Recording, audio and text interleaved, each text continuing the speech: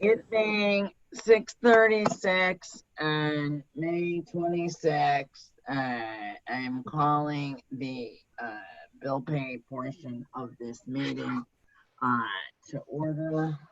The Maine Township Board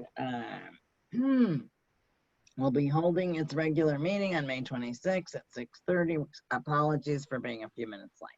We are committed to both open and transparent government and the stopping the spread of COVID-19. To facilitate this, pursuant to Governor Pritzker's executive orders, this township board meeting will be held electronically but equally transparent. We encourage the public to participate in our meeting electronically via Zoom by using the link. And in order to obtain the password, please call Rich Lyon at 224-257-4869 prior to 6 p.m. on May 26th. All right, so the meeting for bill pay is called to order. Viesha, can you take the roll, please? Yes. All right, now I'm hearing like, is that the whiteboard that's making the noise? Supervisor Mores? Oh, wait, okay, Carabota's in. He's connecting to audio. I'm sorry, I didn't mean to interrupt you. Start over, Viesha, please. Supervisor Mores? Yes. Trustee Jones? Yes. Trustee Sweeney? Yes. Trustee McKenzie? Here. Trustee Carabota? Almost here, right? Because we see his name. I unmuted him. No, he's still muted. Well, he shouldn't be now. I'm here. Okay, he's here. Great. I do not control your video though, Dave. Are we going to have you Yes. on video? Yeah, I don't know why it's not there.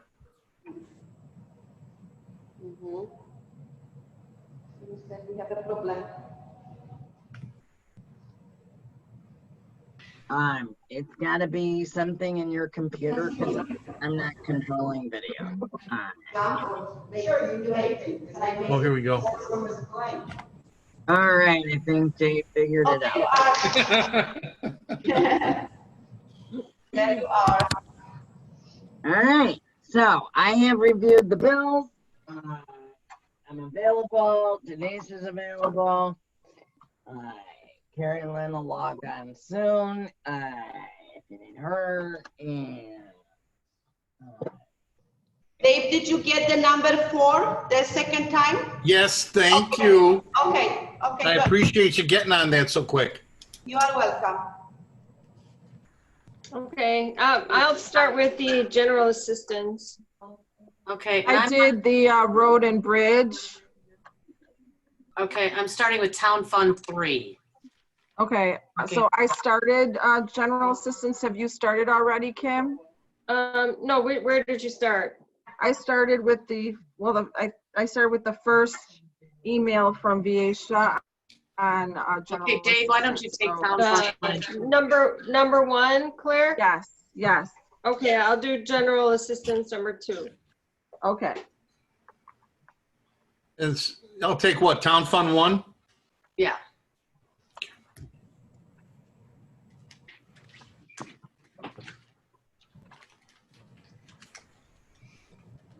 See what it says there. Oh, that's you. And you guys heard me that I did road and bridge, right? Okay, Yes. gotcha. Yes, I heard you. Roger, Claire. her name's not Roger. We're adding a mix. We're mixing it I up here. couldn't resist it. And Carrie Lynn, let me unmute her. Has joined the meeting. Unless you have a dog or child in the background and I need to mute. Does anybody have a dog or child in the background? No, or cat. I have a dog. I can be muted and just, unless you need me to speak. All right, just raise your hand when you.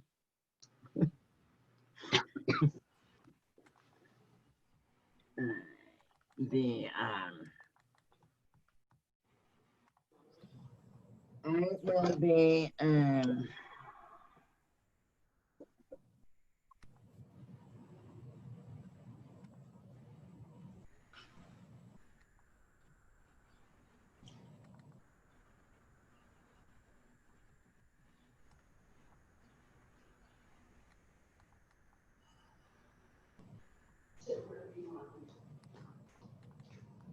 Hi, Wally. It's me. Here, I'll say hello. Okay.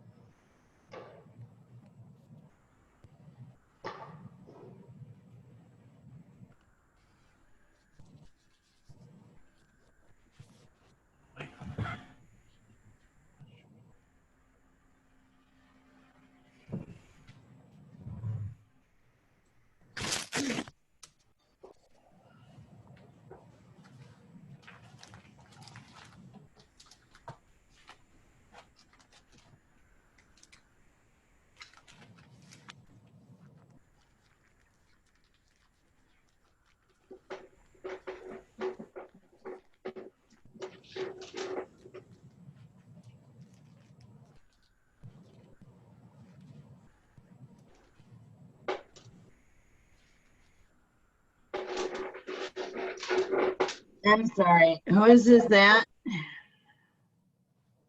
What? Somebody's got a lot of, oh, I guess it doesn't matter because nobody's asking any questions, but just to let you know for the next meeting, somebody's got a lot of background noise. Laura, I have a question. Okay. On the town fund bill, which is for connections for the homeless, it's a supplemental payment. And it says not applicable, like NA for everything. So it's a one-time. Can you just explain what that's for? And it's bill number, just so Viesha knows. Okay. This is what 57762. Right. You're going to see all of these. These are our funding agencies. Okay. And was this, because it's not applicable, was this for the extra that we did So last? one time, and the intent of the board from The 10%. Okay.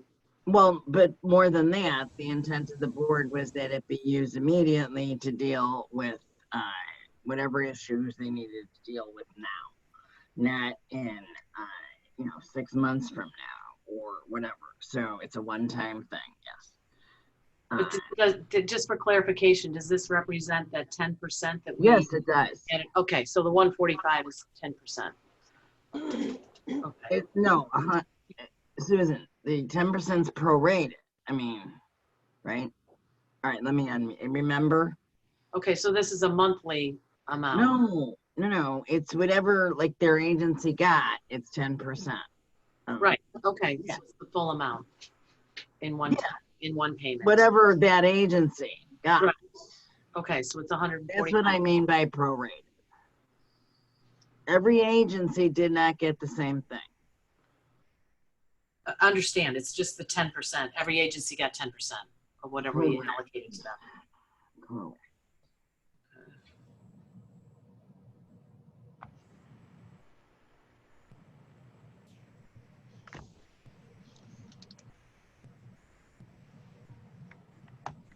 So we're not going to be in. We're not going to be in.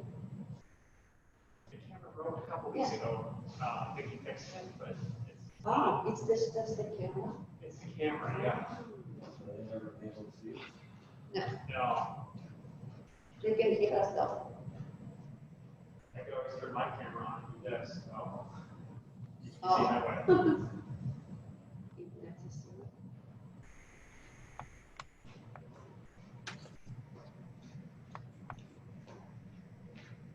The camera is not on. It is. It's something with the hardware. So, yeah. Let me see.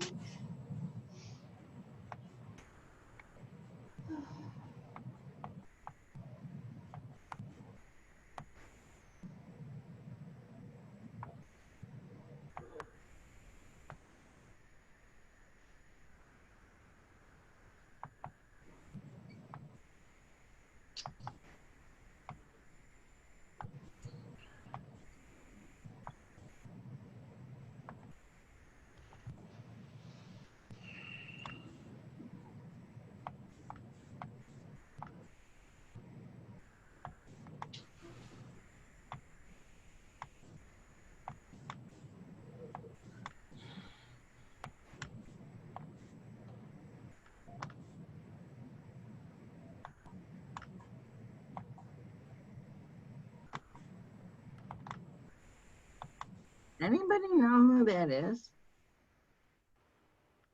The clicking noise? Yeah. No.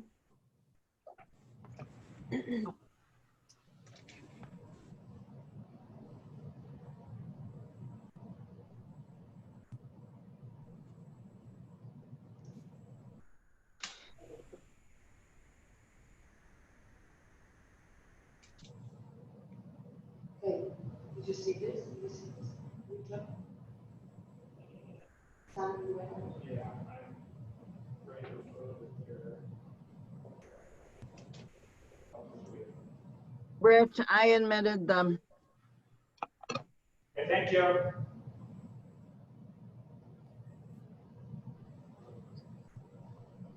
Believe it or not, I can walk and chew gum at the same time.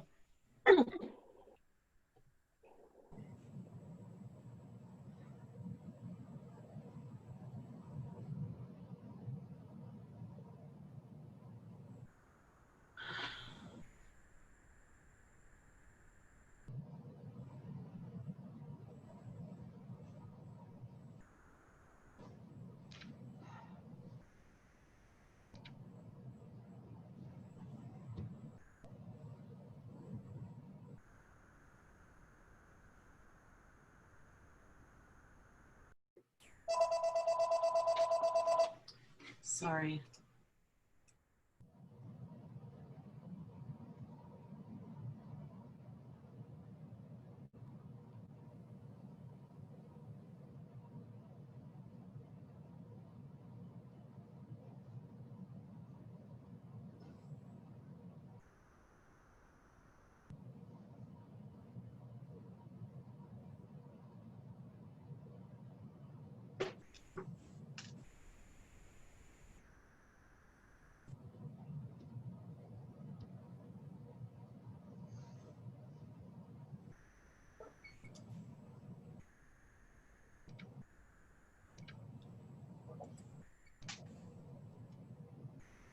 Rich, Yes. I have lost the ability to mute people. I'm telling you, making you co-host does that. Okay, you can undo that and then see if it fixes it. It's bizarre because, all right, so I'm just so I know. On the lower left, like Dave, can you hear me? Are you speaking? Can you speak? No, he's muted. All right, so it No, does. no, I can speak. No, see, that's the thing. So now, no offense, I'm just using you as a test, okay? Okay. But see, I muted him, Rich, and it did nothing. No, I'm here. Can you hear me now? Yeah, I could hear you the same as when you were muted as you were not muted. All right, so I just muted. Yeah, no, can still hear you. I just muted Dave.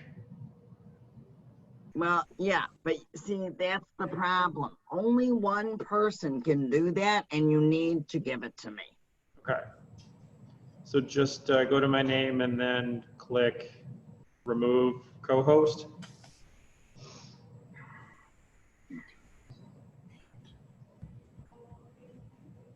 Okay. All right, Dave, you're still with us? Yes. Okay. Now, let me just test it out. Okay. Now, Dave, can you talk? Nope. All right, it now works. See, Rich? I know something you don't. Sorry. Just had to get. Laura, A lot of things I don't. I'm requesting that we just have on check number 57765 on the town fund, that we get an hourly count for the month of April for the specific charges that are itemized. And that is for our accounting firm. I just want to show the hours. For the billing, because do that. All right, Chris submitted that. the hours on there. I'm requesting the hours. Laura? Yes, certainly, Susan. I What did, I can't control the meeting. We have a couple participants that I'm unsure about. I can't do anything about them. well, I don't see any that I haven't let in. I We've see got some guy two. walking around. I'm sorry? Yeah, Laura, I agree with Rich. Wait, and where are they? Heather's phone and sunny weather. Yeah, they're on. They're just muted. Heather is right there. I see him. And this is her husband, Garland Armstrong, also on the phone too. Okay. Hi. I Hi, am, Garland. I've already Hi. admitted Heather's phone, and I've also admitted the other person. I'm moving to Town Fund 4. Dave, if you want to take Town Fund 2. Just, Claire, were you on GA3? I was on Town Fund 3 and now I'm doing Town Fund 4. No, who was doing GA? I just did I was GA1. Can you keep going Okay, on I did GA? Because I too. gotta do something else. Yep, so I'll do GA3. Yep. Okay. Thank you. Mm-hmm.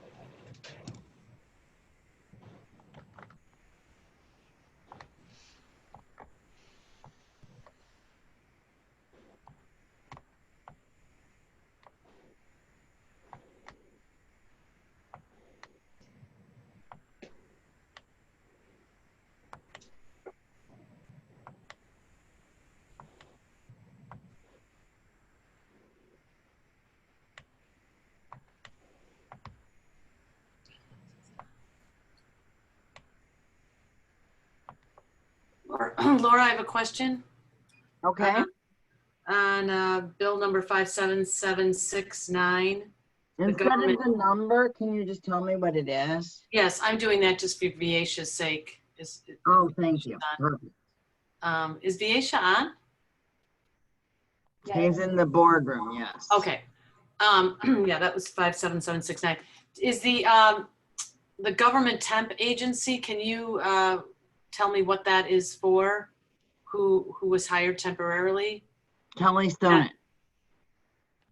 Okay, and that was There something. was the, Oh, I do. the We have it, resume it's we in had your in the board packet. packet. Right. That's what was in our Right. board packet, right? So we hadn't Right. approved that hire yet. No, this is under my authority, my spending authority of $1,000. That's why it's on the agenda for tonight. The supervisor's spending authority only like covered 2 weeks of that. We need to hire replacement It employees. was So for training. that just got us through till today. Correct. Okay.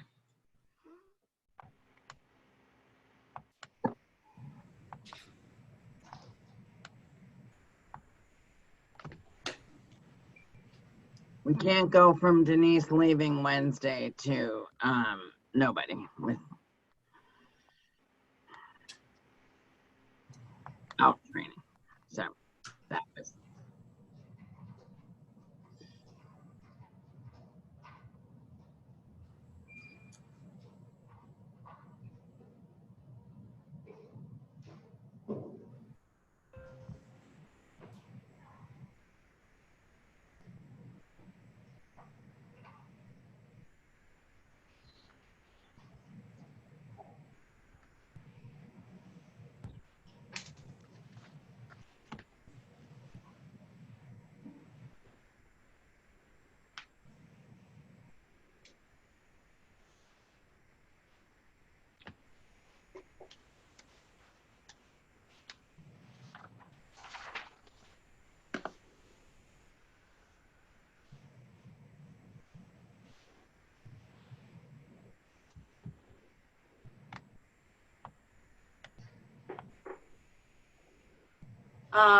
I have another question. Okay. Bill number 5772 to Journal and Topics. Mhm. I see that we spent money on the full page ad for the COVID and a progress report for 2020 display advertising. Were these approved expenditures that we voted on? I don't recall, or is that just coming under your authority? The ad is under my authority, and the progress report was you did approve Dick Barton to do some hours for purposes of news releases and I can't remember the language, updates on COVID. So we combined the two.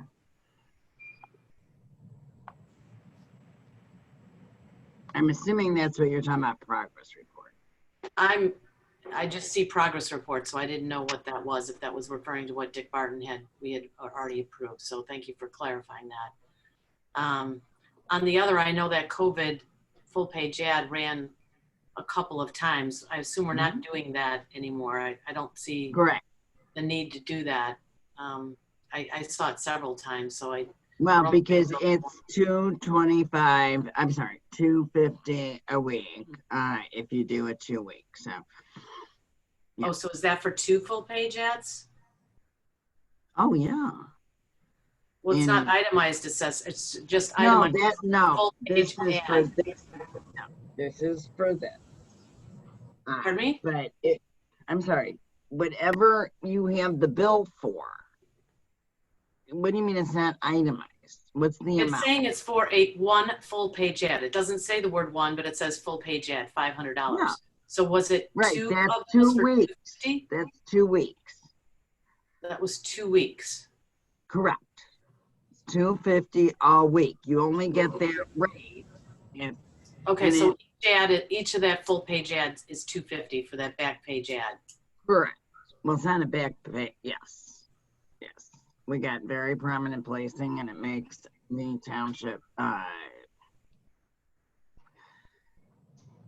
It explains in detail, I think, to the public exactly what the township has done for the public, and yes.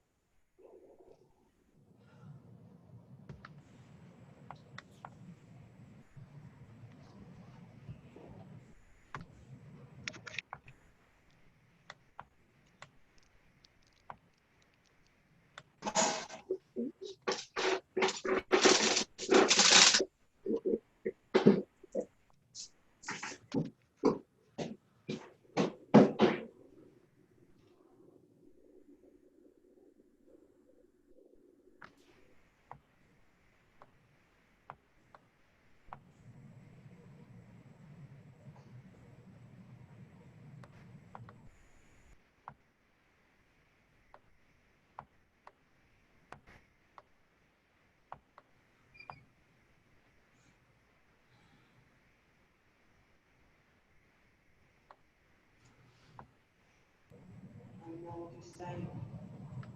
I can understand why this guy is looking. Right? I'm sorry. Is this a question to me? Did I miss something? I apologize.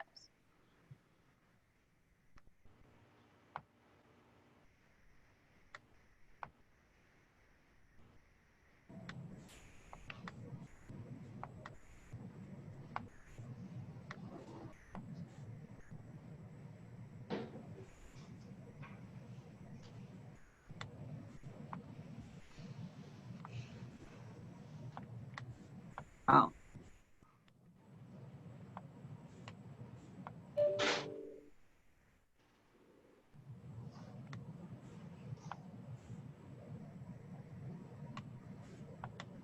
The secretary. Your secretary.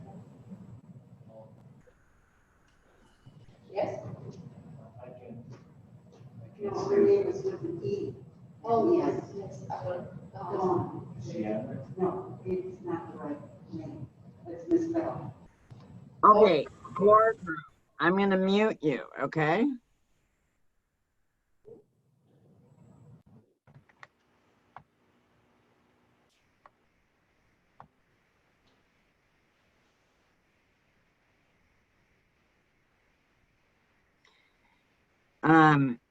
Having said that, boardroom. Rich, is there a reason your picture is gone?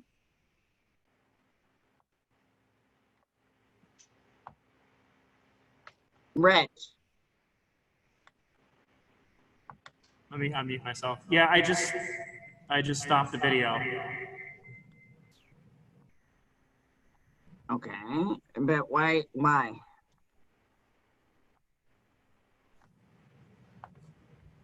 I mean, it's fine. I don't really. If you want to see me, you can. I'm just walking around the room here. Well, but if you're in the boardroom and the boardroom, wait, are you in the house or are you at the township? No, I'm in the boardroom. Okay, so it occurs to me if the boardroom camera is broken, that perhaps it would be good to at least have you and to pan to whoever we need to, right? Sure, I can adjust it. I'll work on that.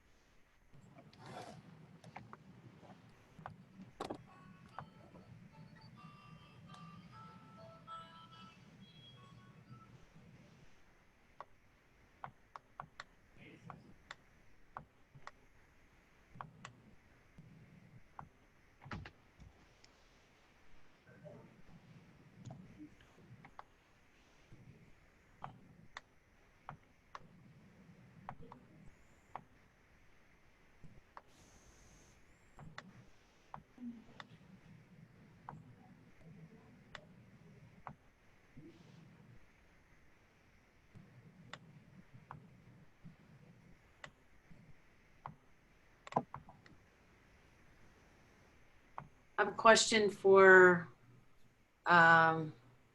maybe it's Denise. Check number 5778. The piece of paper must have been flipped over because I can't see all the itemization. Okay, what was the payee? It's the credit union, so it's charges for, it looks like Jewel Osco might be on there, and then there's nothing Okay. there, so I can't see the itemization, so just. Whose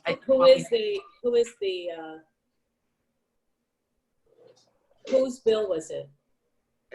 It's the Metro Federal Credit Union. No, Visa card. I know, but each person has their own Visa. Those are Visa credit cards. Oh, it looks like it's Dana's, actually. Okay, Yeah, because Mike's I can see. okay.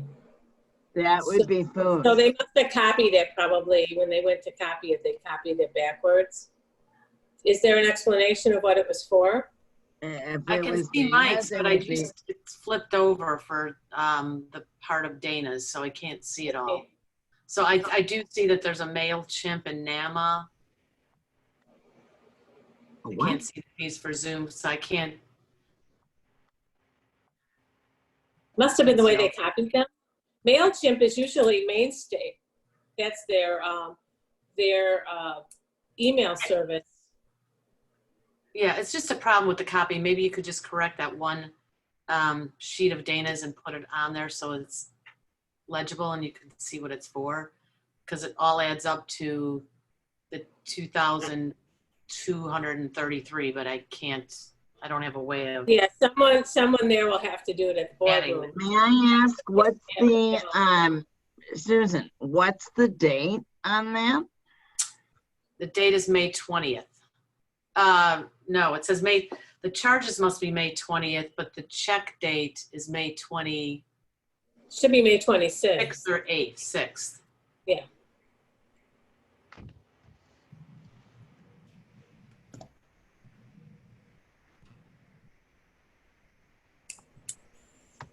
You're saying it says MailChimp? No, it says NAMA. And it does, excuse me, it does say MailChimp too. And then I can't, the paper's flipped over on top of it, so it's white. Denise, correct me if I'm wrong, but this would be Dana's monthly. So part of it is food, part of it is the MailChimp for Marie's newsletter, and part of it sounds like, I don't know what it is. Well, so that's the newsletter for mainstreamers too, isn't that? No, the mainstreamers newsletter, yeah, it could be, that should have been mainly the mainstreamers newsletter would be on Marie's credit card. Right, I mean, but sometimes for the MailChimp, I'm speculating Dana is getting on the meeting. It's 7:30. She's been off ill.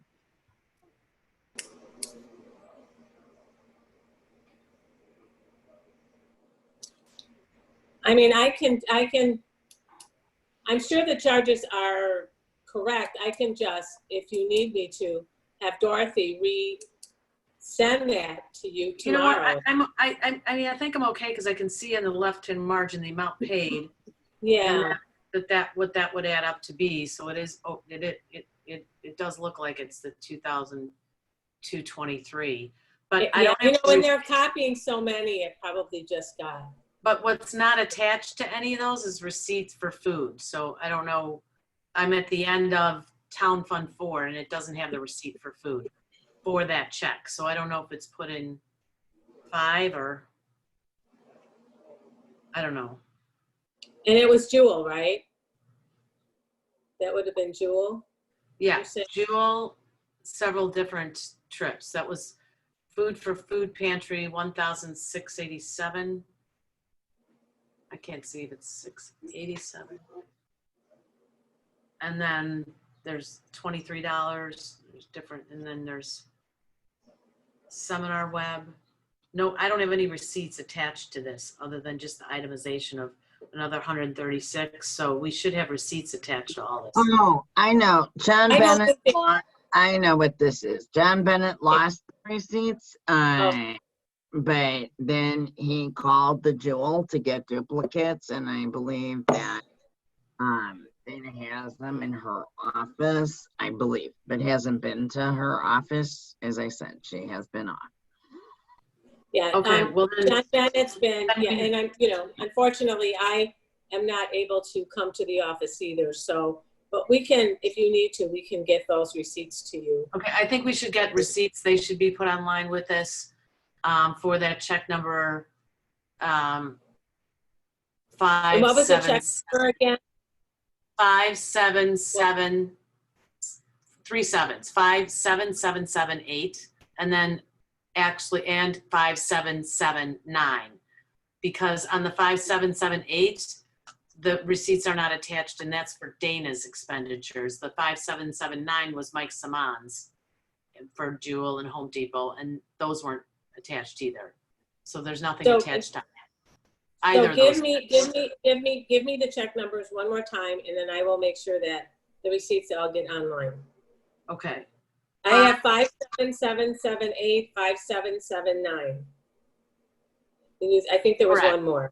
No, that's it. Those two. Okay. I will get those receipts online tomorrow. Okay. I'll talk to Dorothy and have her copy those and get those receipts. Okay.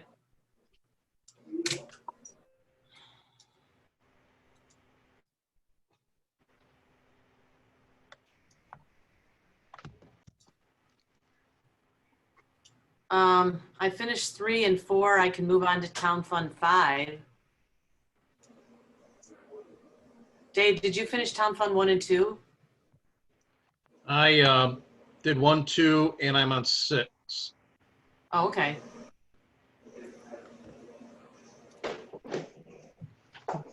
I'm finished with GA. Mm. So you know.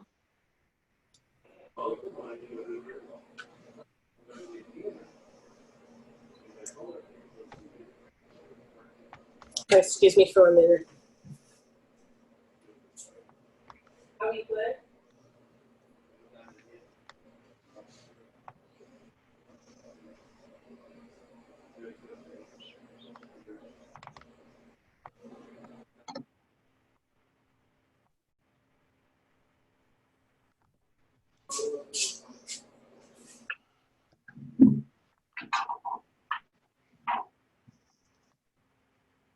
Nothing, Kevin, while I was gone? We missed you.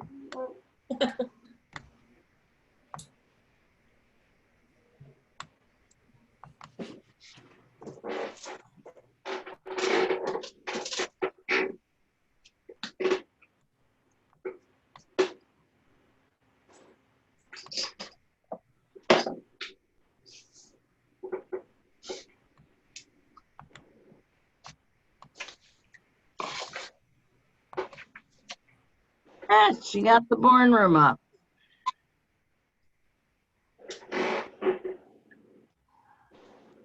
No, I just renamed the laptop and faced it towards the audience.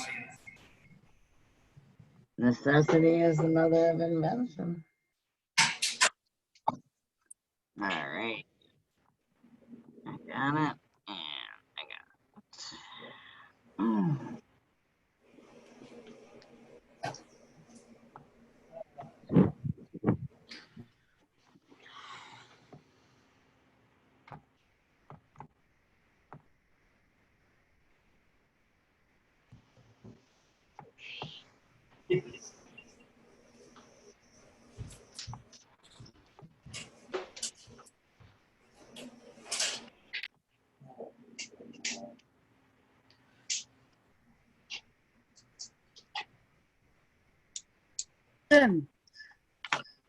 Go ahead. Do we speak for public participation? Yeah. Yeah.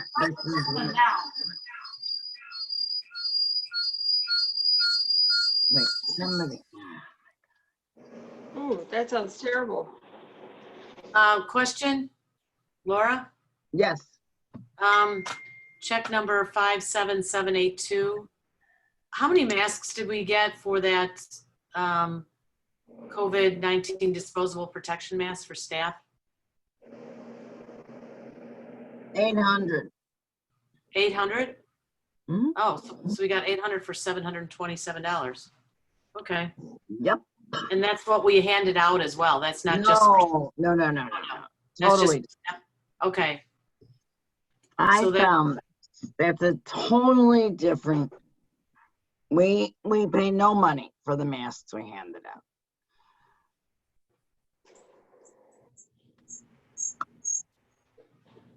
The masks we handed out were a donation from, it was all in the board packet from Jan Yes. Chakowski. Right. Right.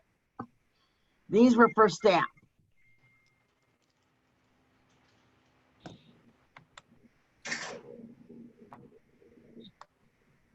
So that we can comply with what we need to comply and keep everybody safe.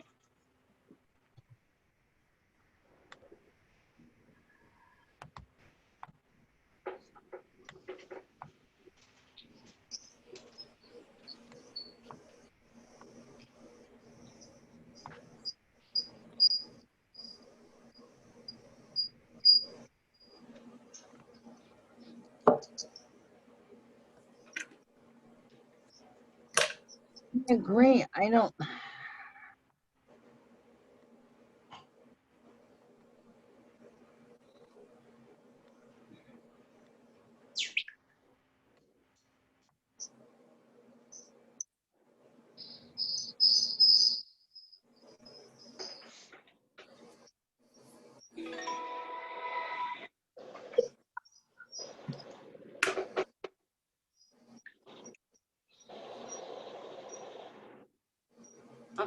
Sorry, just clarify something. That's really interesting. So they sell the masks at a community food and liquor store in Milwaukee.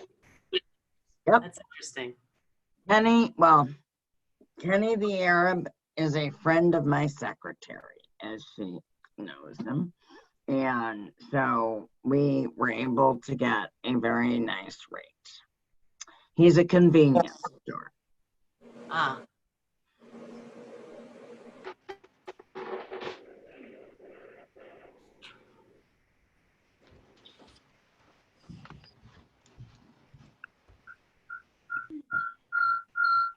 Okay, I'm sorry. We gotta fix Rich. This mute issue is not working.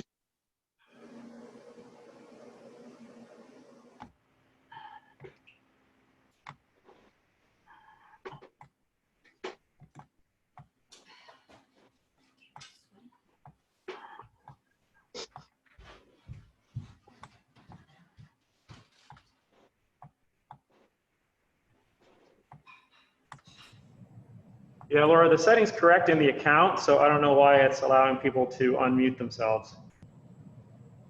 I'll keep working on it though. Okay.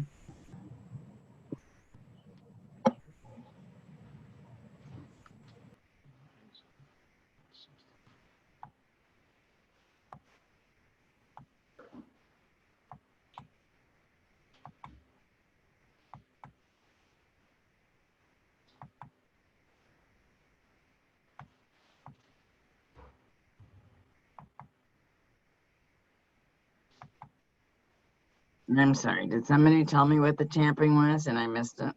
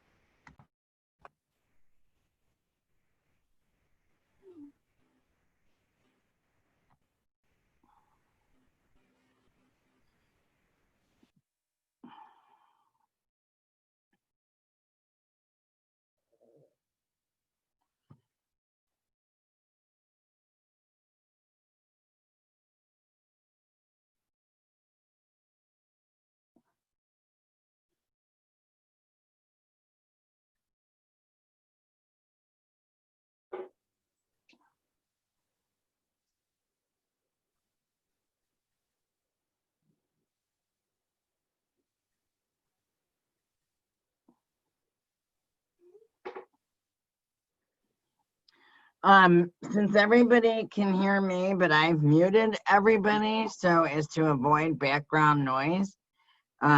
If you have a question on the bill pay for the board members, just raise your hand.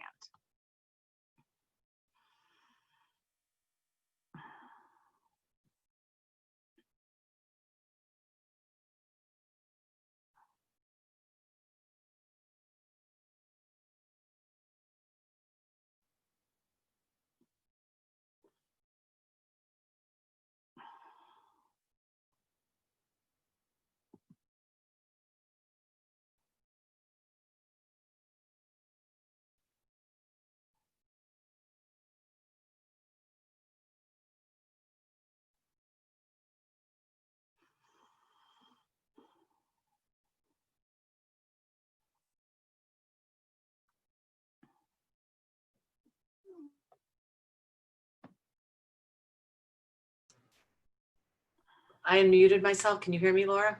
I can.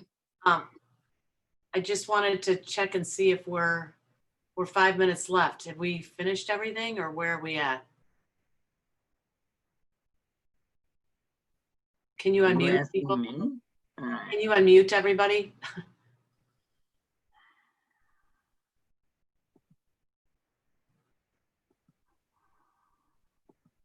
Apparently, you guys are all able to unmute yourselves.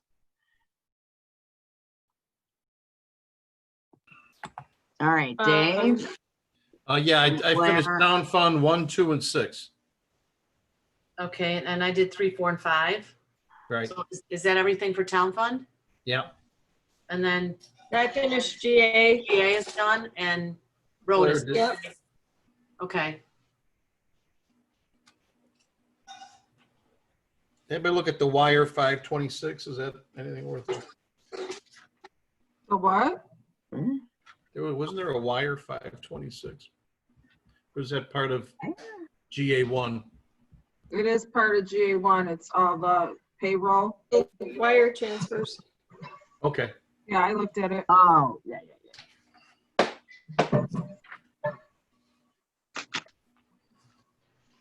Okay, I guess we can call bill pay if we're ready. Are we? You mean the meeting? Not yet. Pete's entering the waiting room. I mean, entering the meeting. Hang on. Excuse me.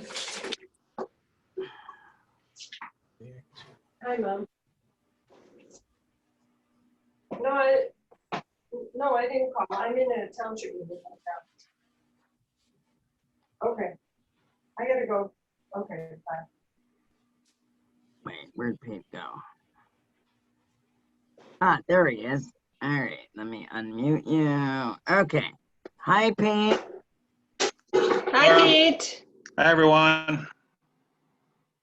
Okay, so once we do the beginning part, and when we hear from our first presenter, I'm gonna mute everybody, and please raise your hand to be recognized so that we can proceed in an orderly fashion. Okay, because we have a long meeting. All right. Hang on, and Dana, one more. All right.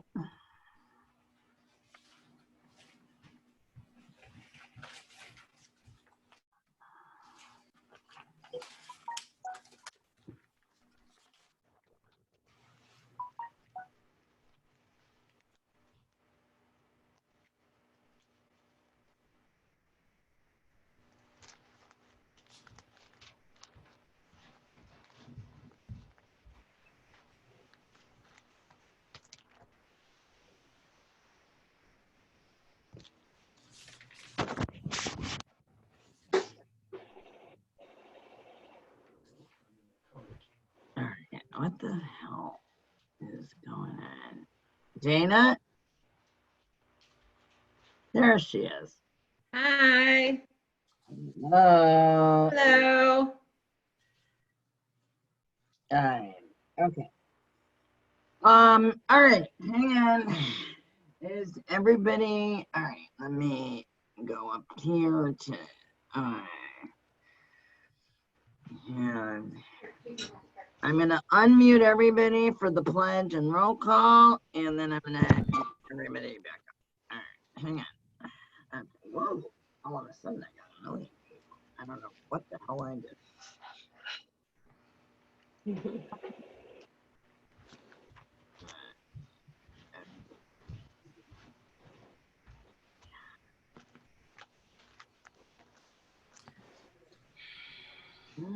So Claire, are you there?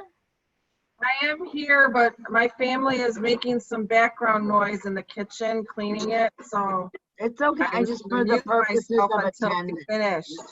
I appreciate, but for the purposes of attendance, I was just unmuting everybody.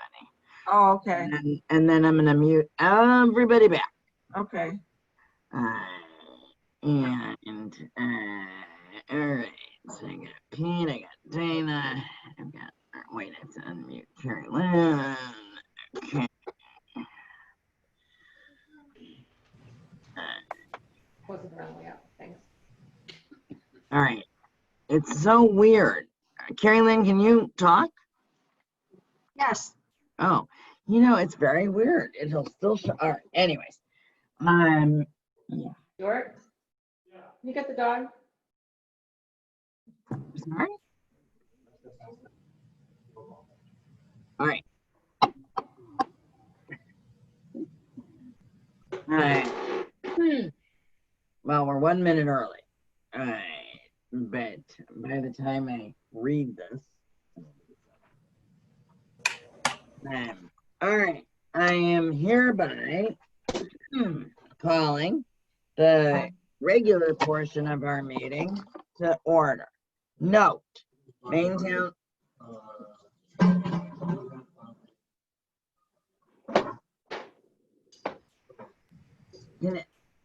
The Maine Township Board will be holding its regular meeting on May 26th at 6:30 and 6:30. Maine Township is committed both to open, transparent government and stopping the spread of COVID-19. To facilitate this, pursuant to Governor Pritzker's executive orders, this Township Board meeting will be held electronically but equally transparently. We encourage the public to participate in our board meeting electronically via Zoom by using the link that has been in the agenda. To obtain the password to connect to the meeting, you call Rich Lyon, 224-257-4869 prior to 6 p.m. on May 26th. So, having called this meeting to order, Clerk Gialamas, can you lead us in the Pledge of Allegiance? Certainly can. Okay. I pledge allegiance To the flag, the United States of America, and to the republic which stands for which it stands, one nation, under God, indivisible, with liberty and justice for all. Amen. Amen. All right. I thought I was the only one that said amen after that. All right. So now, Biesha, from the boardroom, who somehow we've now, hang on, let me unmute them.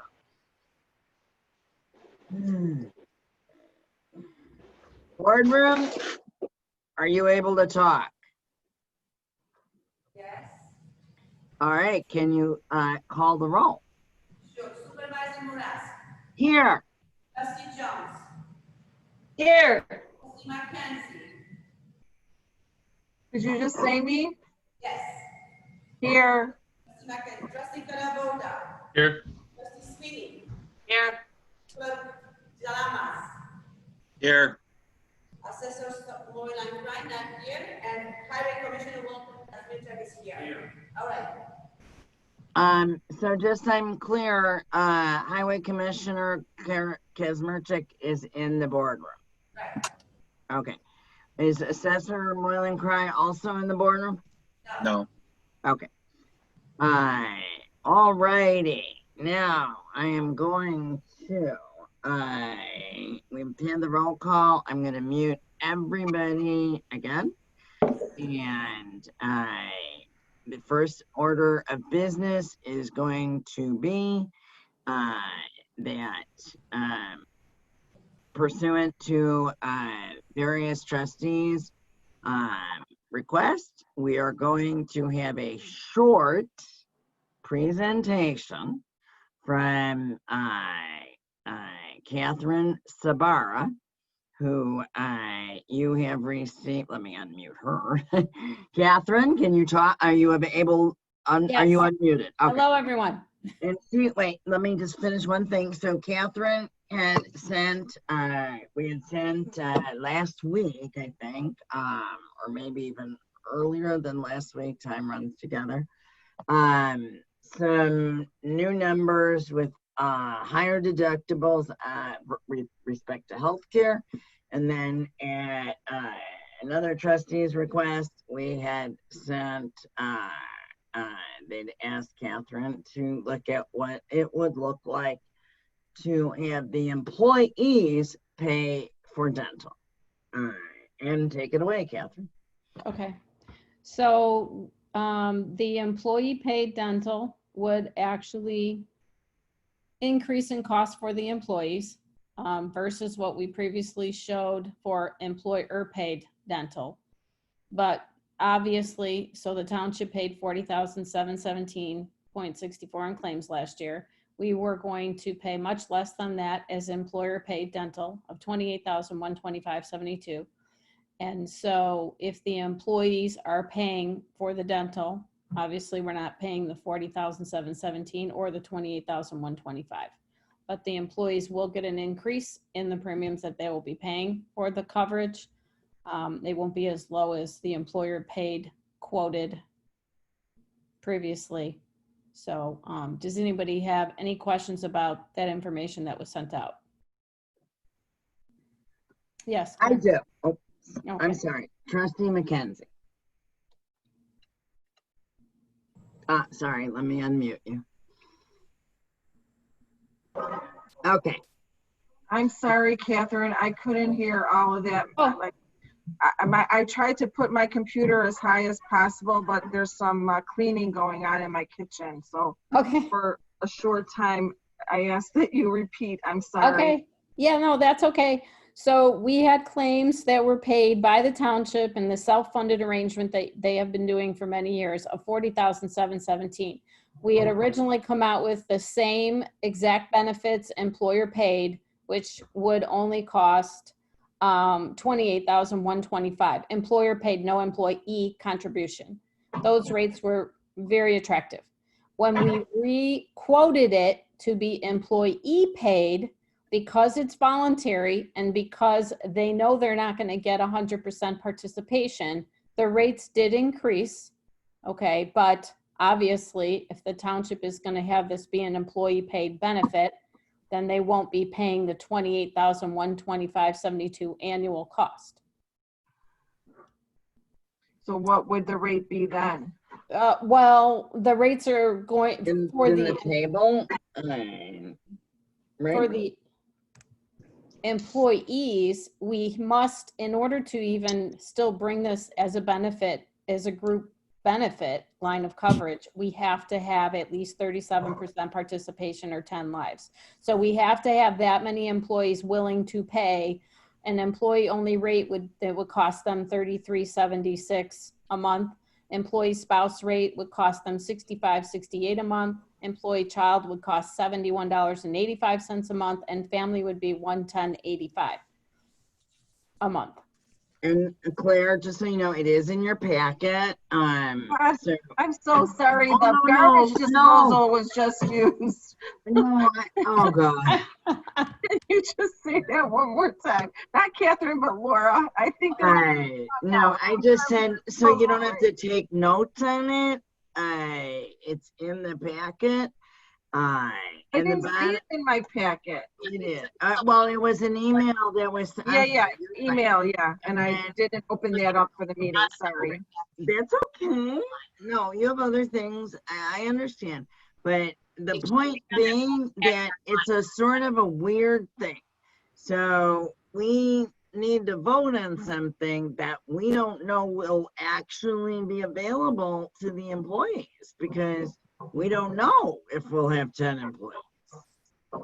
Can we do a survey to find out? No.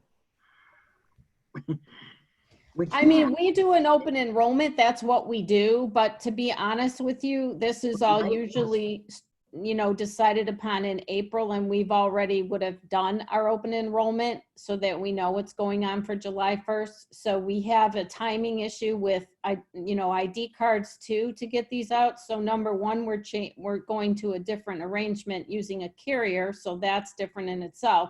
We have to go out to the employees, bring them the open enrollment. They have to tell us whether they're waiving this benefit or they're signing up.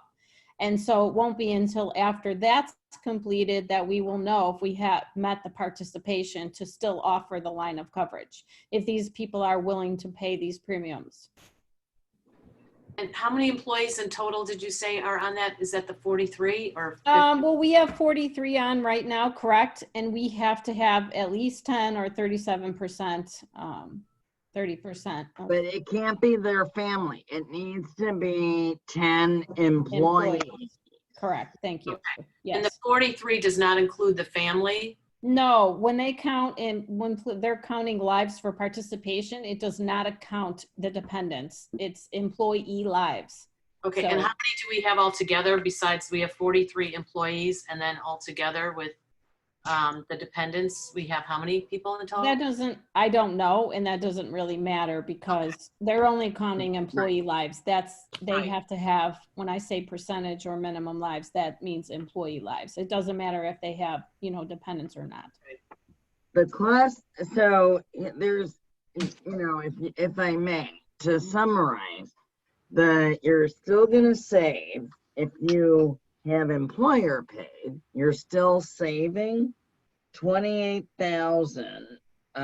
What you're going for? Well, Hang on, let me finish. Our previous was 40,717.64. Employer paid is moving with MetLife to 28,125.72. If you put it on the employees, it went up quite a bit to 34,000. I mean, they would pay that whole thing. And so my question was, if I lost my train of thought, but it was along the lines of, so if we end up, Catherine, with not enough lot, you know, at a certain point, Claire, it becomes not worth it to the employees, I would think. The 110 is almost the cost. Now I know that includes your whole family, right? The 110 is a family rate, so that'd be 1,600. However, one thing I want to, there's two things pertinent to this, that it's still a cost. So it's such a higher cost, but I'm not opposed to it, but here's the problem, that we just don't know. So we're voting on something we don't know that we will be able to even give them as a voluntary benefit, because we don't know. And Trustee Sweeney had asked for it, you know, last week, I think it was, or 10, you know, whatever the email was. And Catherine did move heaven and earth to get it. So I do appreciate saving every penny. But you're still saving from the 40,000 to the 28. I just want to point that out. Secondly, on the other side, the benefit is it's bankable. Oh, there's carryover. Yes. Right. Correct. So if yeah, it's voluntary, they can carry it over. whereas if it's employer paid, it cannot be carried over. So you know what I'm talking. I mean, I'm assuming everybody here knows what that means. So if they don't spend their 1,600 this year, remember, like 2 years ago we had barely any dental claims. Then last year we had a lot. So let's say, you know, but the employee isn't going to know this when they sign up. So this is sort of an issue, you know, especially if other things, you know, it's hard to say you're giving it as a benefit because we don't know. That's the pros and cons to me. In terms of everything else is the same. Am I right, Catherine? Everything else is the same, yes, and that's the reason why they, yeah, we were shocked. The premium went way up, and it went way up because just like we're saying, the insurer doesn't know how many people will sign up. Correct, Catherine? right, so whenever it's employer paid, the rates are going to be substantially less, correct. So in this one, yeah, the only other additional benefit is a portion of the benefit gets to get carried over, not the whole thing, but as long as you've used your benefit, even if it's just preventative, there is a portion of your benefit that you get to carry over to the next year. So that's all outlined. And of course, I can explain this at the employee meetings and stuff like that. So it's still a cost to them. It's something that's different this year, and we won't know until we get their elections in, you know, where we're at with that. And can you explain what the portion is that gets carried over? I don't see it on the chart here. I think what she's saying is if you spend any portion this year, for example, you get your teeth cleaned, you can carry over the rest of 1,600 minus whatever the teeth clean. Not the rest of it, but there's an outline, and I'd have to grab Oh, it. There's okay. I take that away then. Yeah, there's a portion of it that they get to carry over, and that's so, important though. Yeah. Then it doesn't become such a benefit. So we would just have to make sure that we explain that in the meeting. Yeah, but we don't know what that portion is. I mean, if they're doing the employer paid, they weren't going to get it anyway because we were matching exact benefits. Okay, we can include that because it's not going to be that much less if we don't on the voluntary. So that's why they included it.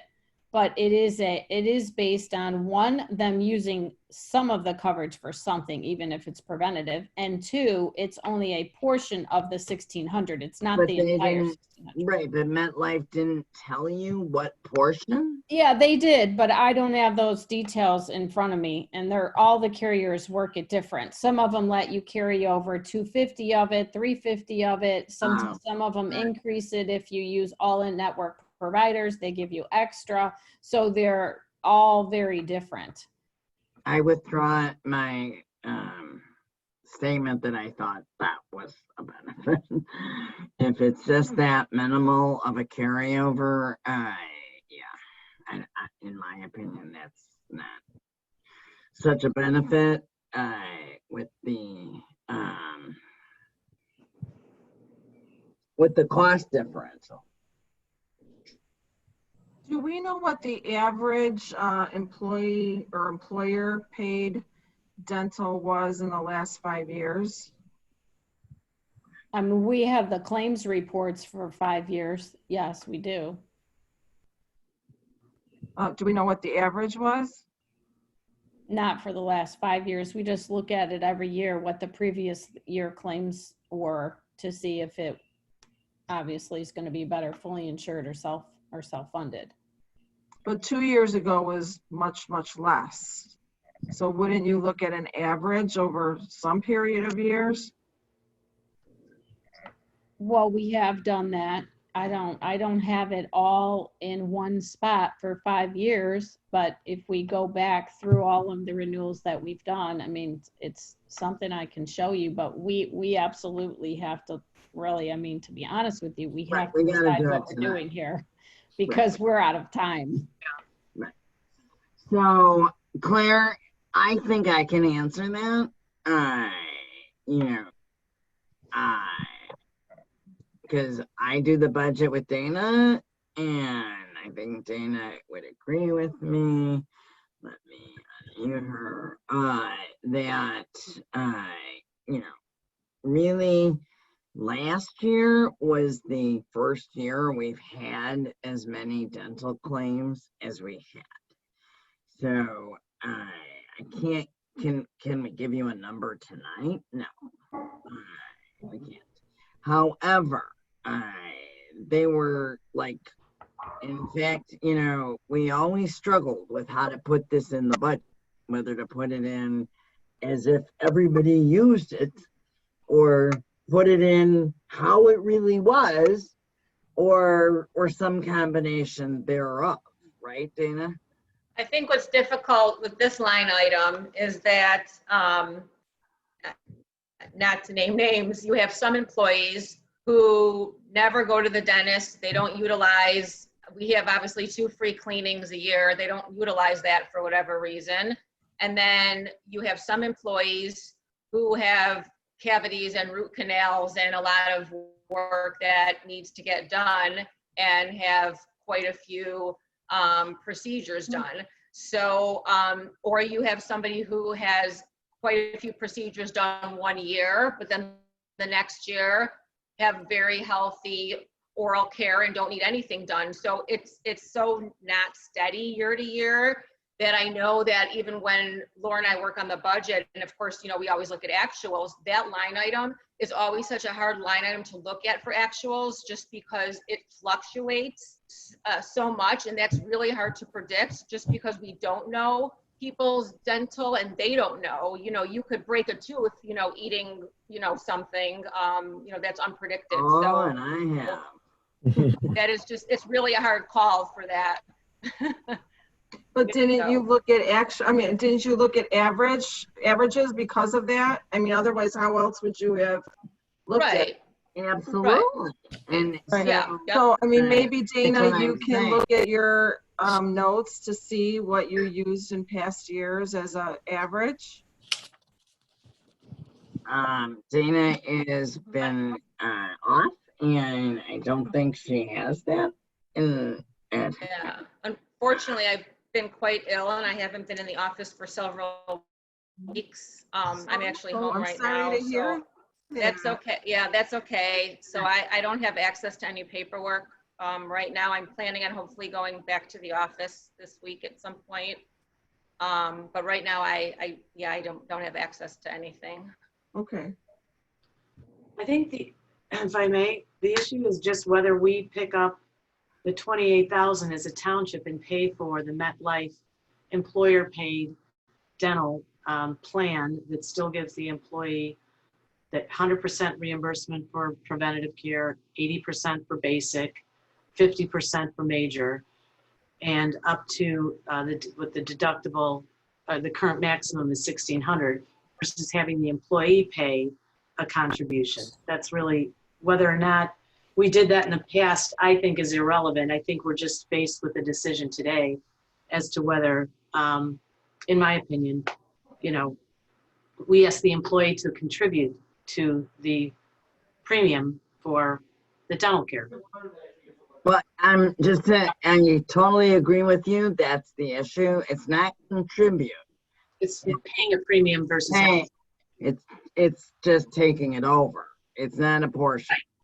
So we either pay 100% as a township or nothing. Employee pays the 100% of the premium. Those are the choices. If nothing in between, like a contribution to the premium? No.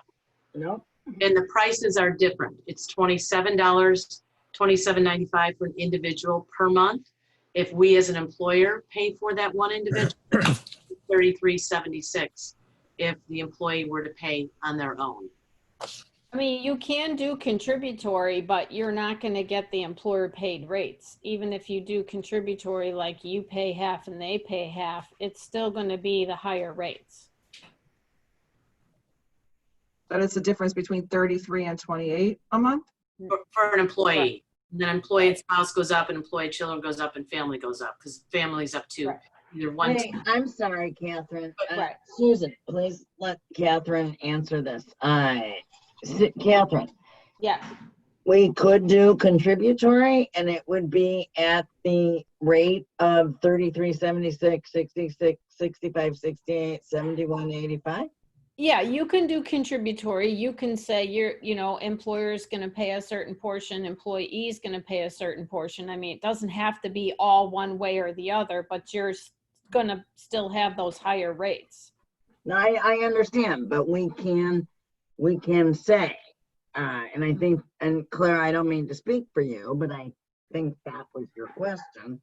And I honestly didn't know this. So the township could agree to, I don't know, pay 50%. Right. Yes, you could do that. Which would be, okay, that would benefit the employee, that would benefit the insurance company, it would benefit the amount of lives. I mean, it would make it much easier to reach the requirements. Right. Correct. Right. It's really a $28,000 benefit that we're picking up versus giving it to we're them. saying half. Like I we're will say, saying, I know, I'm just saying if we did the whole thing. So, I mean, we've got so much else to talk about with everything. I think it boils down to that. It does boil down to it's 28,000. So if we, well, you would Or ask 14 if you split it. and I will say, if you want to know how it compares to another governmental unit in the school district, we also have not MedLife, but Delta Dental, and it's a $34 rate for employees. That's the option that they pick. So there's no pickup from the governmental body at all for dental insurance. It's just a flat rate, and then you get that same plan. So people either choose to not have a dental plan at all, or they choose to pay for a premium. So if you want to compare governmental bodies, Cook County pays for the entire thing. I'm sorry? I said if you want to talk governmental bodies, Cook County picks up the entire thing. Okay, so it's handled differently in different governmental bodies. But if you compare to the private sector, most people pay. Well, we're in the government. I mean, if I can just finish, they either pay a premium or they don't pay anything at all, and they just gamble and pay out of pocket for their dental costs, because usually it's pretty much of a wash what you pay in a premium versus what you pay, have to pay out if you're, statistically looking at it. That's why insurance companies make out what they do. So I don't think this is that big of a deal. I think if we want to offer a $28,000 benefit, that's an option that we do, and we consider all the things we have to make decisions on tonight and factor that in. At least that's how I feel. So anybody else have any questions about the medical now that we have the dental squared away? was she going to speak to the plans? Is that what you were? Well, I think she did. She talked yeah. to dental, but she didn't bring up any of the new medical plans. I didn't know. Well, I think it's, she wrote you guys a cover letter. Catherine, would you like to brief? So the medical we ran $1,000 deductible with Blue Cross and a $1,500 deductible. You should have those spreadsheet presentations to show that. The $1,000 deductible with Blue Cross was going to end up being, instead of a 2.90% increase, would save 3.36%. And the $1,500 deductible would actually be a savings of 8.37%, but it would be quite a bit more exposure, $3,000 more exposure out of pocket on a individual, and it would go to $10,500 instead of $1,500 on a family. And the 1,000 would be $2,000 exposure on an individual and 6,000 for a family versus 500 and 1,500 that they have now. So those were the Blue Cross higher deductibles Yes. that everybody should have information on.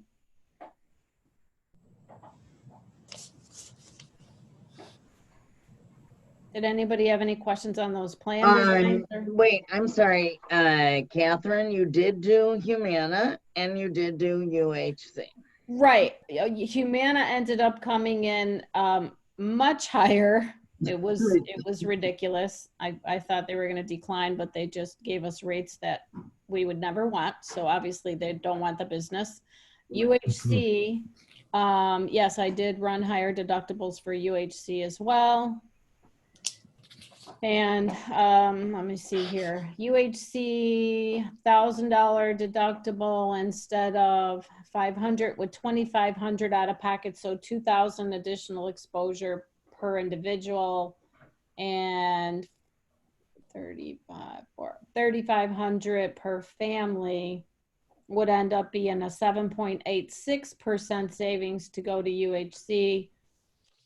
However, we have some changes on who can participate in that plan with UHC. So I think it's really between Blue Cross, other plan designs, if you want to keep everybody who's enrolled now enrolled. But, you know, does anyone have any questions on the Blue Cross or the UHC plans? And please raise your hand so I can unmute you if you do.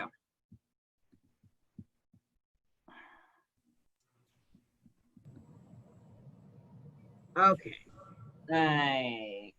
Because I'm going to let Catherine leave, and I want to make sure before she leaves that nobody has any more questions from Trustee McKenzie. Catherine, on just an estimate of percentage, what percentage of the policies, the health insurance policies that you are representing are the low deductible or no deductible, or like the similar to what the township now has? Hard to say. It really depends on group size. I mean, I think that's not really a good comparison because there are some really large groups, mid-sized groups, small groups, they all do different things. So to say an average, I mean, municipalities, those are all rich plans. Nobody has high deductibles on my townships, and most of them are almost all employer paid policies. So if you're talking municipalities, townships like your size and in this case, they're pretty much where Maine Township is. And most of them are some of them are paying more than Maine Township is. The employees aren't paying anything for just employee paid coverage. And some of them are, so. Oh, I did have actually, I'm sorry, Claire, did you have a question based on her answer? Yes, how many townships do you represent? Right now, 5. Are they all in the Chicago metropolitan area? Yeah. And are any of them bigger than us? They're around the same size as you. All 5? One of them's a little smaller than you are. I mean, to give you a percentage of deductibles and things like that, I'd have to look through my accounts. I mean, I just don't know that off the top of my head, but your size employers, even private sector, are still trying to offer, you know, attractive plans for their employees to retain key employees and you know, good help. So they're trying to get, even some of my accounts that are private sector that didn't used to offer lower deductibles, some of them have gone to that because they want to get qualified people working for them. So it's been a struggle, and some of them have paid a little bit more money, but it's hard to get good help out there. So that's sometimes why they make that decision, but. Thank you. Also, our township only offers the medical to full-time employees, correct? Oh, absolutely. Yeah. Okay. And You have to whereas work 30 hours or more. places like the school district that have a collective bargaining unit offer it to part-time employees. I mean, these things are apples and oranges in some fashion. And given some, and this probably is more to Claire's point, you know, given some of the consolidations that we've done, the amount of full-time employees has decreased quite a bit from, you know, like that's why a 5-year average, even for dental, is difficult to do. You know, 5 years ago, was a lot different than it is now. And so, for example, Denise and Bronca's old job are now both part-time jobs. That, I'm sorry?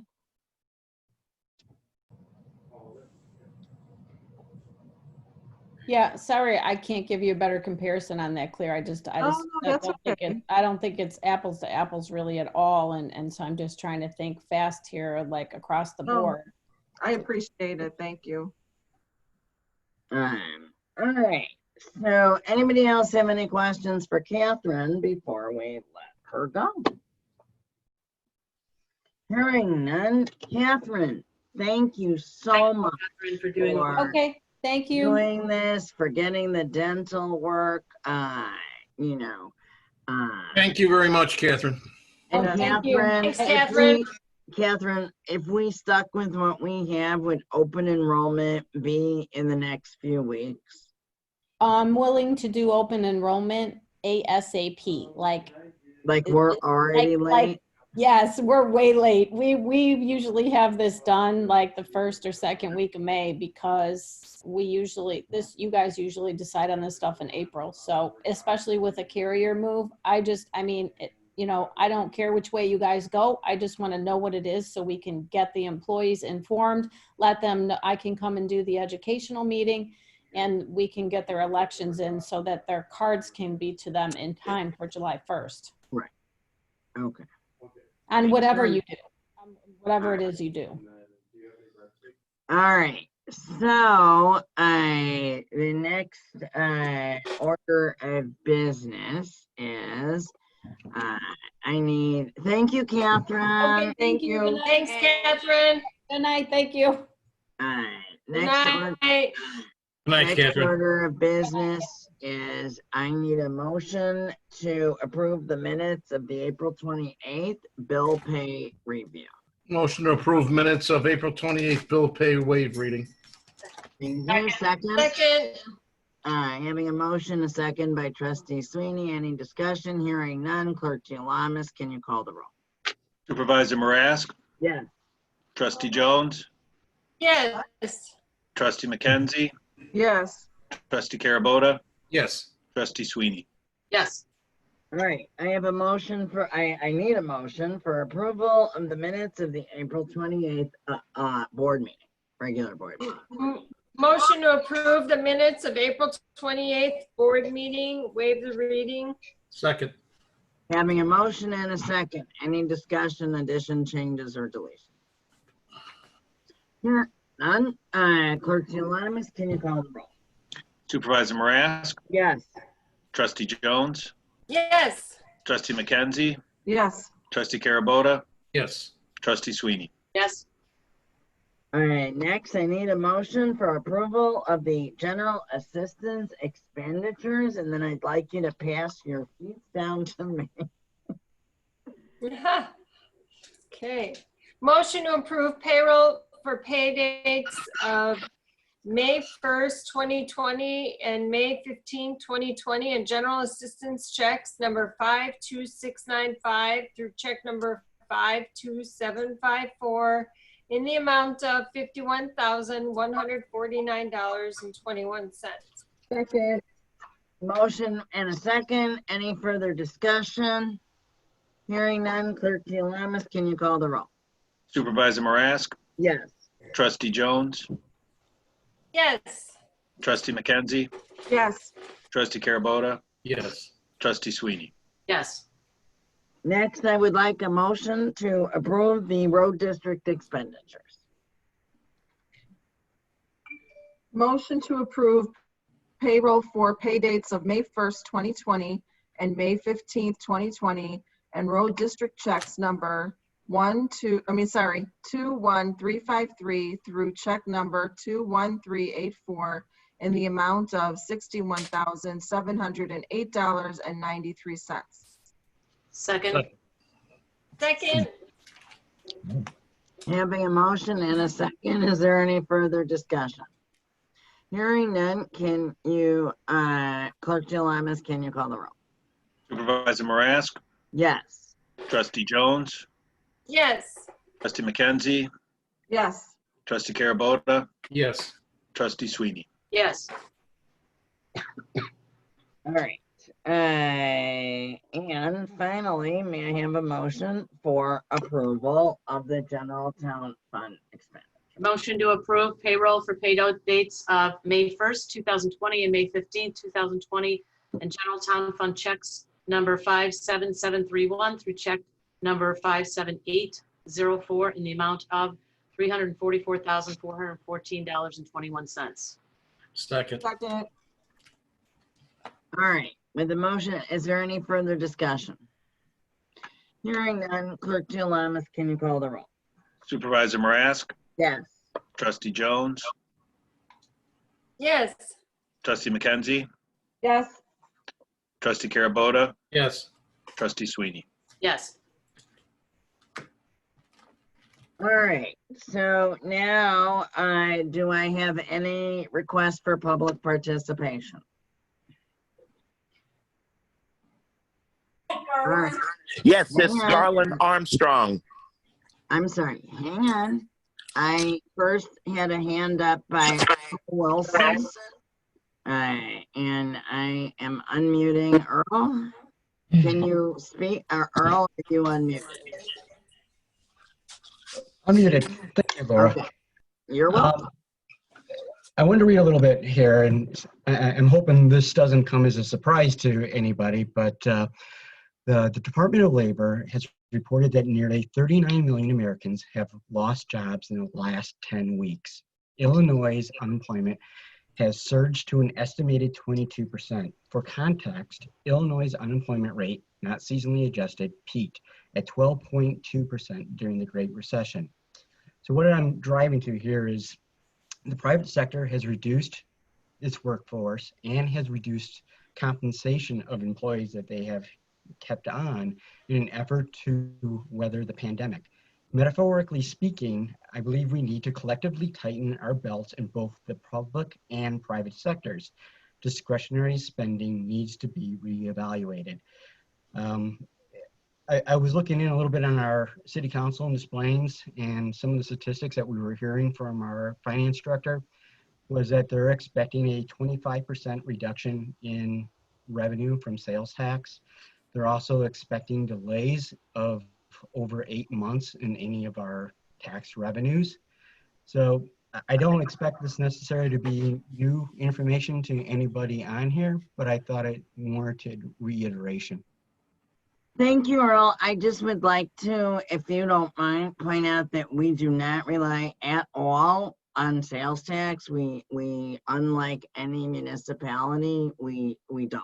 We only have property tax, and we do, so we don't have that kind of revenue. And we also do have those reserves and get credit, you know, we have to keep those reserves, and you have spoken to that issue before. So I have, you are correct. And I know about the Cook County's. No, we don't need to get in. They are backlogged, but I do believe that, you know, we,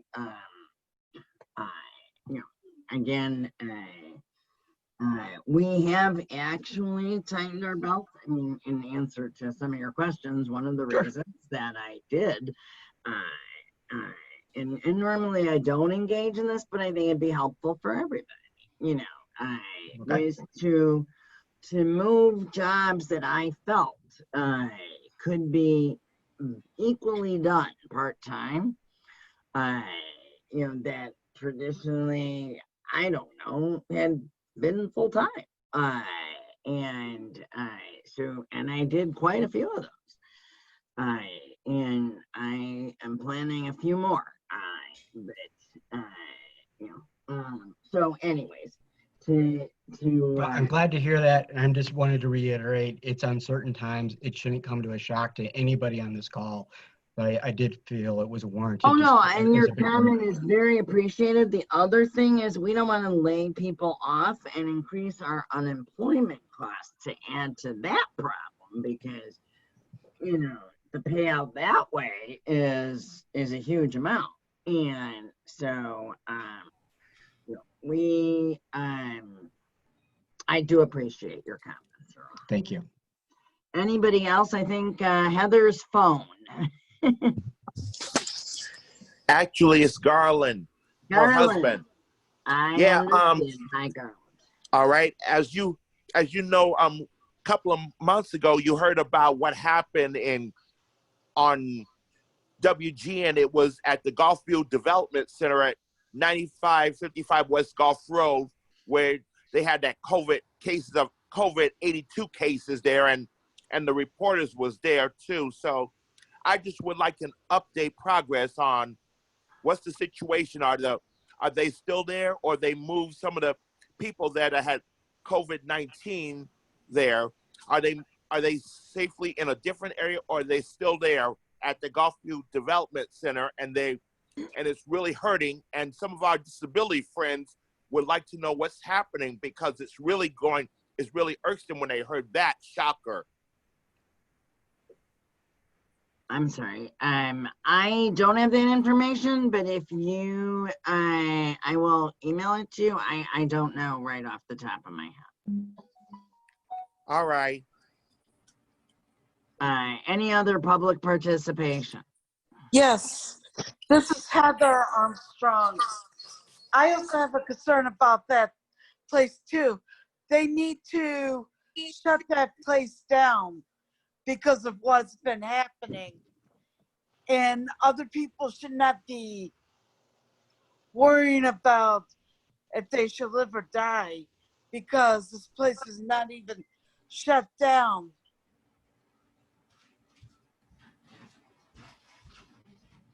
Okay.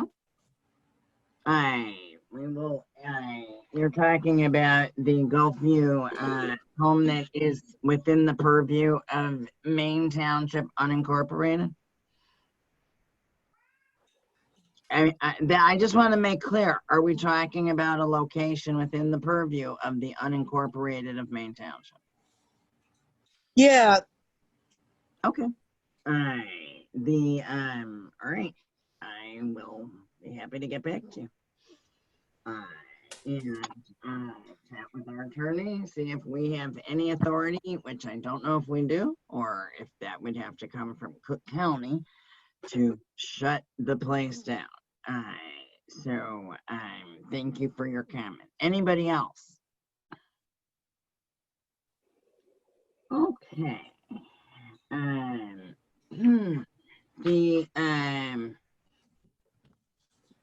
on one sec.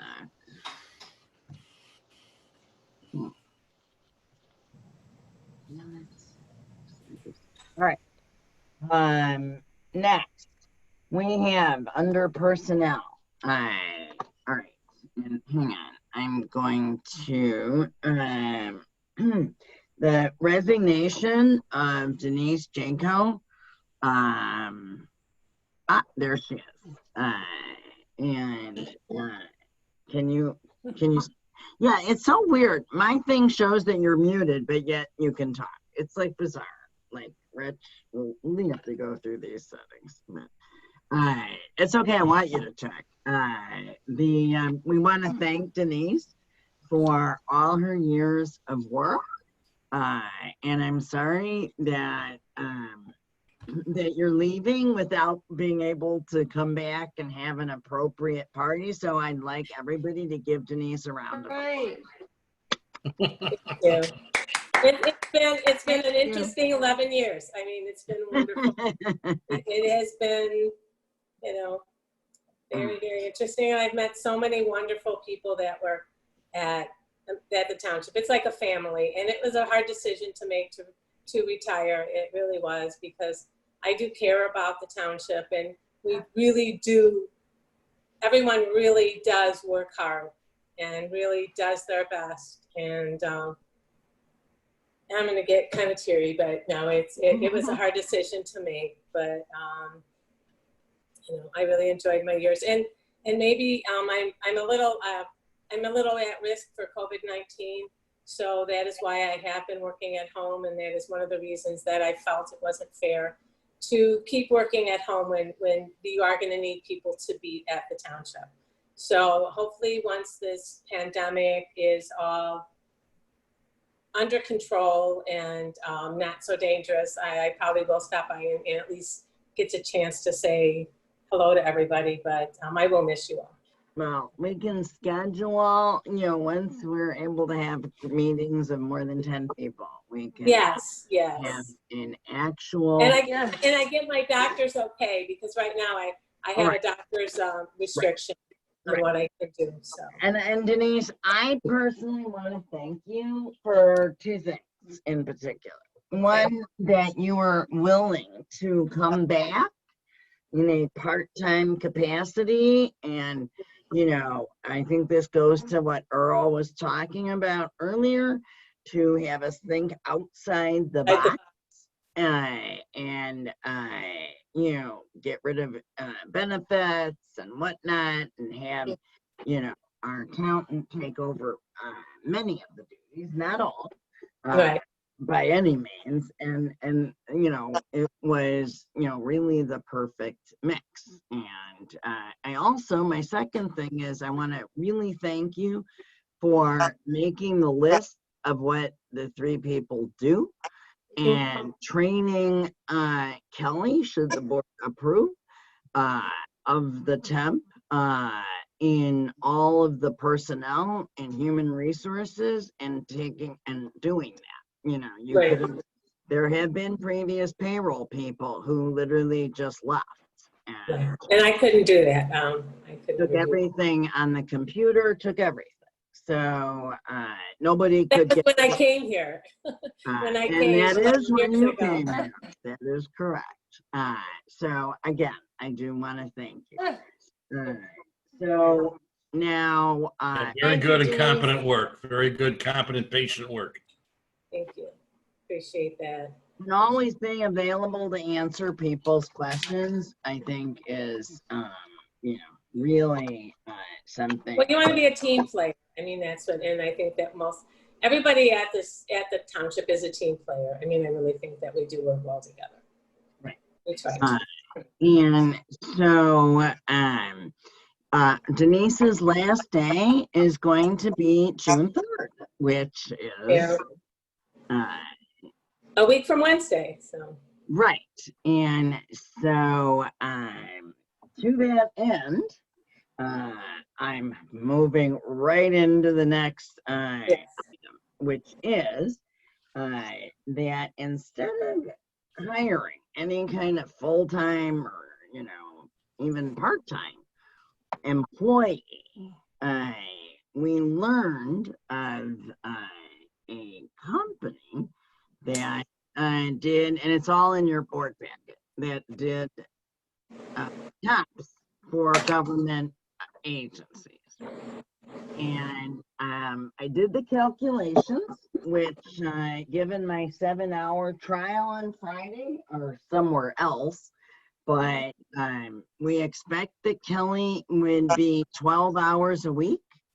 The contract says 12 to 20. 20 would be, you know, on a week, you know, where nobody, that would be an extraordinary thing where Chris is in, you know, where everybody's. Well, there might be an FMLA that would be, you know, related to HR or, you know, a filing that she has to do that would cause her to put more time in because some of those, they come up periodically.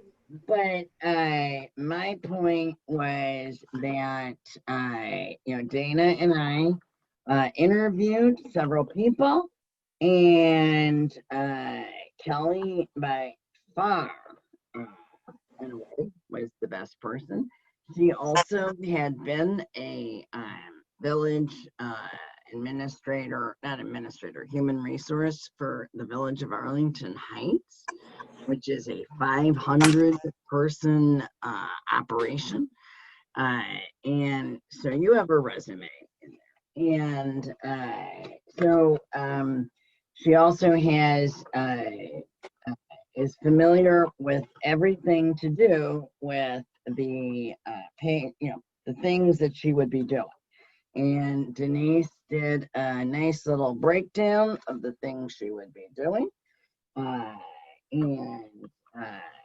Which is, you know, payroll, paychecks, IMRF, insurance, FMLAs, all the different benefits, plus the operating funds, transferring funds, and the reconciliation. And our goal is that, so just so you know, you know, in the past, Vicky, who's had to do about 70 people's jobs, you know, has actually been, you know, having to enter bills. And so we want to take Vicky out of the equation completely. So Dorothy, my assistant, would be taking over more, all of the accounting portion. Right. And Kelly will do the HR portion. So I think that will work out real well. Correct.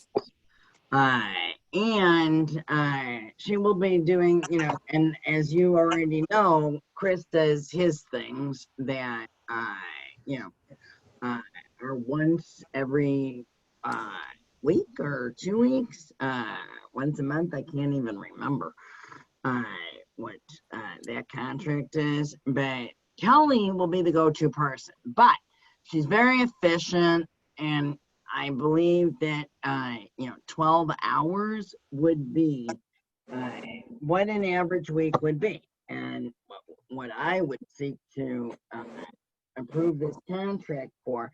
So Kelly at Kelly at 12 hours would be $50 less than Denise was at 16. So it's actually also, I mean, it's like $50, but and it's a temp. By its very nature, it would expire on the date listed. So I'm going to make a motion to Can you repeat? I'm sorry, I couldn't hear very clearly, Laura. You said Kelly would be $15 less, did you say? No, I said that Kelly, if she worked 12 hours, you only get paid for hours worked.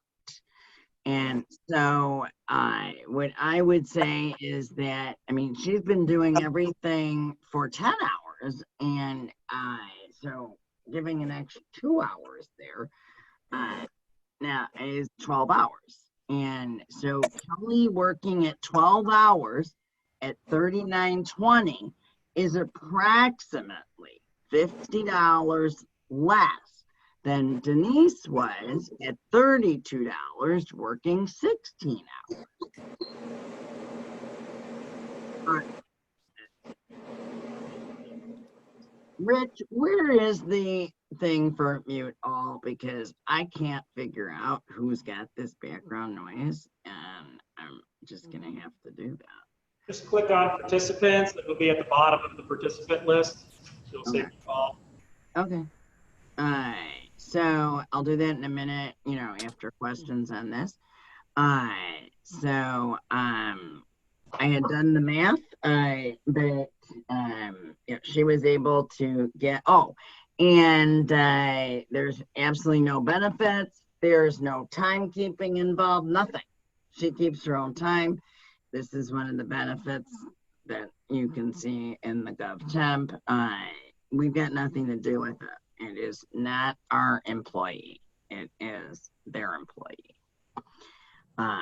So I personally don't see a downside.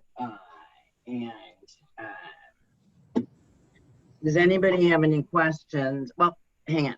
I'm going to make a motion to approve the contract that you have in your board packet to hire GovTemps Kelly Stonich for a period of time that is to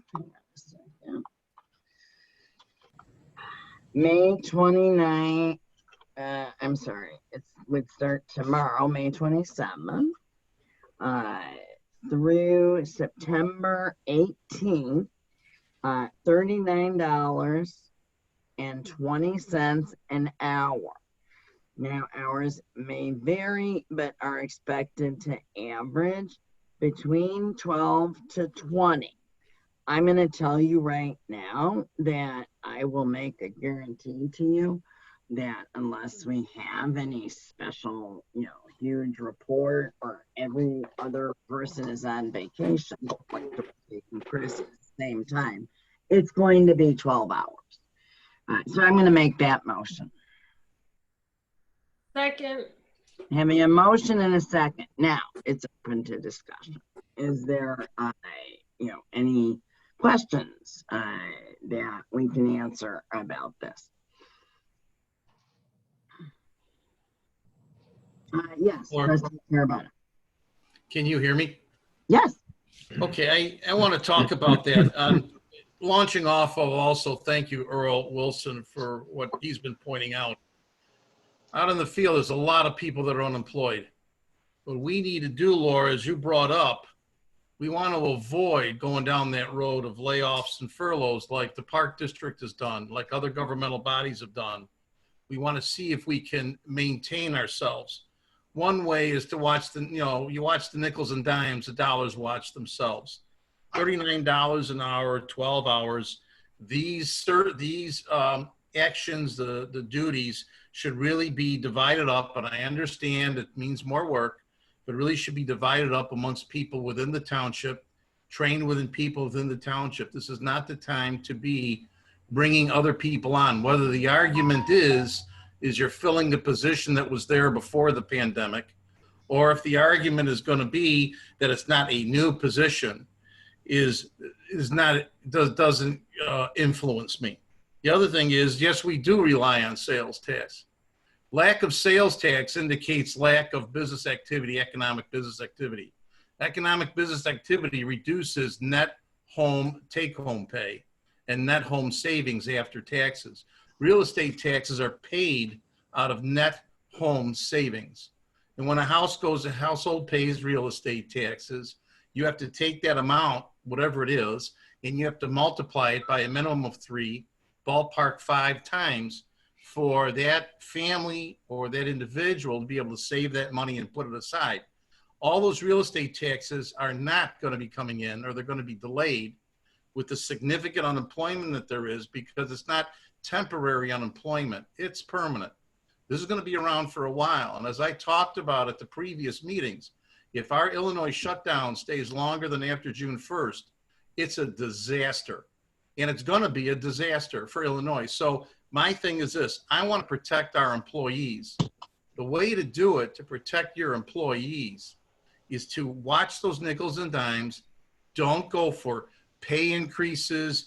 Don't go for, see what you could do with, like you were indicating before, consolidating positions, because I don't want to go down that road with furloughing, and I don't want to go down that road with layoffs.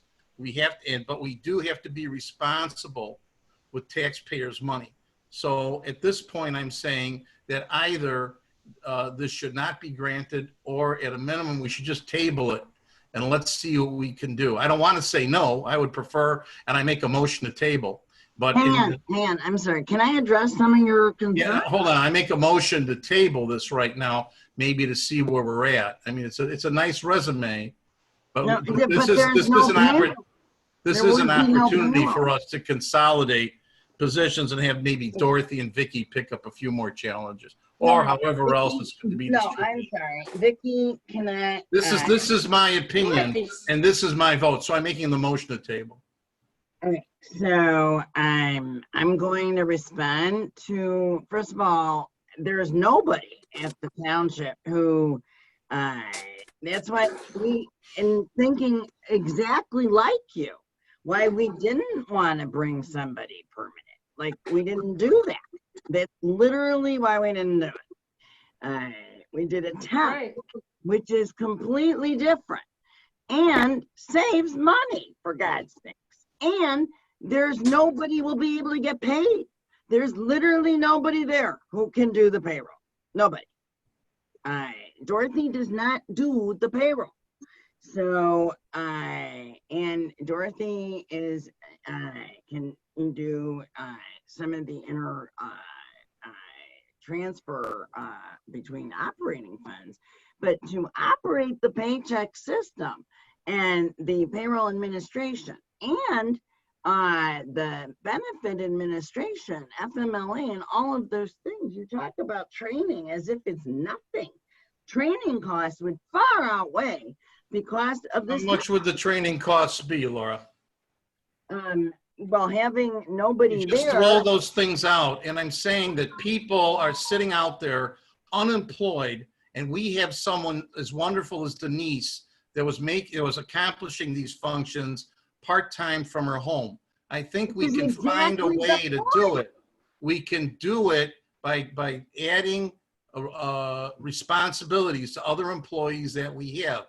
This is a pandemic, and this is only going to get a whole lot worse before it gets better. First of all, we are opening on June 15th, and we are having. I'm talking about the state. Township doesn't mean anything when it comes to opening. Well, but you're a trustee of a township. And opening the state after June 1st is an economic disaster, and we're going to have to deal with it. And if we're going to be chopping payroll because we have too much overhead, I don't want to have to go there. So we need to do is protect the employees and protect their positions by being very conservative right now and making this happen. Hang on, how would you propose they actually get paid? How would you propose you get your paycheck?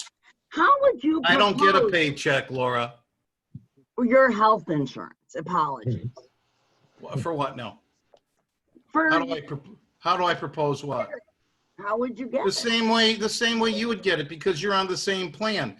We would just go ahead and train somebody to do it.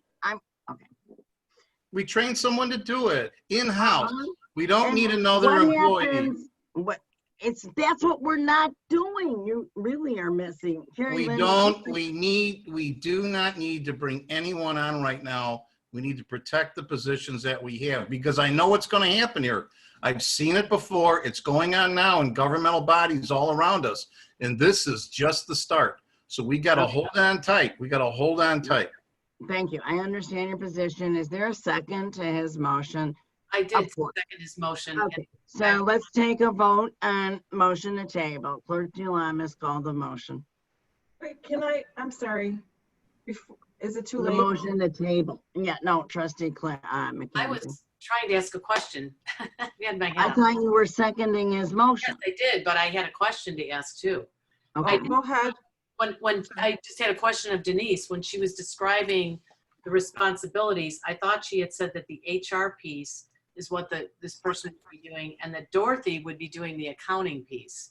So some of what you described sounded like it was the accounting issues, the bookkeeping issues that you're saying that, I don't even understand this new person to be doing that.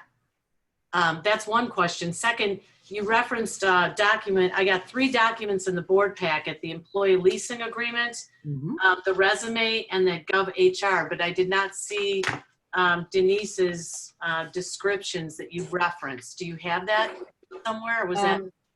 Yeah, because it's internal.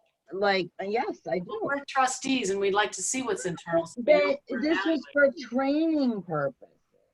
Well, you just described hiring somebody based on what the requirements are. I'm happy to Denise, you're on mute. Denise, you're on mute.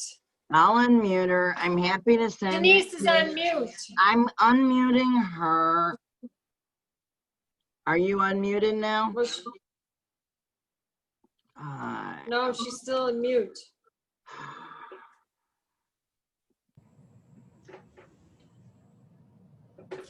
Denise is trying to talk, but she's on I mute. know, and I don't know what is going on with this. There I am. There you Now go. I know what it is. There she is. There she is. You have to understand that Dorothy only works 4 hours. So for her to do all of the accounting and do the payroll and do everything else, Vicki is already doing so much more, and Dana can attribute to all the things that Vicki is doing. We're really only, there's 4 people in their office, and Doreen is there for the supervisor's assistant, so she's doing all of that. And the Dana board's is doing all the assistant, accounting, and the all of the budgets and all that. Vicki is doing so much. I know she's always busy. And we have, Dorothy's only 4 hours a day and 3 hours on Friday. I don't see how that person, she could do all of that. And she was doing it when I was sick, and I was very, very sick, the beginning of March, and she was there. Sometimes she was working like 9 hours sometimes trying to get everything done. You can't do all of the HR, and HR is something that there's a lot of knowledge to HR. There's a lot of rules, a lot of everything. There's employee verifications. There's just so much to HR. There's, you get rate, you do salary changes. You do, someone comes in, you've got to hire, fire, you've got to put people in the system, take them out. It's not. I'm sorry. These are things the township can get sued over if somebody doesn't administer an FMLA properly. Here's the plan. If we want to change, this is to get through the next 2 months, essentially. That's what it's for. And then we can reassess and we can figure out what our, post-COVID looks like. But, to have somebody to do the payroll for, as well as a million other jobs. And Susan, I'm happy to send you the breakdown that Denise made. It's the same breakdown that we had previously. But, to respond to a little bit of what you said, instead of 4 people, 3 people would now be doing it. Because before, it was Vicki, Denise, Dorothy, and I'm missing. Oh, Chris. So Vicki is out. Vicki has unbelievable, 17 jobs. And you know what? I can't give her an 18. So she's not gonna do, paychecks and the payroll. You need a method by which our employees, you don't want to pay our employees. I mean, literally, this is cheaper than Denise. So I'd be happy to amend the contract to 2 months, and it is acceptable with GovTemp, which Carrie Lynn? Yeah, well, I mean, we need to talk to them about that. We were proposing short-term. We thought 3 months was short-term just because we don't know what things will look like. And it's already a reduction in cost for the township, providing an employee who's handling both the financial piece and the HR piece. So who's highly professional. We can even have her come to the board meeting and meet you all, because once you meet her, I think you'll be very impressed. Can I just ask? Sorry. Sure. Trustee McKenzie. What is our long-term plan? I mean, if we bring Kelly on, which, I mean, in my opinion, having done, accounting functions before, I really think that how Denise, handled the actual payroll methods and processes and the HR process together is the way to go. You don't want to split those functions up. You got to exactly left hand. She has to know what the right hand is doing. They go hand in hand. Yes. There are processes to payroll, and there's usually payroll clerks. So the fact that we can get an HR person to do the payroll clerk role, more or less. I guess we're going to do some of the more mundane things, have other people do those, but that's a plus. And Denise is retiring in a week. So it would not be good accounting sense, and it's very risky. I think Chris would lose his mind if we allowed somebody to just, start picking things up in the next day or two and hope that they understand a whole accounting process. And payroll is one of the items that an accounting firm is going to look at. Like all of the fraud happens through the payroll system. So, I mean, you do not want to parse that out. Trust me.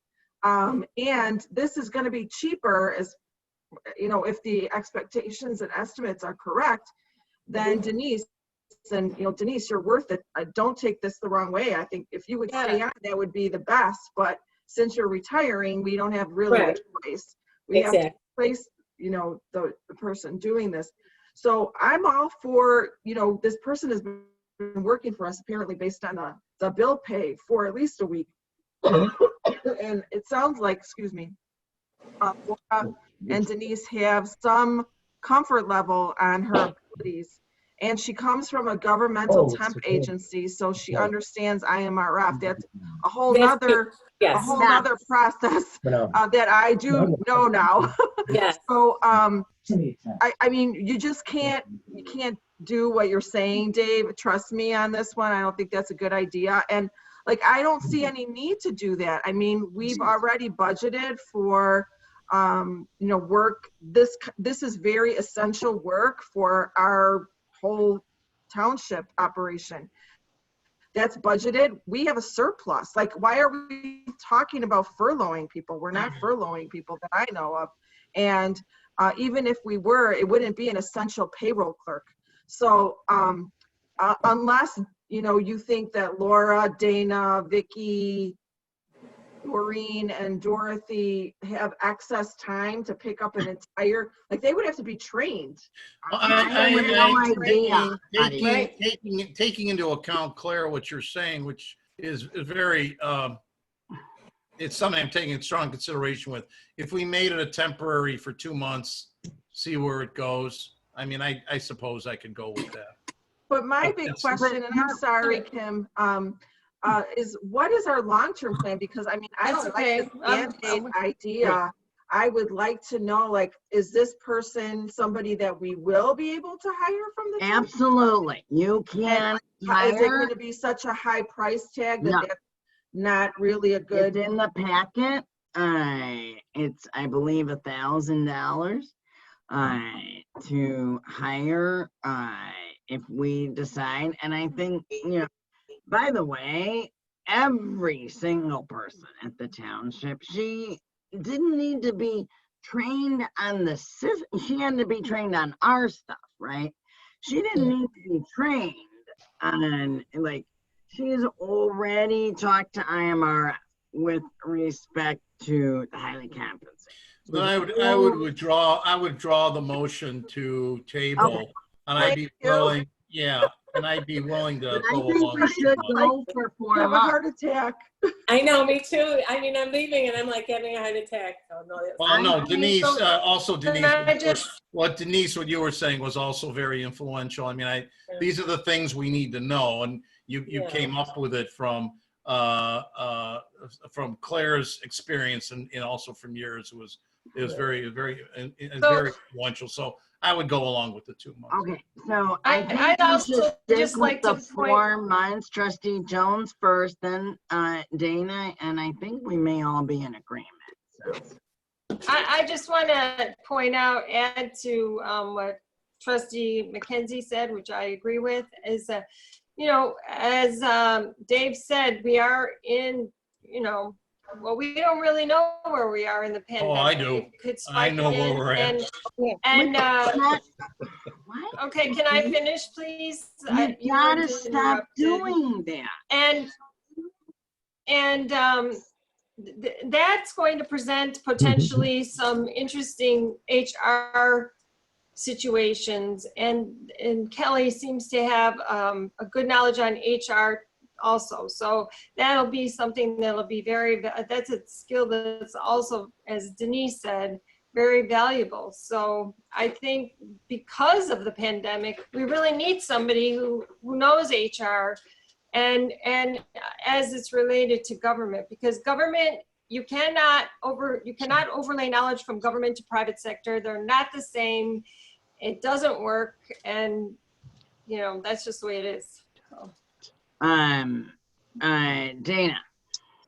I just want to thank Trustee Kurabota for, I understand where you're coming from, and I want to thank you for your comments, but just to kind of piggyback on what others are saying, and as administrator, I do want to say, and being in the office every day, is that we do have so much on our plate already, especially with what's going on, and we are putting in not just 8 hours a day, but sometimes we are there 9, 10, 11 hours a day. And if we could take on more work, we would take on more work. And unfortunately, I think what Denise said, that Dorothy is only there 4 hours a day. Now I have allowed her to work extra time, but she is hourly. So when she works extra hours, we have to pay her. So that is costing us more money in turn. The other issue is when I'm allowing Chris to work extra hours and giving him more work, he's also hourly, so we have to pay him also in turn. So any extra work that we give Dorothy and Chris, we have to pay them because they're not salaried, they're hourly. Well, right. and Chris is $225. So Chris is expensive, right? Yeah. So for every hour, exactly. So I know. Right. So, like I said, as much as we love being busy and we like the challenges, and we like to take on more work, with the situation we're in, especially with the pandemic, I'm going to be honest with you, we're so overworked right now. We rarely leave at 5 o'clock and usually come in early in the morning, with a lot of times without taking a break. And a lot of us are not well versed in COBRA, FMLA, and that's just not our background. So it would require, quite a bit of training. So if we could bring her on even temporarily, that would be great. We would have greatly appreciate it. Dave withdrew his motion. Okay, so much appreciated. Thank you, Dana. Yeah, but I do know where we're at in economics. That's what I was saying. Right. I do, from an economics perspective, I'm very aware where we're at. Okay, thank you. So what I would do is my original motion, which is for 4 months, and to the date of September 19th.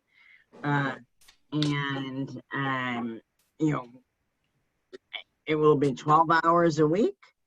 And the only reason it says 12 to 20 is in case literally everybody is gone and she has to do everything. So we had to leave that leeway, but honestly, it's paid for hours worked. And she just slid right in. And you guys haven't even noticed a difference. Like, it's again, I'm going with the 2 months, so we can revisit it in 2 months. I don't know that the place, The government temp agency? Correct. They don't allow that? I don't know the minimum, so how about we leave it at this? If they will do a 2 month, we can do it too. If they can do that.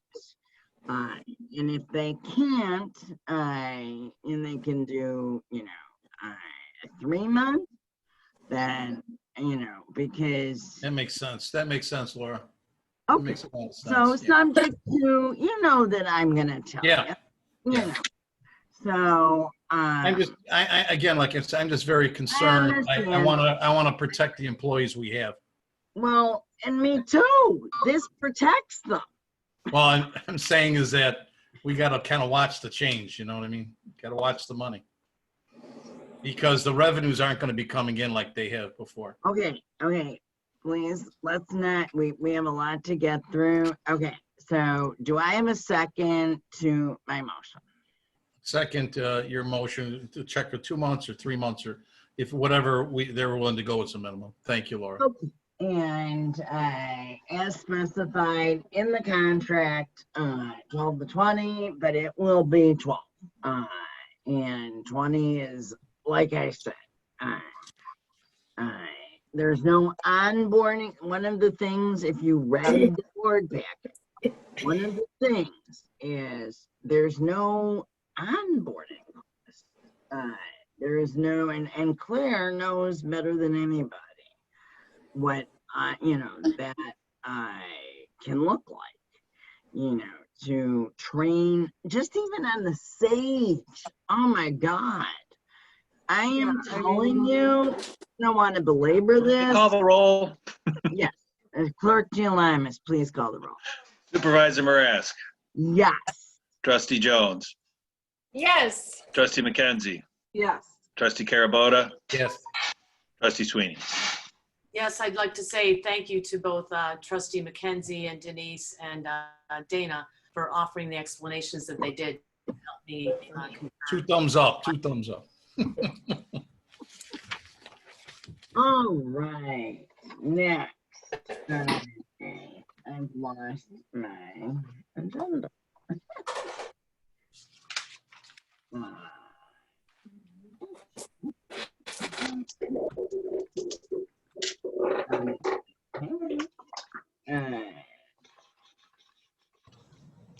Okay. All right, next on the agenda is old business. Approval of health, dental, life insurance plan. I am going to make a motion to keep it the same at the grandfathered plan, and at the same time move to MetLife. And I do believe, hang on, let me finish. My motion would be that we pay 50%, as Claire had talked about, of the voluntary dental, unless anybody wants to, to me, I'd be fine with keeping the cost, but I'm trying to make a compromise here. Second. Having a motion and a second, let's discuss.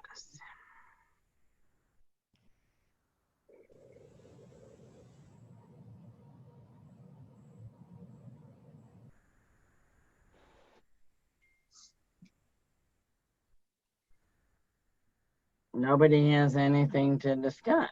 Okay. All right. Nobody has any questions or comments or anything. So let's take each piece. Is everybody good with moving to MetLife, whether voluntary or township paid? For the dental, right? Yes. And life. The only thing is, I really feel like we don't have the piece of information that would make me feel better about this, about the average payouts in the last 5 years, because I just feel like in the past, it hasn't been anywhere close to the 40,000 that we had this past year. That's why, well, it's gone down to 28. No, I know, but if our self-insurance was in the 20 to 30,000 range anyway before, and this was just a blip year. No, I think it's been higher. I remember last year when I spoke with Catherine and Dana and I spoke about this. We lost money last year. It cost us more money last year, and it cost us more money this year. So it's the last 2 years, it has not been a savings. Prior to that, it was. But the last 2 years, it wasn't. And you have to also understand there is a lot of work involved with that. Every time there's a claim, we get emails that there's a claim. We have to manage a bank account for it. Dorothy has to do a whole spreadsheet. We have to say at the end of it, we have to basically, and not that I mind doing the work, if it's saving the township money, it was definitely worth doing the work, but it hasn't been a savings. And then we have to transfer the money for that month for all of the claims in from town fund to the dental account, and then charge all of the accounts for what the dental costs were. But the last 2 years, it has not been a savings. And one of the other things is piggybacking to Denise, we were self-insured. So that's a big thing. We're moving from not self-insured to, that's where the savings is. And so we won't be doing that. We will just get a bill and we pay the bill. Correct. And So we charge the I employees. don't think, as you pointed out, Claire, in the Kelly discussion, to me, I'm not sure that every penny saved is obviously, but we don't, hang on, I'm not, so my point is that,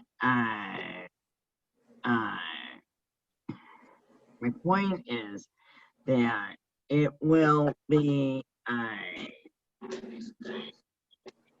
we're gonna move from 40 to 28, regardless of who picks it up, right? And here's the problem that I see.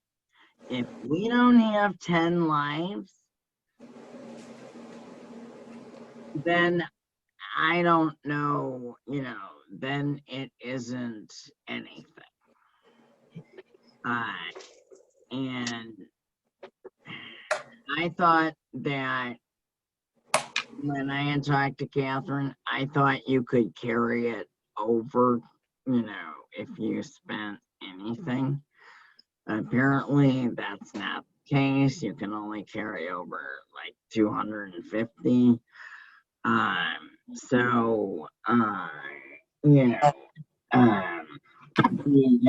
It's, I thought a nice compromise was, us paying 50%.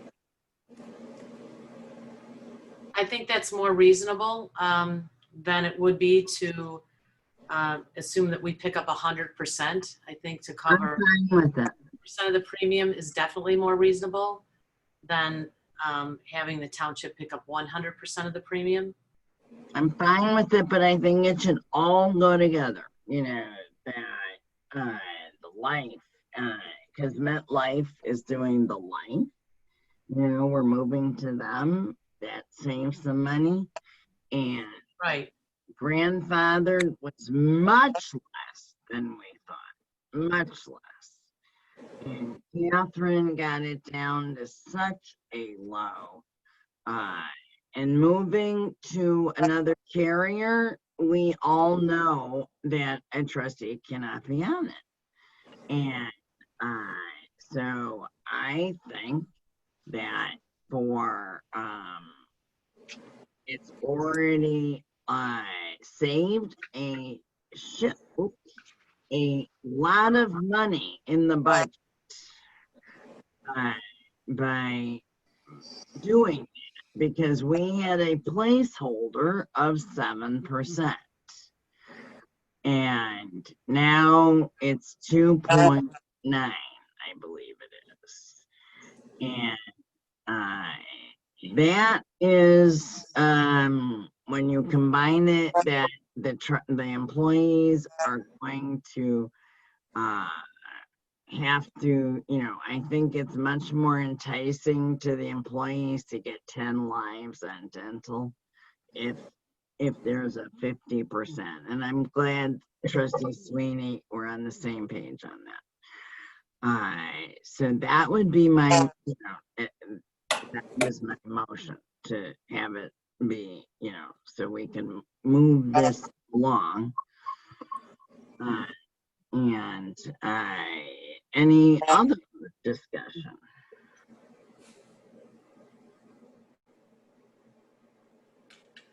All right, Clerk Gialamas, you want to call the roll? Is this just on the dental right now?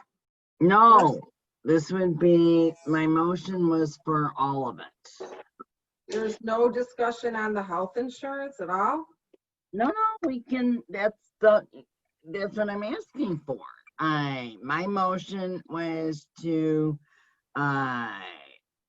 discuss all of it. My motion was to have the grandfather plan along with moving to MetLife for the dental and the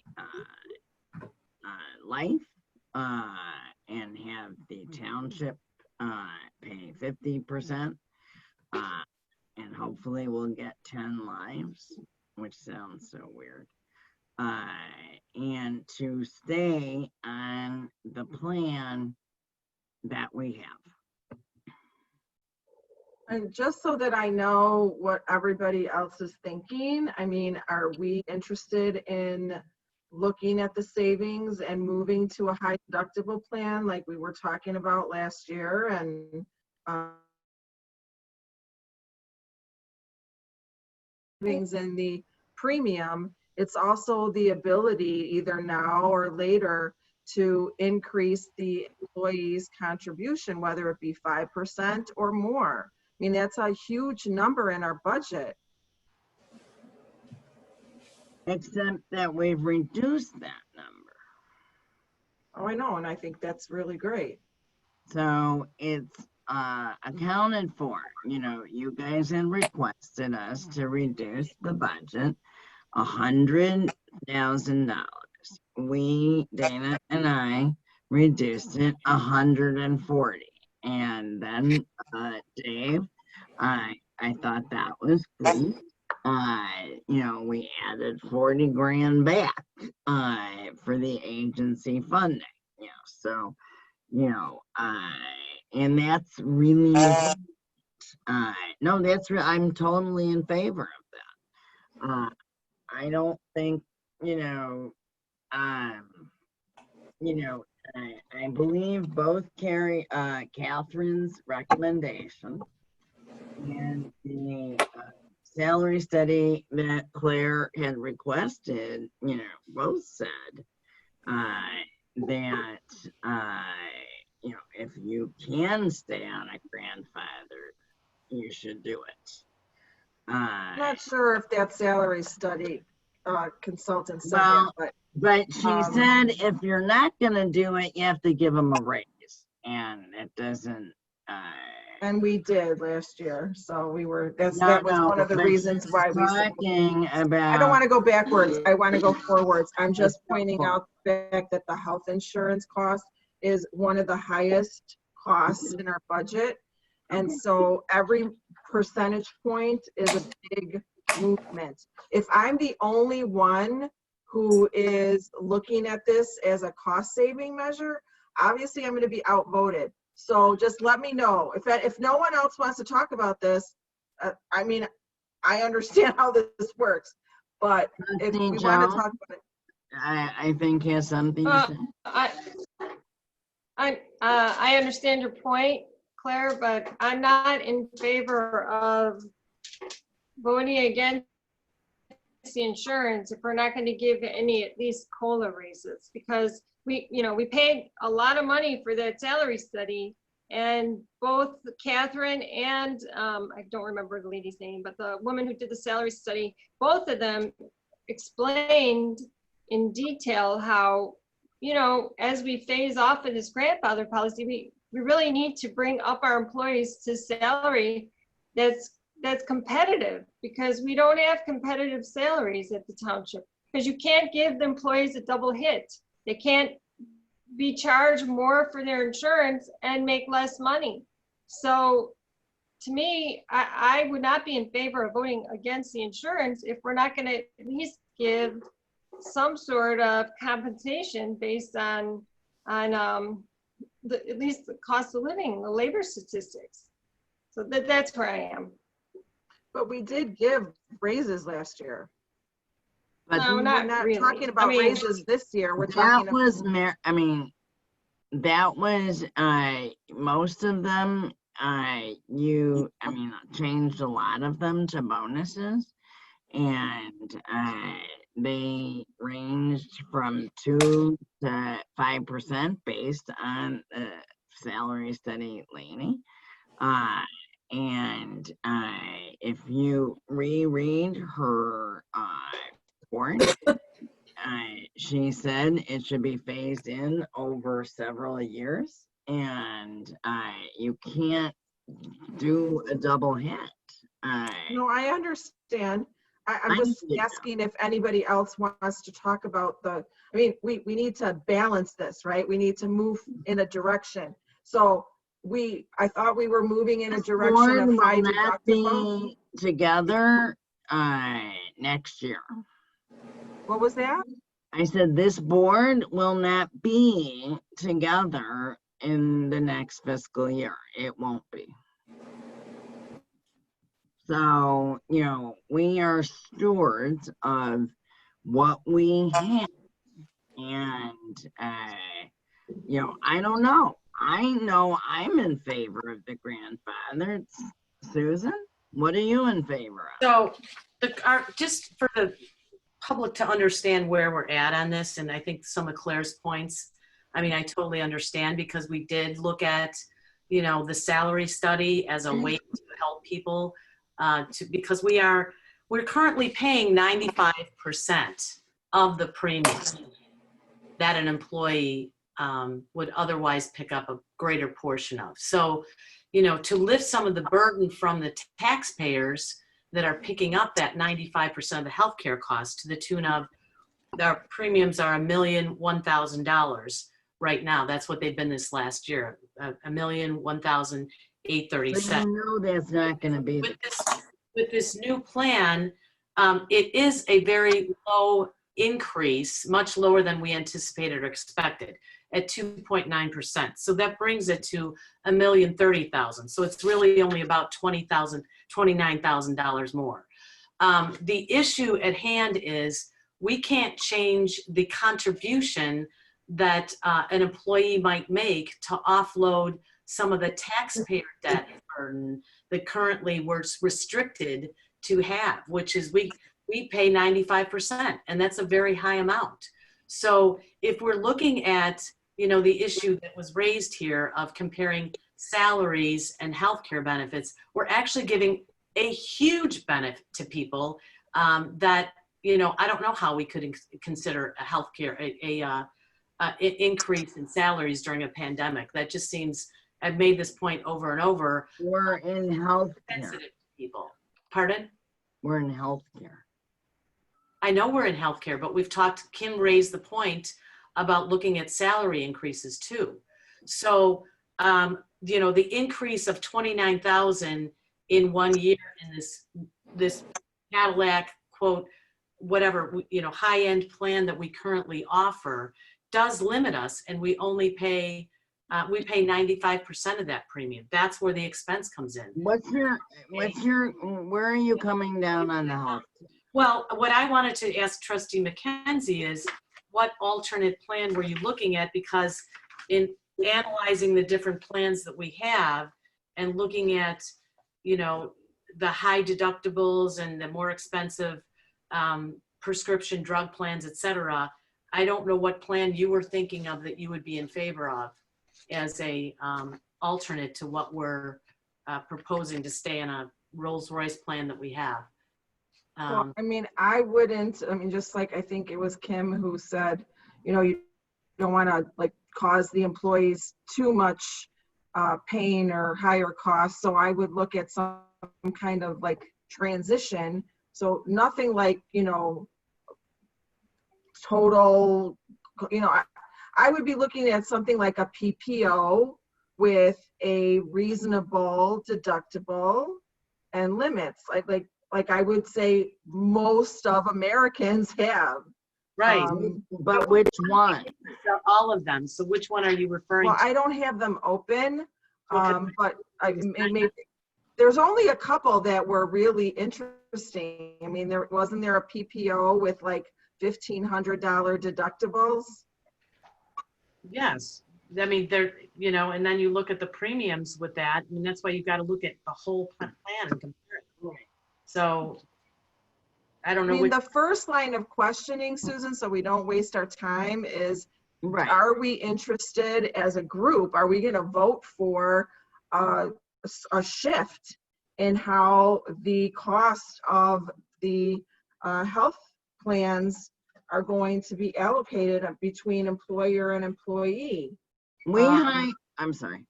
We hire our experts to give us their expertise.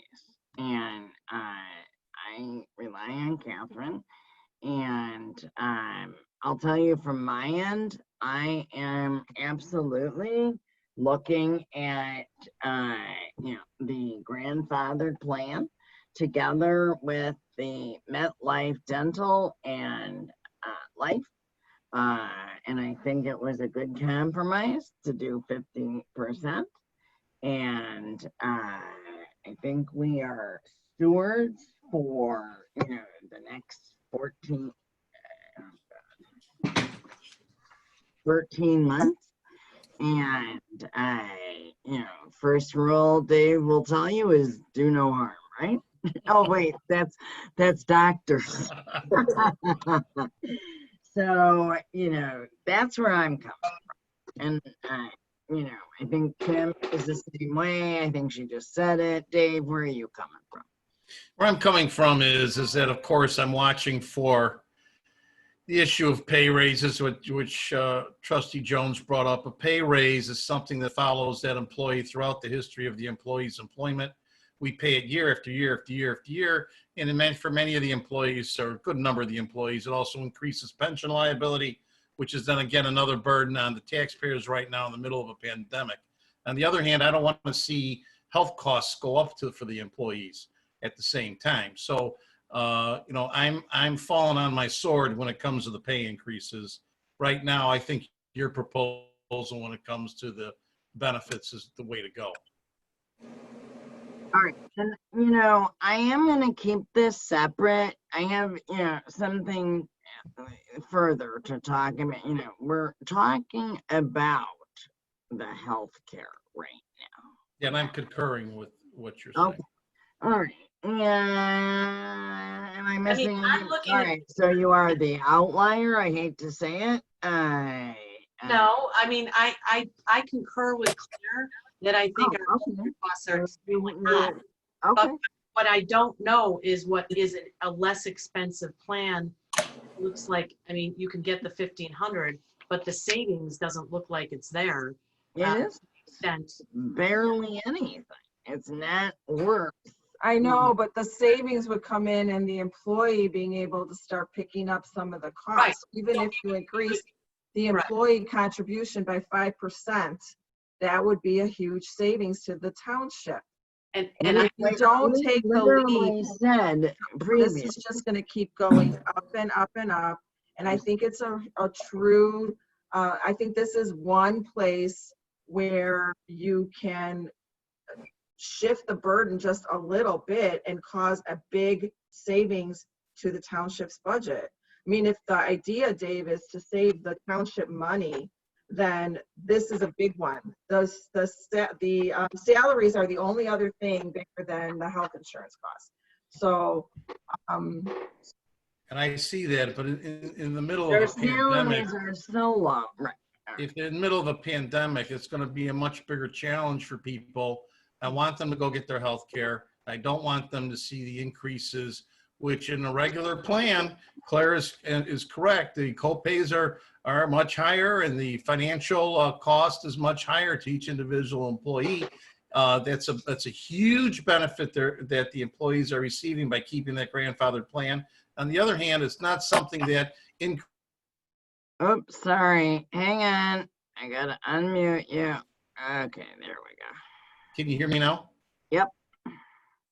Yeah, Claire raised very good points They're very important ones, except right now also I got to take into consideration the pandemic. It's much harder for employees. I don't want them to be having to pay the regular co-pays that a policy other than the grandfather would do, those increased costs. I want them to go get that medical care. We have a problem right now with people even seeking their medical care. They're afraid to do it. And it's also a huge benefit to the employees that it's not carried over year after year, that it's reviewed every year. It's not mandatory every year. And it doesn't increase pension liability every year. It doesn't increase taxpayer burden every year. So I think it's a good compromise, the position that you're taking. I just want it clear. I'm saying nothing about coal. I am literally talking about healthcare right now. But I'm saying, yeah, what's going to be the out of pocket for each employee is Right. going to be is what I'm talking about. So, Yeah, and right now, Hang on. it's not costing it's not going to cost the taxpayer. You and I both, just in full disclosure, you and I both take this. Yes. And I will still be able to take it. Yeah. You know, if we move out of Blue Cross, you won't. Right. So we want to stay. Or you won't, yeah. So you won't either. So. No, I will. Oh, you will. Okay. Oh no, I'll move to county. I mean, right. County. Yeah, right. So. Right. But you know. And the premium being coming in at such a surprise. It's a pleasant surprise. On the other hand, you and I are on the same side. It's like why gas prices are so low. It's a wonderful thing, but on the other hand, it's because of a pandemic, which is terrible. Well, so let me put it this way: the employees didn't cause the pandemic. Right, they didn't. And so I'm ready to call the vote. You know, Clerk, I'm sorry, Trustee McKenzie. Let me unmute you. All right. Oh, I was just going to point out that Trustee Sweeney is flailing around over there. Oh, okay. I can mute you. And Trustee Sweeney. Yes. First of all, as a trustee, it's very frustrating to be muted because I have the ability to mute and unmute myself. I've done it all. No. When I'm trying to make a point, Trying to control the meeting. Not silence.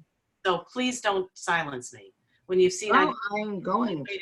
This has happened several times where I've raised my hand and I've not been recognized. So I don't think that's fair or right. I am allowed to control the meeting. Continue. I think there's different ways. I know you're trying to continue. Continue. First of all, I agree with Claire's point, Trustee McKenzie's point. We've both said this multiple times over and over. I think we're restricted from doing anything to lift the financial burden off the taxpayers because we have to pay 95% of the premiums. Therefore, I think at some point, if it's not now, that we still should be moving towards a contribution where the employees can pay a little bit more and offset and more in line with what the market is, whether it's 90%, 85%, 80. But I think what the double whammy would be is they would see a restriction in benefits. We would see a savings of about, it looks, Claire, depending on which plan you were looking at, either 33,000 or 86,000. And I propose that, you know, we could also see that savings if we held salaries down. I don't know how we can, because when you pay salaries, it also increases the benefits to pensions, and it compounds upon itself year after year with the increases. So if we don't have the votes to take it, three votes, I would propose that we definitely should not look at increasing salaries. That's a different vote, okay? I understand it is, but it's all the same equation. It's money to the tax. Okay, so right now, I literally made a motion about healthcare. And I am ruling that you're out of order to keep talking about, we're not talking about salaries. We're talking about expense to the taxpayers. So whether it's health or whether first of all, the taxpayers will not be getting any more expense. And furthermore, what do you mean it's not the taxpayers? Wait a second. We've abated the taxes And they aren't going to be seeing a raise in taxes from us. Okay, you're You talking know about that. It's a we're talking about a budget now, not a We're- levy. This is why I'm going to mute you, because this is not productive to this discussion. It is. No, do you have a position? I'm commenting on what you just said, and I'm sorry, I just stand corrected. We will spend more. Okay, it's a nominal amount more, Is it, I mean, first of all, you know, it's okay for you to make more at the school. Like, I don't understand this. No, don't laugh. Now we're talking about No, this is a fair, and you want to go to salaries, I'll go to salaries. You are getting, for the 2021 fiscal year, employee compensation is going to be increased by the blended CPI as defined by PTEL for the 2 tax years applicable to the 2021 school year, with a minimum of 2% and a maximum of 4.5%. You also, as a part-time person, are allowed to take insurance. I don't know if you do, but you're allowed. My knowledge, part-time people do not get any insurance. And we're not talking about collective bargaining within a school district. We're talking about the township right now. I'm talking about what's good for you should be the same thing as what's good for our employees. I am a trustee. I'm an elected official asked to make a decision and look at the fiduciary implications of that for the taxpayer. Well, that's what I'm commenting on. You know, your taxing district is much more severely cash-strapped than ours. And secondly, I think it's so hypocritical, as I said last year, that it's okay for you to get a 2% CPI. I don't negotiate my salary. I have nothing to do with that. So did you turn it back? You refused it? I get paid. Come on. I am not elected to be on a school board. I'm elected to be a Maine Township official. That's what I am right now. However, it's perfectly relevant because you elected. Somebody else could be in the park district. Somebody could be in the municipality. But Susan, you elected to be part of their collective bargaining. I'm elected to be? No, I'm not even part of the union. So I'm not part of collective bargaining. Please understand how it works. I do understand that you get the benefits. I am asked to make a decision before us right now. So all I'm saying is, and I'm talking about. So now, right, I am trying to talk about healthcare, and you keep injecting. Call the vote. Thank you, Susan. Thank you for telling me how to run a meeting. I do appreciate it. Clerk Gialamas, please call the roll. And wait, I gotta unmute you. All right. Okay. Supervisor Marask. Yes. Trustee, you have everybody muted, Laura. Hang on.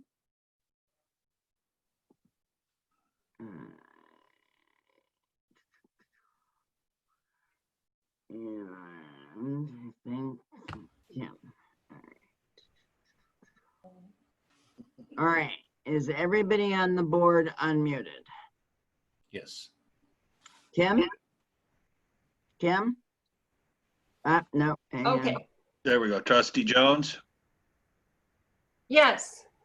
Trustee McKenzie, For all the reasons that we discussed last year about the health insurance and the salaries and the interplay between them and the need for us to lower our benefits expenses, and being the fact that health insurance is the highest benefit expense other than salaries, I have to vote no because we bundled this together. I would have voted yes. I didn't. Okay.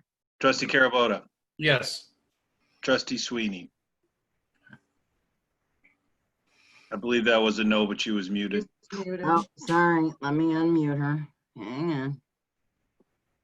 Okay, you should be able to be heard. I unmute. There you go. Okay, No. okay. Motion carries.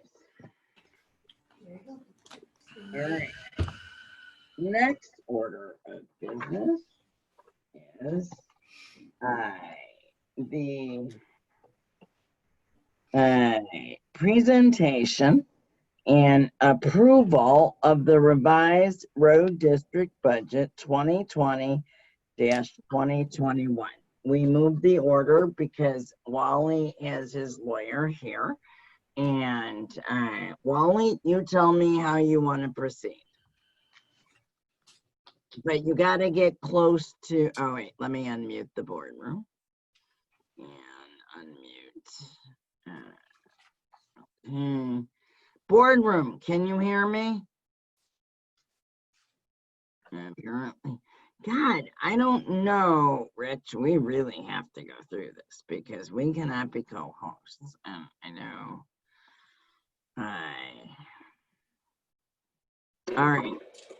All right, boardroom. Boardroom, I have you unmuted.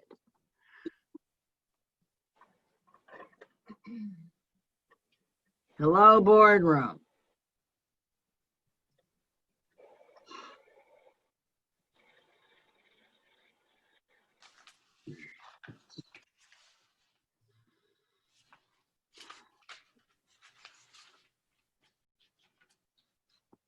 Okay. Now,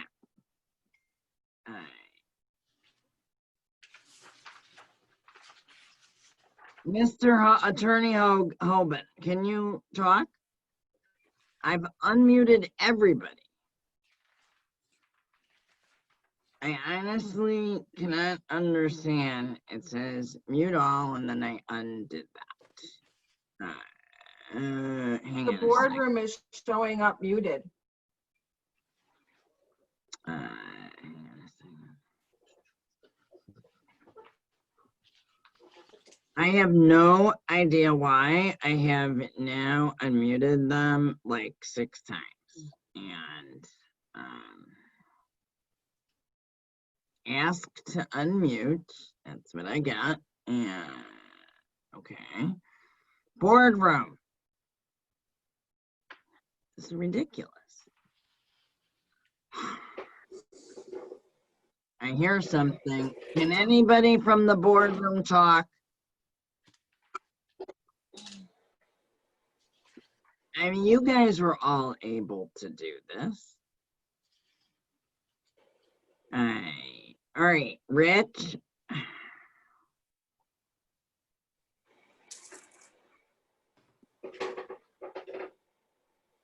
Okay, he told me to have it. All right, hang on a second. I'm trying to take off participants to unmute themselves. Okay, I have now allowed participants to unmute themselves. So, All right, we're good now. yeah. Hear me now? So, thank God our next meeting will be in person. Okay, I just want to make a statement before a discussion. Okay. Last year, unanimously, the board approved expenditures for the budget, my budget of $2,120,000 that included $150,000 road improvement fund. This year, I'm asking for $1,890,000, which is $9,000 less than the actuals from last year. And it's $230,000 less than what was approved last year by the board. So these are tremendous dollar amounts, and I am under actuals. And I think that it's a budget that can be lived with for the next year without straining our capacity and still being able to function well as a highway department. So that's my statement for the moment. But if there's any questions, particularly about the opinion of a lawyer that you know, goes over some of the limitations of certain procedures on how a highway department budget can be voted on.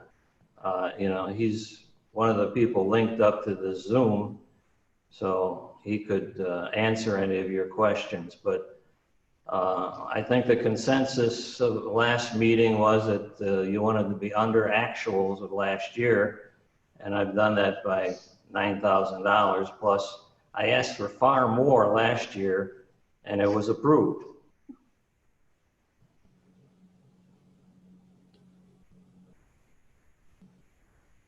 Do you want your lawyer, well, first of all, He doesn't talk to wait, hang on, I'm gonna make a motion. Which budget do you want? Well, the one that was submitted with the packet.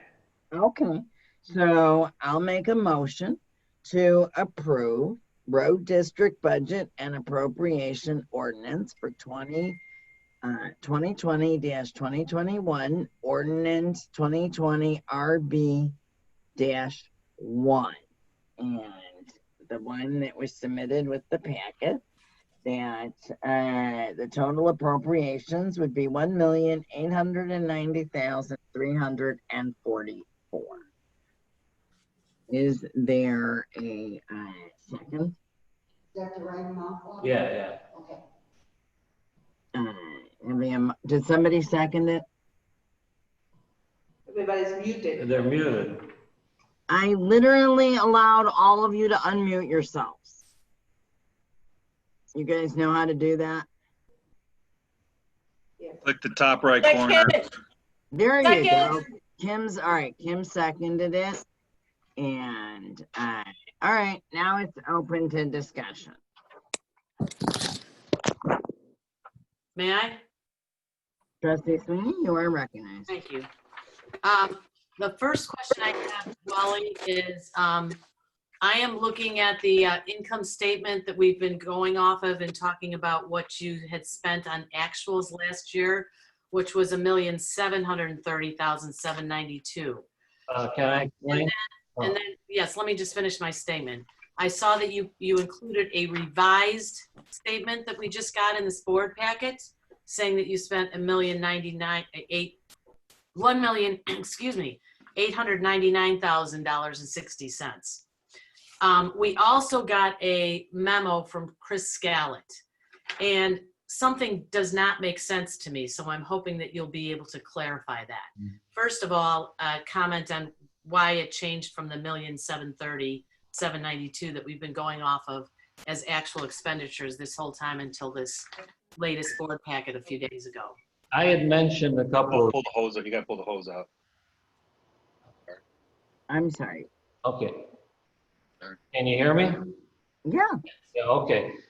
I attached that statement from Mr. Scallett because he had advised me that I had the proceeds from the equipment auction, middle of last year, and it can't be applied towards the line item for equipment. It has to be shown, and it's going to be shown on his audit as being part of revenue.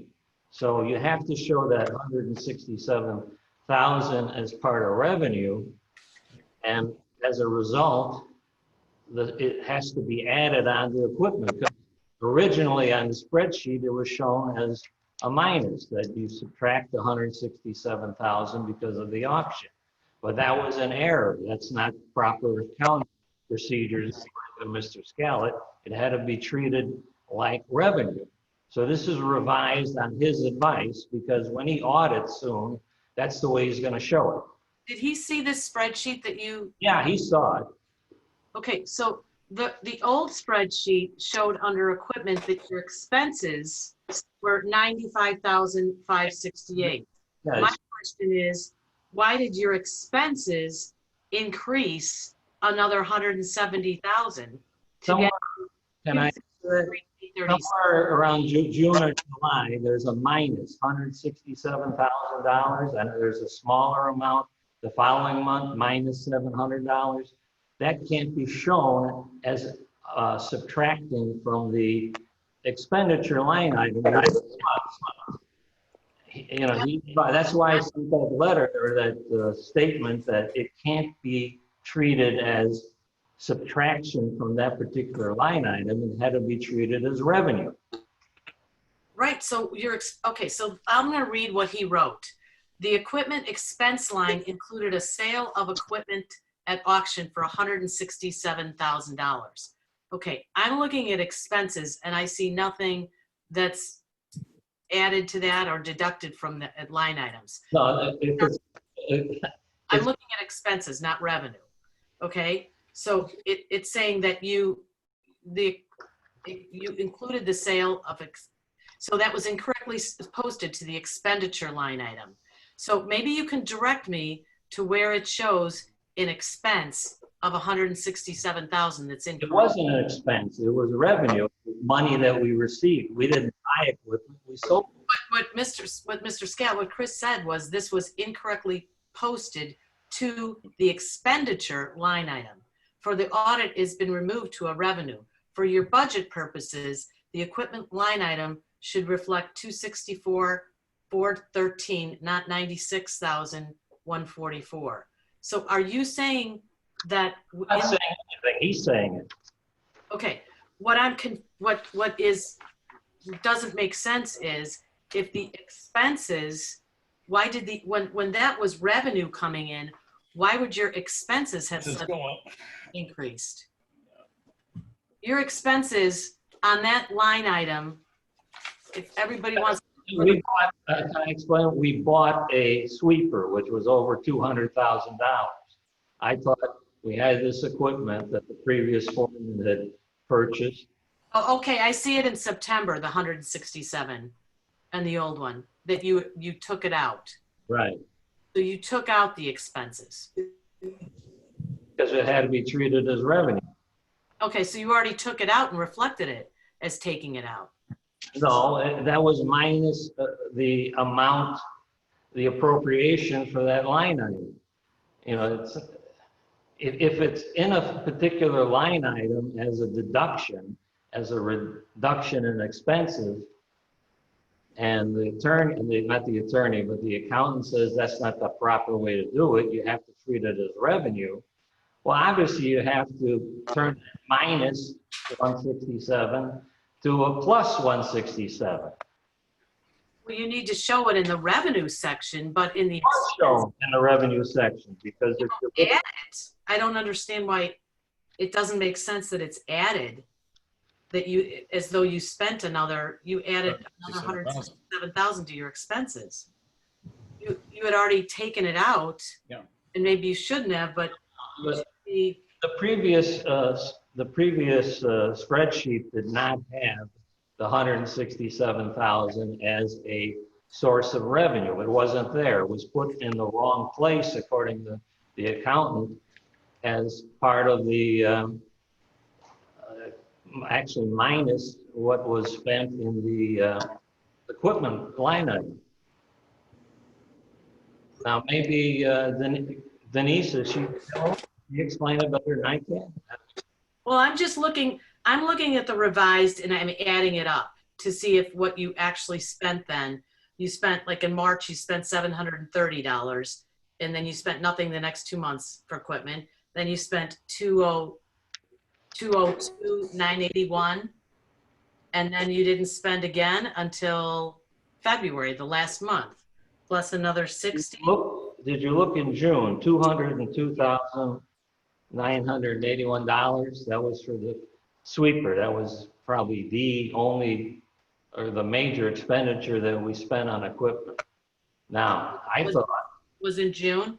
Okay, so those expenses do add up to 263. Yeah. Okay, so I just wanted to see if everything added up in the revised to 263 because I didn't. Okay, so it's not just taking out. Get to 95. Okay, so I just wanted to see if anything else changed. Okay, I'm good with that then. So you actually did spend $263,000 in equipment. Right. But then in revenue, you got that money back to offset, But it's still an expenditure. It's but not, it's not an expenditure. right. Okay, And it has to be counted for the actual. Because the you money- don't get it, yeah. Right, which is what he was doing before. And, you know, I asked for considerably less money this year because last year was approved $2,120,000. This is what, $230,000 less. I don't want to repeat myself, but obviously, any way you want to look at it in terms fiscally responsible or taking all the considerations of the present situation, I think I've done that. Yeah, well, I mean, I'm looking at it as compared to the actual. So with the revised actual, you spent $1 million. $1,000 less.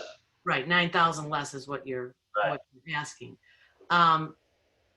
However, in your administrative line item, that's still the same. It's still exactly the same as it was from last month, and the salaries are going up.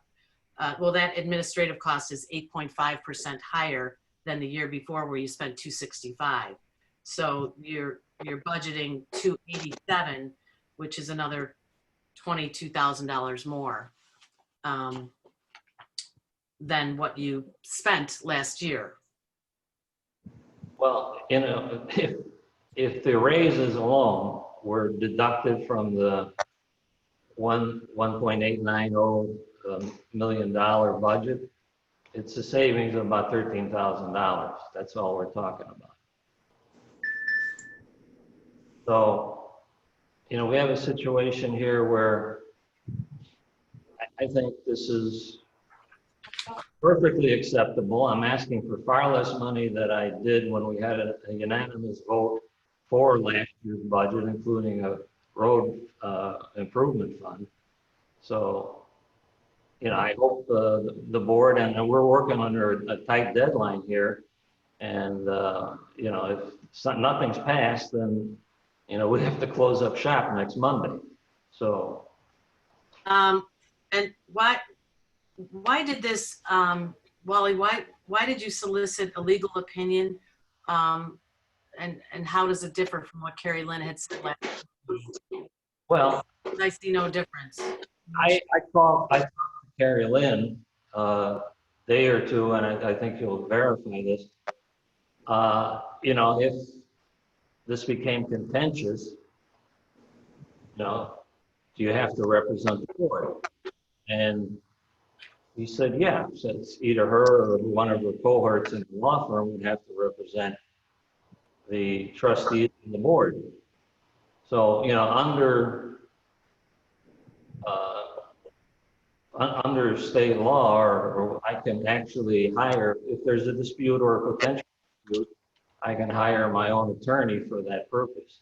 If it's something that isn't contentious or isn't controversial or can't result in some type of dispute, then I can use Carrie Lynn. In fact, I should use Carrie Lynn under those circumstances.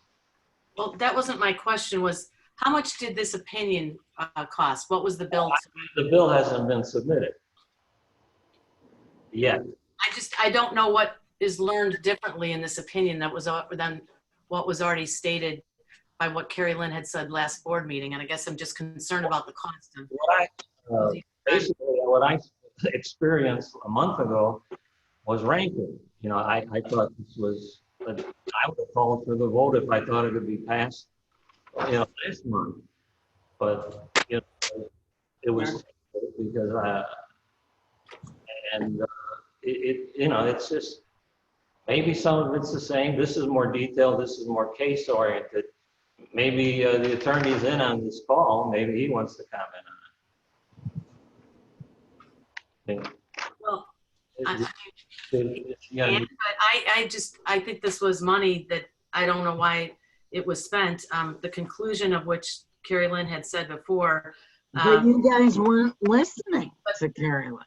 And I just want to, for the sake of the public, I want to read what this is. The overwhelming authority in the subject reveals that the Township Board does not have the authority to reduce a line item in your budget, including the salaries of road district employees. Although the township board could potentially eliminate a line item if it found the expenditure was not necessary, this authority has been limited to those circumstances in which the highway commissioner does not have the statutory authority, jurisdiction, i.e. jurisdiction for the expenditure. As each of the expenditures in your budget relate to duties which the state legislature has exclusively delegated to the highway commissioners in road districts under township organization, and any attempt to eliminate any of your expenditures would likely lose a legal challenge. I don't think we talked about eliminating a line item. We did reference that in a discussion, but that was not brought up as what we were doing was eliminating a line item. We talked about not increasing salaries. And I still hold that during this pandemic time, and with the people that are, you know, like 22% that we have, I just don't think that a 3% raise really goes over with taxpayers. When you talk to your neighbors, I don't know how many of them would actually agree with the fact.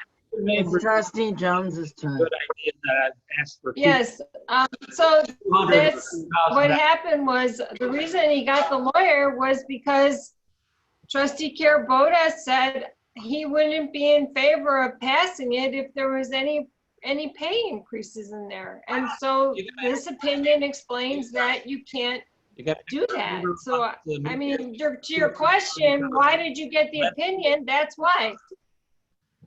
We were told that already. And also, I believe Carrie Lynn can contribute to this. Kim is absolutely right. It was a hard line drawn in the sand that and Carrie Lynn pointed out. Carrie Lynn did. That it was. I think you can. Yeah, I think the problem was, I mean, I said what I believed that the law was, which was that we could not like take 5% off the budget here or there, that there were very specific ways you could make reductions. And it seemed like a majority of the board did not like what the state of the law was as I articulated it. And then the highway commissioner called me a day or two later and he said, well, if they don't pass my budget, you know, what are you going to do? And I said, well, I represent the township board, so I would have to defend the opinion of the majority of the board. So I told him he needed to get somebody else to represent his interests because I couldn't advocate for his position at a board meeting. And I believe we went through this exact same thing last year. I believe Mr. Hoban was involved with the same thing last year because not to call you a cicada, but you do kind of show up like regularly during budget time on this issue with the road district budget.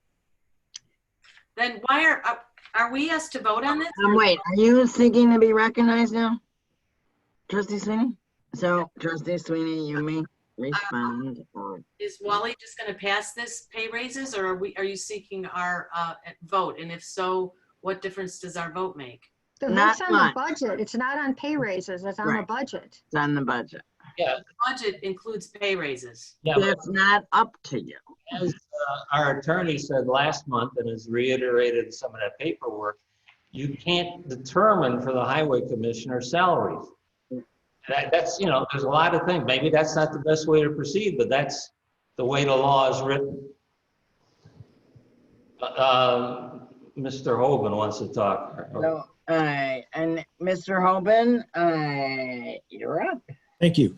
You know, Trustee Sweeney, I used to be a township trustee myself. And when I was asked to pass a road district budget, we were told by our attorney at the time that we did not have any say in expenditures.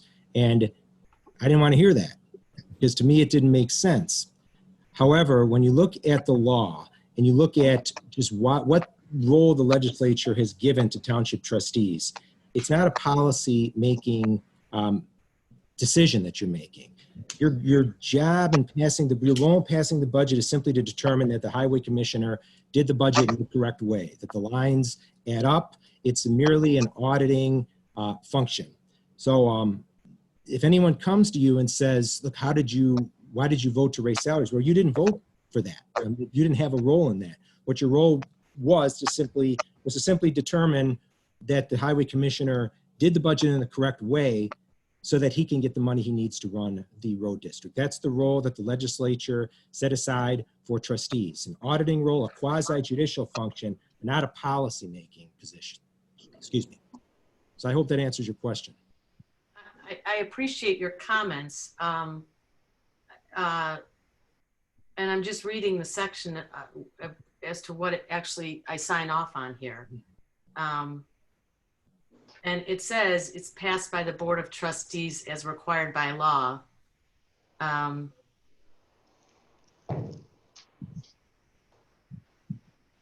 know, I guess as a fiduciary, I feel that I'm asked to look at what is required.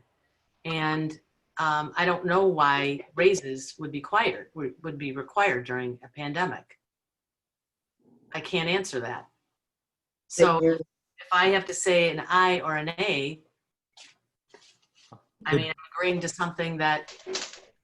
But you don't have a vote on the salaries. Your role as a legislature, and you see this in a lot of public bodies. You see that, and I set forth some of the cases in my opinion letter, where cities, for instance, have to approve, like the city of Chicago has to approve the Board of Education's budget as submitted. They don't have a role in the actual policy. What they have a role in is to determine whether it was done correctly so that the Board of Education gets its money. You see it also with library boards, where the municipality has to pass it as presented. So and I understand you're fiscally responsible. I viewed myself as a fiscally responsible trustee. And again, I didn't like hearing that I didn't have a vote on salaries, but that legislature is simply not given trustees the authority to reduce expenditures. And every time it's gone up in front of every time it's been litigated, the township trustees have lost on that issue, because the role is simply to determine that the budget was done in the correct way so that the road district gets its money. Okay. I'm sorry. Trustee McKenzie. Susan, I totally get where you're coming from. I felt the same way. I feel the same way. But after reading Attorney Hogan's opinion letter and reading through the cases, it was evident to me that we are adopting what Wally sees fit for his budget. And we have a veto power, basically saying if there's a line item that is not relevant or statutory, that he has no statutory authority to have, then we can veto that line item and take it out. But we can't adjust his numbers. We have really no say-so in his budget. All we are is, a fiduciary to make sure that the township isn't being charged for something that is not really an appropriate road and bridge expense. So really the budget is Wally's responsibility and it's on him. So if somebody is going to complain about a number like salaries going up, just as Attorney Hoban said, that is not on us. We have no way to change it. We don't have authority to do that. Wally determines what he needs, and we determine whether his need is relevant to his statutory position and authority. Very well put. Thank you. Anybody else? All right. Hearing no further discussion, Clerk Lamas, can you call the roll? Supervisor Marask? Yes. Trustee Jones? Yes. Trustee McKenzie? Yes. Trustee Carabota? No. Trustee Sweeney? No. Okay, thank you. All right. Thank you, Mr. Hogan. Thank you, Thank Mr. you. Alden. Very much appreciated. Take care. You too. Thanks, Wally. Thank you, Wally. All right. Now, moving right along, you have received yet another revised budget. All right. We're yet again forward. All right. And so, to start things off. Next order of business is the presentation of the revised budget and approval of general town fund and GA budget 2020-2021. And I'm going to make a motion to pass the revised budget of Maine Township Ordinance 2020-2 budget and appropriation ordinance for fiscal year for 2020-21. And Second. having a motion and a second. Now we are open to discussion.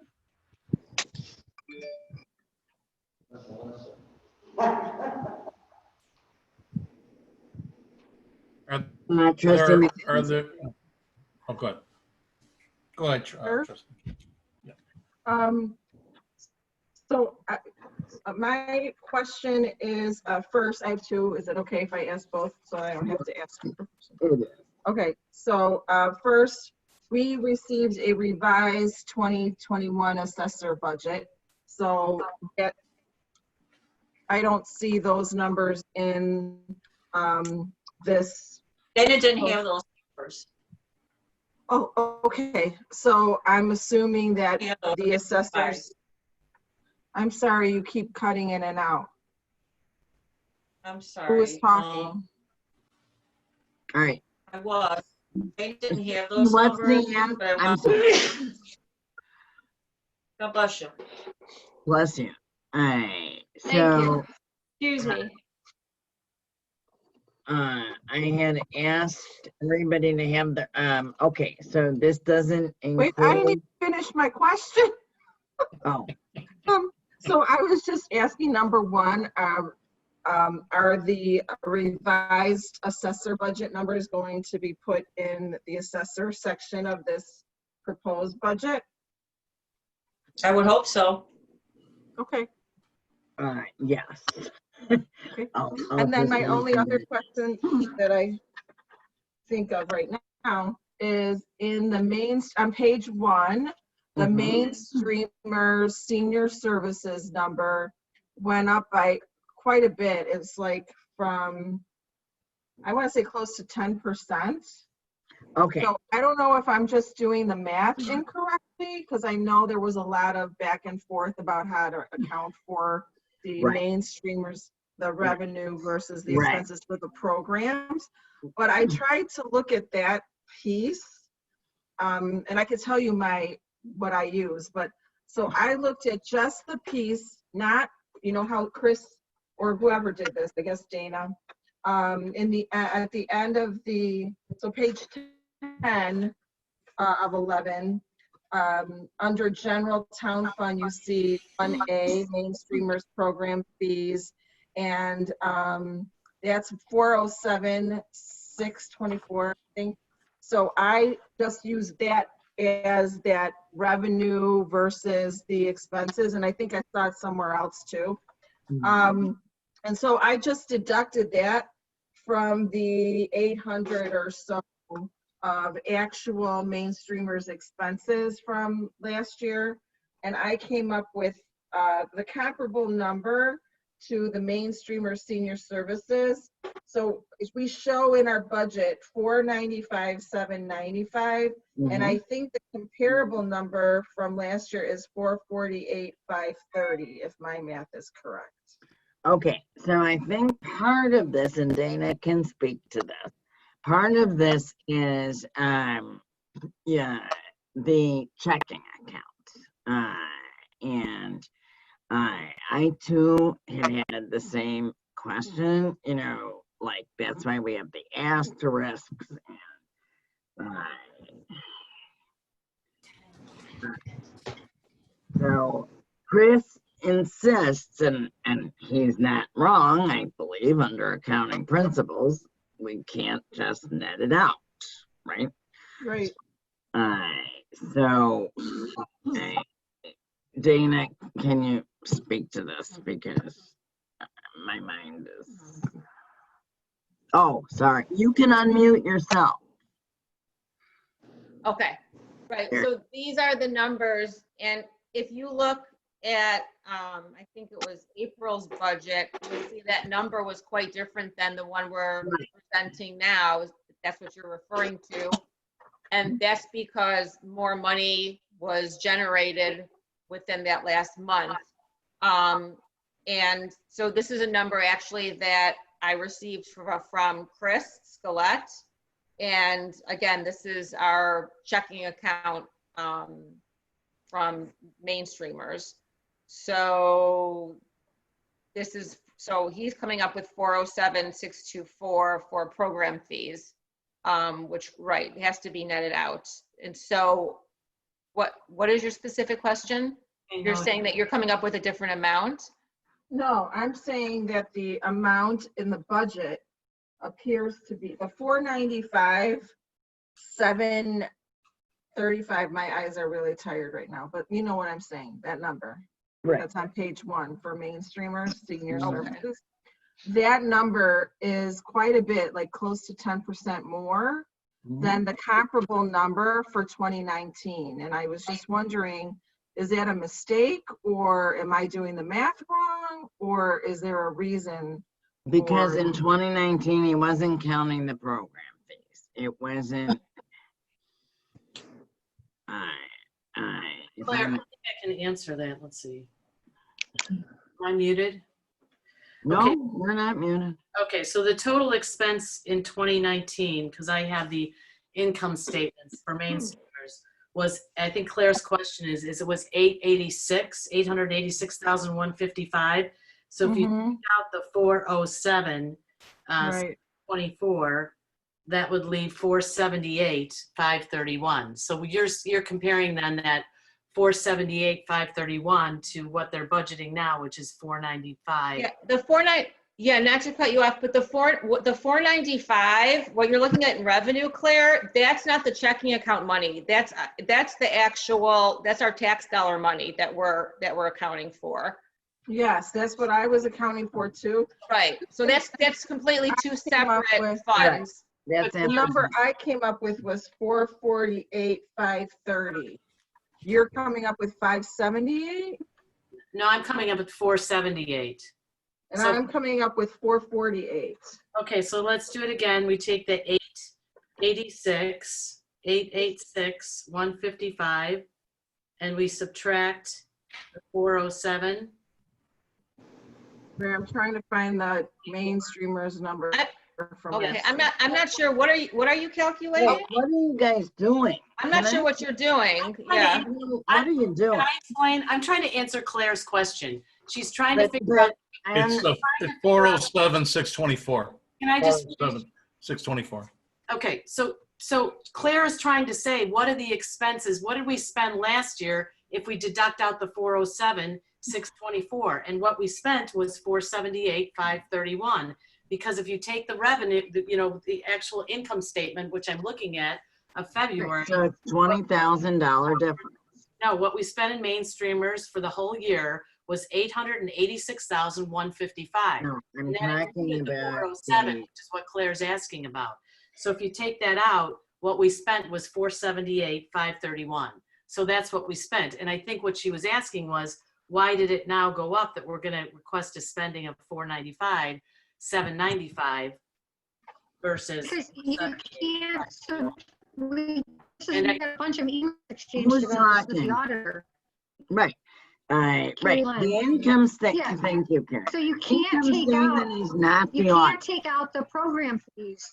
You Right. can't take out the program fees. You can't subtract the 407, 624 No. because those are Yeah, expenditures. that's not what we're doing. If you look at last year's actual Mainstreamers or senior expenses, they totaled 886,155. The Mainstreamers program fees were 407,624. So you should deduct that in order to come up with what the expenses that we're budgeting for under Mainstreamer senior services at 495. I got 448, 531, but Susan, you're saying 578? At least it's 5 closer. 478, 531. But none of those numbers are. Yeah. The problem was Why, that Claire's trying to figure out why we're spending more from 478. because you guys are using the wrong document. Oh, I see. It Right. is Let 478. Carrie Lynn finish her answer. No, Claire and I are on the same page. We're not using the wrong document. We're looking at actual expenditures for last Yeah, year. no. So we, It's 20,000. So We it's would like not Carrie 10%, it's Lynn to 5%. finish her That's a answer. lot better. So I apologize. It's only 5%. I Right. made a mistake in my Right. math. But it's still, I mean, it's still a lot more than They were responsible for last doing. year. And we, especially with mainstreamers, I would think that our expenses are down with No. this pandemic. Okay. What? Hang on. No, Mainstreamers. Mainstreamers was responsible for doing our Township Fest. And so when at the time we did this budget, they are the ones that are paying for it out of their account. What are they paying for? The Town Fest that Toy and Talk are like, to promote townships. And it was We're not having that. well, we are, but How we can haven't you? done- You're having virtually. Oh, virtually. Oh. now, but also in the fall, we are. Actually. We are So is having. that a new program expense? Yeah, it's gonna be fabulous. It is. We have food trucks. We have it was everything we were gonna do. That we talked about. We have a committee. It was everything we were gonna do in June till we realized that Taste of Des Plaines was that same weekend. And then when this all happened, honestly, yeah, we couldn't do it, right? So, but that, and so then Marie was in charge of talking to, Talk and Toy, because Talk has one, Toy has one, and Toy has Township Day in September, right? And Talk's Township Day is June 20th. Now, Toy may not actually do their official. They haven't decided. However, we still want to do ours because we got rid of garage sale. We got rid of summer camp. And so it's a fabulous thing that will introduce the residents to the services of the township. So what is planned is, and obviously we need the country reopened. We had to cancel this for June, July, and actually August. So, our committee is looking at, I believe, Dana, you're on the committee, last weekend in September or first weekend in October, something like that. And we have been in communications with Toy, but they've got, other things going on. So that is part of that budget. I'm looking, real quick, I brought up the, I don't have my paperwork, so I'm looking on my phone, but I'm bringing up the last budget that was presented under Mainstreamers, and we did at that time present 500,233. So I did bring it down by another 5,000, if that makes a difference. So that I did lower that, but that's probably because I reconfigured the health insurance. That probably brought it down a little bit as well. But that department was lowered from the last time you saw this budget. I don't know if you have the April budget, the last budget that was presented to you before, the one that was in this board distribution. No, yeah, I have it. Okay, so if you look under Mainstreamers, you'll see that it was 5,233. And now I think, what did we say it was 495? It was like 100,000 over, and now No, it's but like I'm looking, 20. I'm comparing it to actual. I understand that it's come down and I really, really think that's great, but I'm just trying to make heads or tails. So it sounds like from what Laura's saying is that they're adding a layer of expense. They're adding a program. Okay, and none of that's gonna be funded. I'm pointing out that Mainstreamers hasn't skipped a beat. Mainstreamers is doing, and we can send you pictures, they're doing senior yoga, senior bingo, senior where in the township is Waldo, basically. And these are some of the most well attended. A newsletter. I'm sorry? Did somebody say something? And also the newsletter that they're sending Oh, out. and then they have a newsletter that they send out. I'm not trying to discount what they No, do at I'm just all. saying- I'm just saying that they haven't lowered the level of service, and they put out the resource guide that is being widely used. And also one other thing, they are doing their own mass distribution. I wanted to let you guys know this. This coming Saturday, there's a enterprising Mainstreamer who made the most beautiful, washable masks, like fabric, in like 10 different patterns. And those are only available for Mainstreamers. So they are doing, and they have a huge amount of people, and they're coming in on Saturday to do it. So I just want to say that Mainstreamers, I think it was said at the last meeting that people weren't working, or maybe I misunderstood. I thought it was said that people weren't working at full capacity. But not only are they doing that, but then they also do shifts at the food pantry.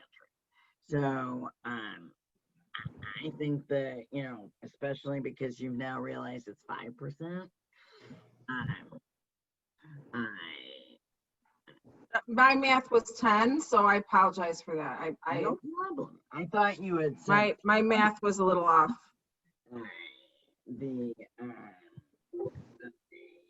Oh my God, I have to plug in my battery. Damn. Whoa. Dana? Yeah. I have a question. So in looking at the April budget and seeing how that May that you just proposed compares to it, thank you. I did see that the salaries for administration have gone down. So I assume you must have taken something out of there that from April to May. So it was 610 and it went down to 599. You're talking about an admin? Are you talking about an admin administration? Yes, admin salaries. Okay, so Terry Donnelly, if you remember, he was working 19 hours a week at I want to say $14 an hour. And so when he left, we brought Brendan on, and I think the board approved him at very seasonal at 2 months. Okay. And I want to say it came out to maybe $2,000 or $2,100, and that was a savings of $11,000. So that was taken out of there. Okay. So that was a savings. Okay. Bronca moving, the old job of Bronca's moving to part-time. So Chris then had to calculate how that affected IMRF pension, I'm sorry. Social Security. Social Security as well as insurance. Health, right. Okay. So also I want to say that Bronca moved positions. Right. So you had to calculate, one person had only insurance for herself. then the person had insurance for her and spouse. However, that person's position didn't get filled because that position we are creating is part-time. So then we had to recalculate that, you know, as taking out that health insurance for an employee. So that was a big savings, not only in salary, but in health insurance. And then of course, right, you have to remember to calculate, you lower IMRF and you lower Social Security. And you take away dental as well for an employee, obviously with no benefits. Right. So that's why I had Chris run everything over again, because Dana's very good at the budget, but she's the first to tell you that like she relies on Chris to you know, make sure it gets taken away from the Social Security piece, right? And the pension piece and the insurance. So all of those have to come down. And I requested him to do that. I consolidated those things. Okay, so the 1.6 raises in all the other in the departments though for salaries is still factored in here. Nothing's changed. The 1.6 is correctly in there. That is, but it's only for the full-time people, which I think at this point is estimated to be about 23. So if I can make one more statement. So also, as you know, for the funded agencies, we made that 10% increase, which came out, I think, to 40,000 or 43,000 and some change. So with all of these changes, putting the health insurance down to the 2.90, increasing the funded agencies, the 10%, and then changing some of these employees, lowering the salary line items. The new budget now that you were presented in this board packet actually was lowered by another $4,531.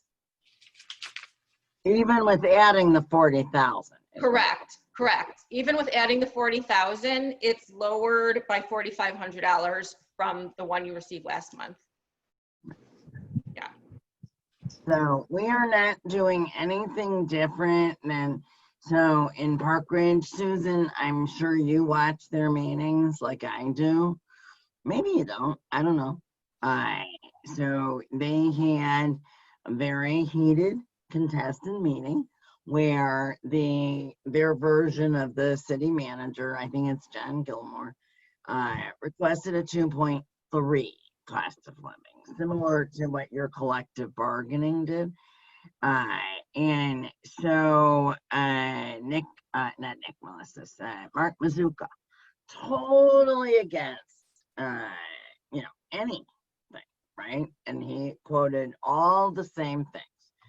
And Alderman Moran came in with a compromise of 1.6. So 1.6 is actually under the cost of living. You gotta, and here's the thing, our people are also people.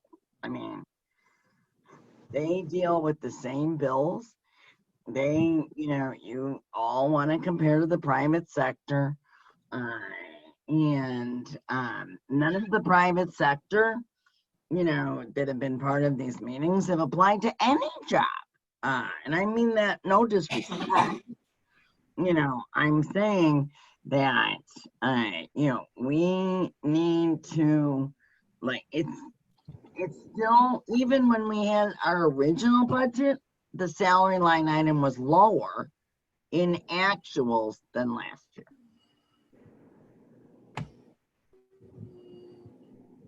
Can I go back for a moment to that mainstreamers, just closing that out? So if we were doing zero-based budgeting, which here, just for mainstreamers, what I need to understand is, because I've looked at, you know, what they've done last month, it looks like, you know, what we've done in the past. So last year we spent 407,000, but our revenues were 414,000. So we talked about that as a wash, or actually a net gain. What seems to be like happening here during this pandemic is some of the classes that we're offering, our expenses are more than, for example, for aerobics, it's costing us $637, but our income is 216, so we lost 421. And there's not nearly, it's just hard to believe, you know, 407,000 for us to spend. I mean, I understand you said we're going to do Township Day, but where do you see the programs that are going to amount to that much money that we spend?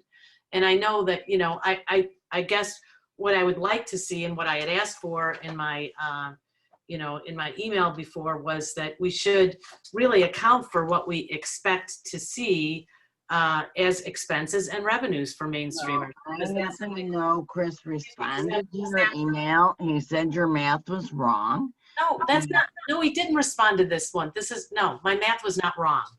I'm referring to the one that we just talked about with, that you asked me what I wanted to do so you didn't get blindsided for the meeting. And so I spelled out. We're in the middle. So I said on the first page, all I'm asking to do is, like, if we're really going to spend 407,000, do you also expect that on the revenue side that we would get 414,000, you know, that would be a wash? Because okay. I'm relying on our expert, on Chris. These are the numbers he gave me. Wait, Chris isn't the expert for Mainstreamers budget. Yeah. Oh my God. Yes. He's the expert for Mainstreamers budget? I mean, that's our job as a board to decide what to He's spend. the expert to put all the numbers together. And I'm talking about the budget for Mainstreamers now. This has nothing to do with Chris.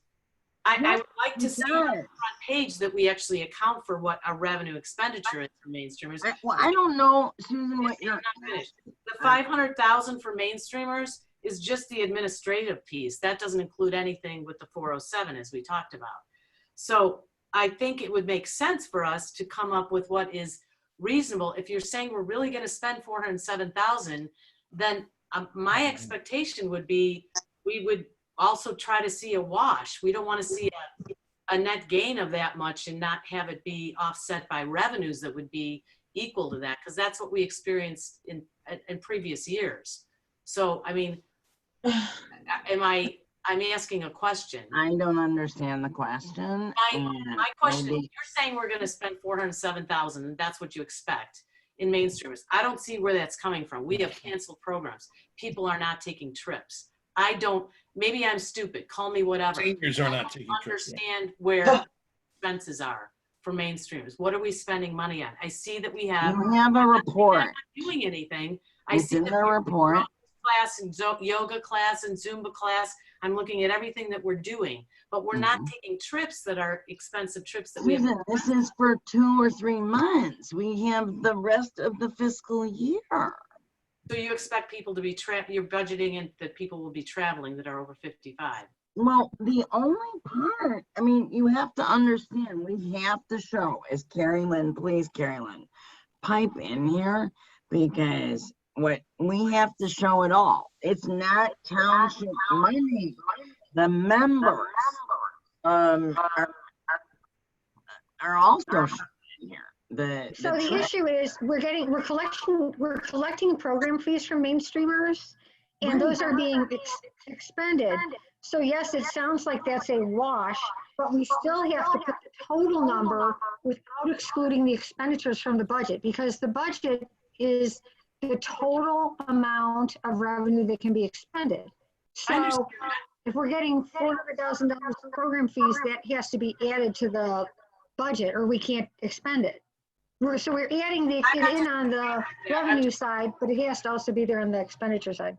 I understand that. I'm not asking about the technicality. I'm not saying that that's, I understand that. I understand how this is written up. I'm just saying, are we really going to spend 407,000 on the program side? I don't see where that's happening. We have canceled trips. We have canceled so much. Well, putting stuff in a budget doesn't require you to expend it. It's just the upper limit of And what. furthermore, we had to give back. You know, we had, you know, they did a yeoman's job in getting many of these venues to not charge us. And they had to give back money to the members for these programs. Is that where we're at a net loss because we're losing money on aerobics and? We definitely lost money in giving back, you know, for many of the canceled things through no fault of anybody's. least of all the members. So, you know, they get their money back. Okay, so But Marie alleviated it to such a great extent. She got the venues to, you know, and she always does. I think Marie does an astounding job. And so, you know, what Carrie Lynn's trying to say is, you know, this is, we do plan on actually, they've expanded programming a lot. And you may be looking at this first, you know, quarter of the fiscal year, but there's still 3 quarters left to go. Well, we're in the second quarter, so I mean, we're in the first quarter of our fiscal year. No, we're in the first quarter of our fiscal year. We're finishing that, right? Well, okay, Trustee Carabona. First of all, I'm not going to reiterate everything I said before about the pay increases, but the pay increases for myself have to come out. Second of all, when it comes to mainstreamers, there is no one, my father's 93, and he still takes care of it. And there's nobody who's going to allow their parents to be traveling or getting on a bus, mask or no mask, with what's been going on with our seniors. Seniors aren't going to be traveling at least until May or June of next year. I don't see it. I don't see why we should be budgeting this much money even to begin with. And of course, it's always a scary thing because government's different than the private sector. You tell us. Well, historically it is. Under government, usually when it's budgeted, it's spent. In the private sector, that's not the case. So what I'm saying is the figure for mainstreamers to reflect what the expenses are going to be, this is above and beyond salaries of $500,000, is the amount of money is too high for the set aside. So those are my 2 issues. And it doesn't really matter what I make for a living or what Susan makes for a living or what you make for a living. But it has to do what it has to do with. It has to do with the proper administration of these funds under which I have a responsibility. I don't have a responsibility with the school boards. I don't have responsibility with the library boards, where things would be an awful lot different. My responsibility right now is here. So what I'm saying here is we want to protect ourselves for the reasons I said. We've got a kind of penny pinch here, and also the set aside for mainstreamers is too high. Thank you. Okay, Thank you. I'm now going to mute you. You did not listen to what Carrie Lynn said. This is in and out money. This is not township taxpayer money. It all still has to be shown. It has to be shown. And you know, if you take the time and you look at the previous budgets, we have done everything the board requested us to do. Everything and more. And you know, I'm going to briefly respond. It is very relevant that trustee, you know, and the reason it's relevant is, you know, that Trustee Sweeney, I'm not saying she's in a position to vote at the school district. That's not what I'm saying. I'm saying it's hypocritical stance to say that, you know, it's okay. First, we had the big argument about the CPI number. Then we, you know, it's determined I'm way below the CPI number, way below it. And thirdly, you know, the fact that it's okay for a member of our board to accept and get a 2% increase, but yet it's not okay for the people she does legislate for, to me, is extremely relevant and the height of hypocrisy. And 1.6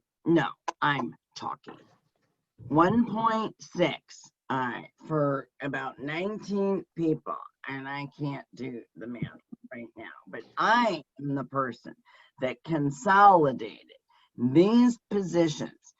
Yeah, I did mute you because it's my turn. That is correct. I did. And you can,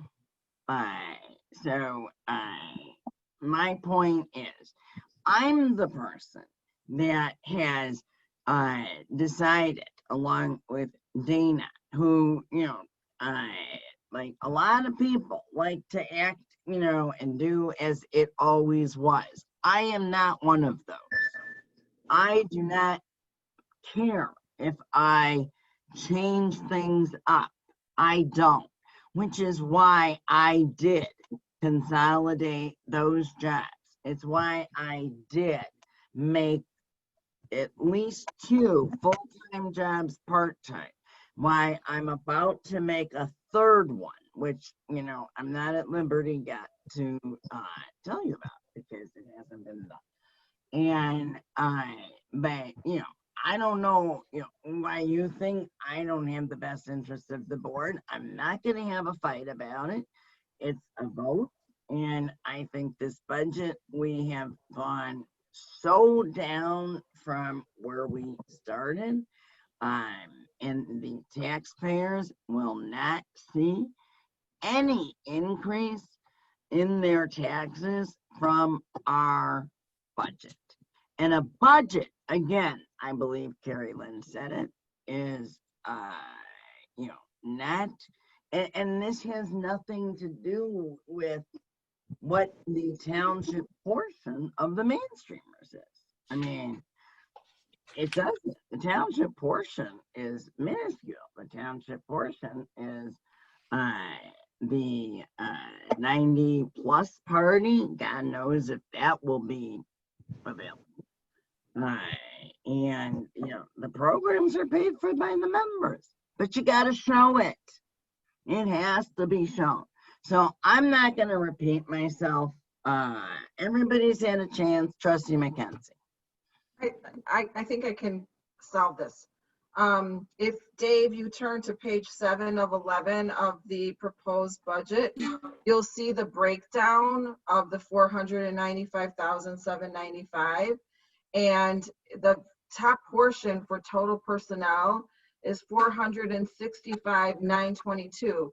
And most of the contractual services also deal with like very essential items to just have a mainstreamers department. So, I mean, that's without a program. This is like what it costs to have the mainstreamers department in place.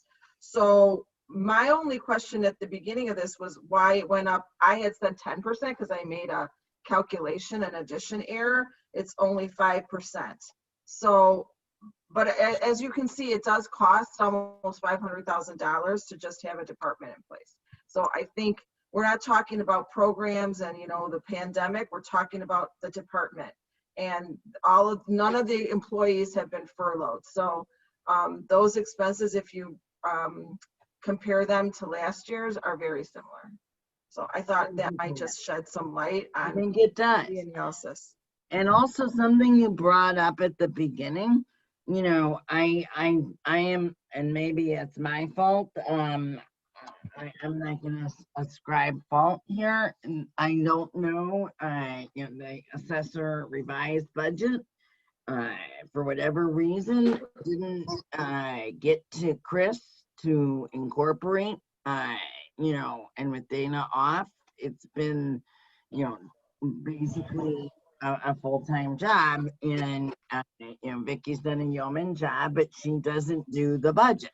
And so the assessor's originally proposed budget was 387, 343, and the revised is 364, 289, which makes it a 6% decrease. And I don't believe that that is taken into account in this budget. Actually, there's nothing changed.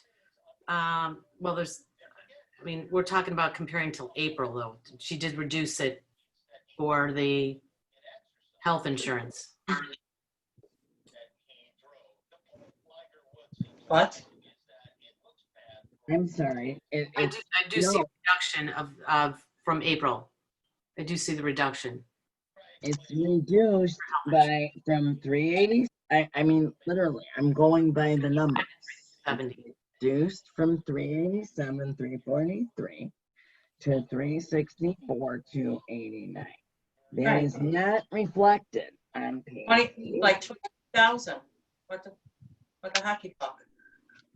Okay, hold on. On the proposed budget, I see that the total amount for the assessor is 377,883. Right, but that's not what it would be. It'd be 364,289.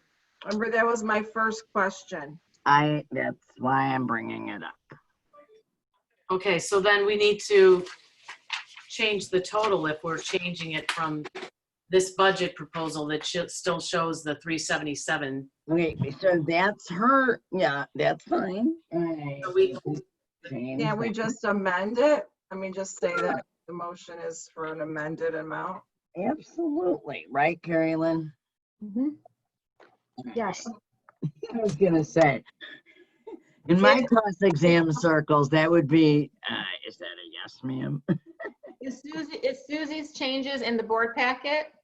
Yeah, I did put that in there, Dana, but I put a separate sheet in and I gave it, Right, but that's not what's in here. It's in the board packet. Okay. That's why Claire brought it up.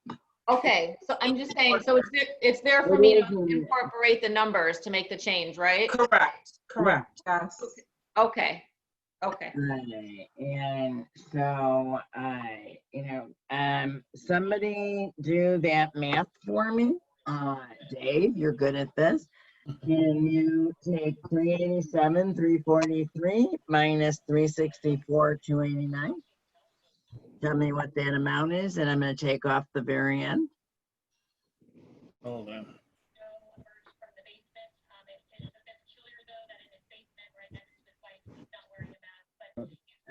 $364,289, right? 364, 289 is what you are. Correct. saying. Yeah. $23,094. $23,094. All right. So, Dave, bear with me. Go to the last page. Yeah, I would have to just contradict that a little bit. I do too. If you wouldn't Oh, mind. did he get it wrong? I gave 13,000. No, my proposed was the 7, and then Dana took off on the budget. She took off on the health insurance, and I got it down to, I did the health insurance and coordinated with the other changes for this 364, 289. And I think Dana's was the 377. Right. Oh, all right. Okay.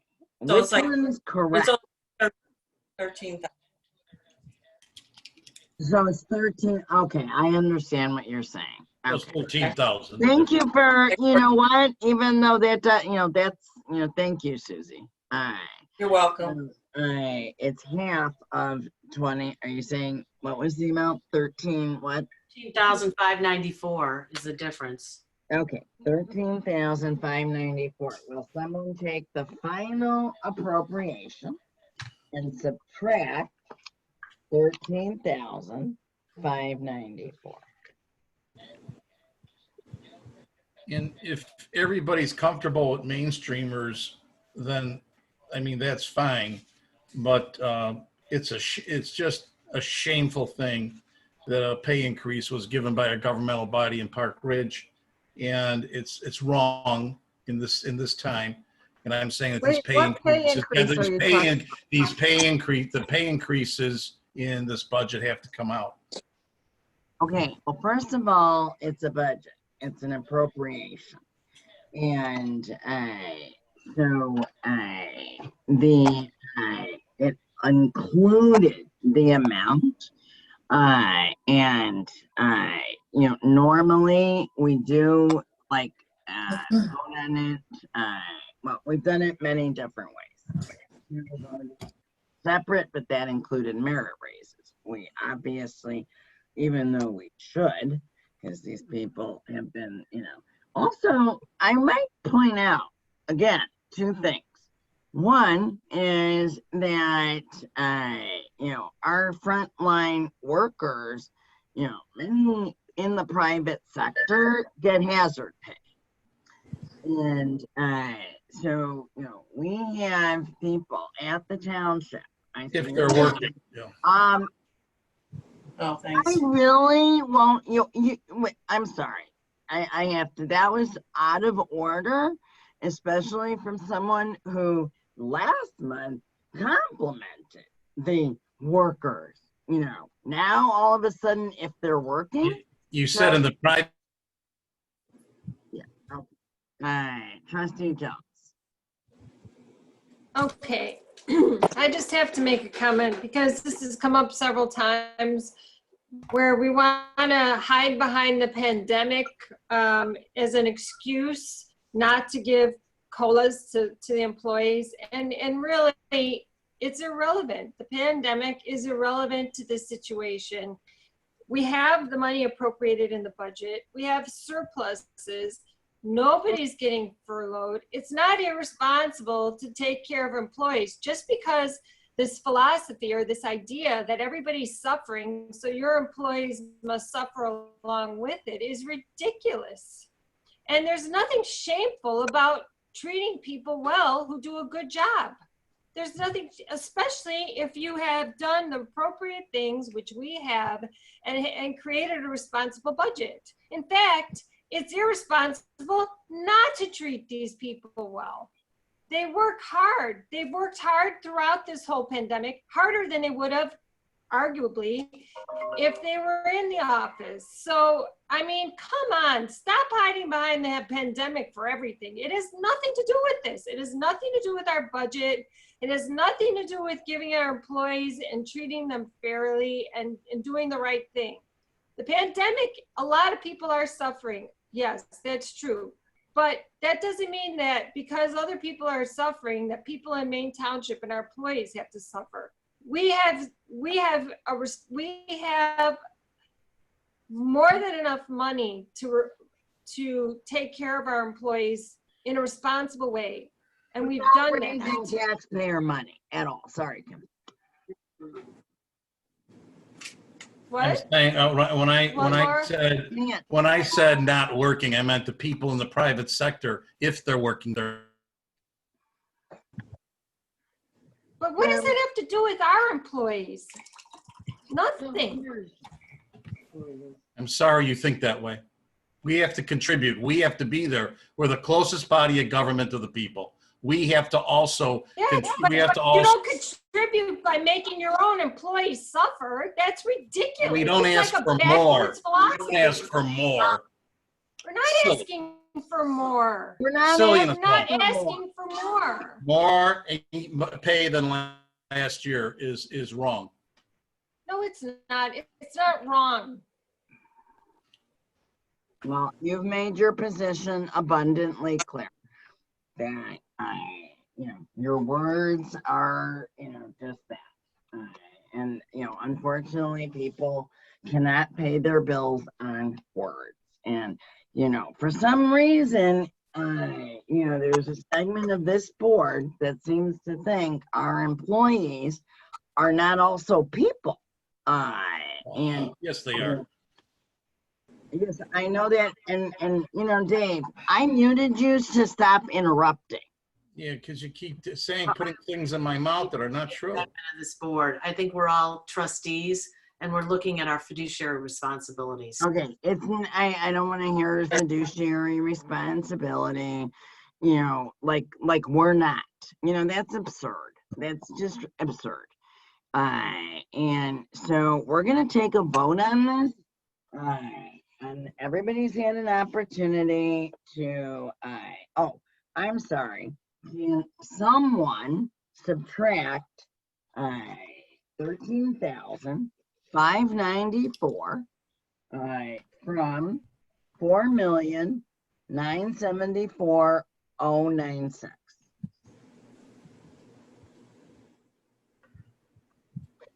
Did you say 13,594? 13,594 needs to be subtracted from 4,960,502.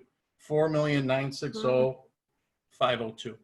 Wait, my total appropriations is 4,974,096. You're taking away 13,000 from that, right? Yeah, okay, so that's, all right, so what's the answer, Dave? $4,960,502. And the number above that has to be changed too. The adjusted general town fund is 4,348,396. Okay, so that doesn't, all right, Susan, you want to do the math or you want Dave to do it? I did it. I All did right, I gave you what both is it? numbers. What is? The adjusted general town fund is 4,348,396. Slower, please. 4,348,396. 348, 396. Okay. And then the total 4,960,502, right? 4,438,000, not 4,348,000.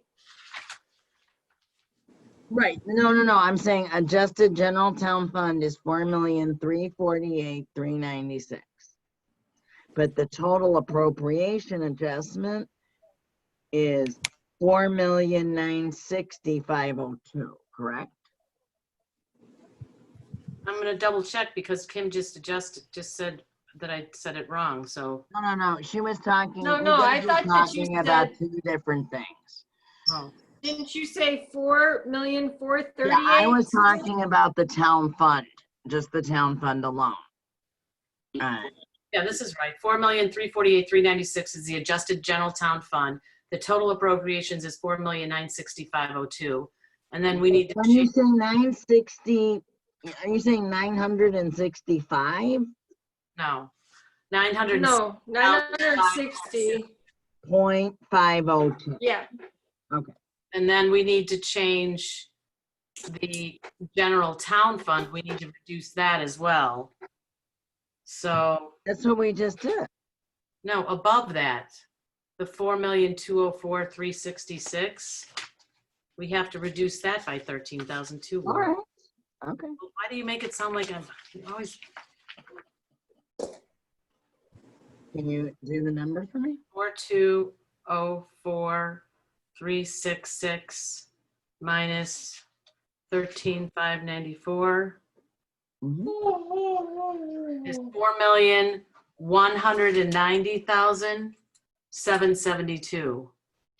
Okay. All right. And the same, that number would also go at the top of the page where it says Correct. general town fund. Okay. Thank you for noticing that. Good call. And alrighty. And now, now, just so you know, obviously these changes, will be made, and a actual, hard copy that, Mike will drive over to everybody. I don't really see any other way to do this. So Dana can make the changes, send them to me, or via, Viacia probably. And can I ask Carolyn how soon we need to file this with the? Do we have time to do this? It doesn't. Do you have time to? May 30th. It has to be done in the next 2 days. It's not possible, right? Well, you have to file it by the last of the end of the first quarter of the fiscal year. So That is May 30th. Okay. Okay. I can make the changes tomorrow, so that's fine. Okay. Right. And then Mike will drive over her. I mean, Right. You all have It these. just, it just needs to be signed by the supervisor and clerk, though. I mean. Oh, you're right. It does. Yeah, I mean, you guys might historically just have everyone sign it, which is fine. Depending on what your vote is. I mean, I promise I'll fill in your signature for you. Well, let's take a vote. We don't have the amended motion yet. Nobody made. That's a good point. So I'll amend the motion, right? Because I made the motion. So I'm sorry. I couldn't tell. Did somebody say something? Okay. So I am going to make an amended motion to reflect the numbers that we just talked about, which I will specify in a minute, to pass Maine Township Ordinance 2020-2, the Budget and Appropriation Ordinance for 2020-1. And this would reflect certain changes. The general town on page 10. There is a change of, I apologize. Starting on page 3, the total assessor amount will be changed. I'm sorry, that's one more number that I need to subtract 13,000 and 594. Okay, so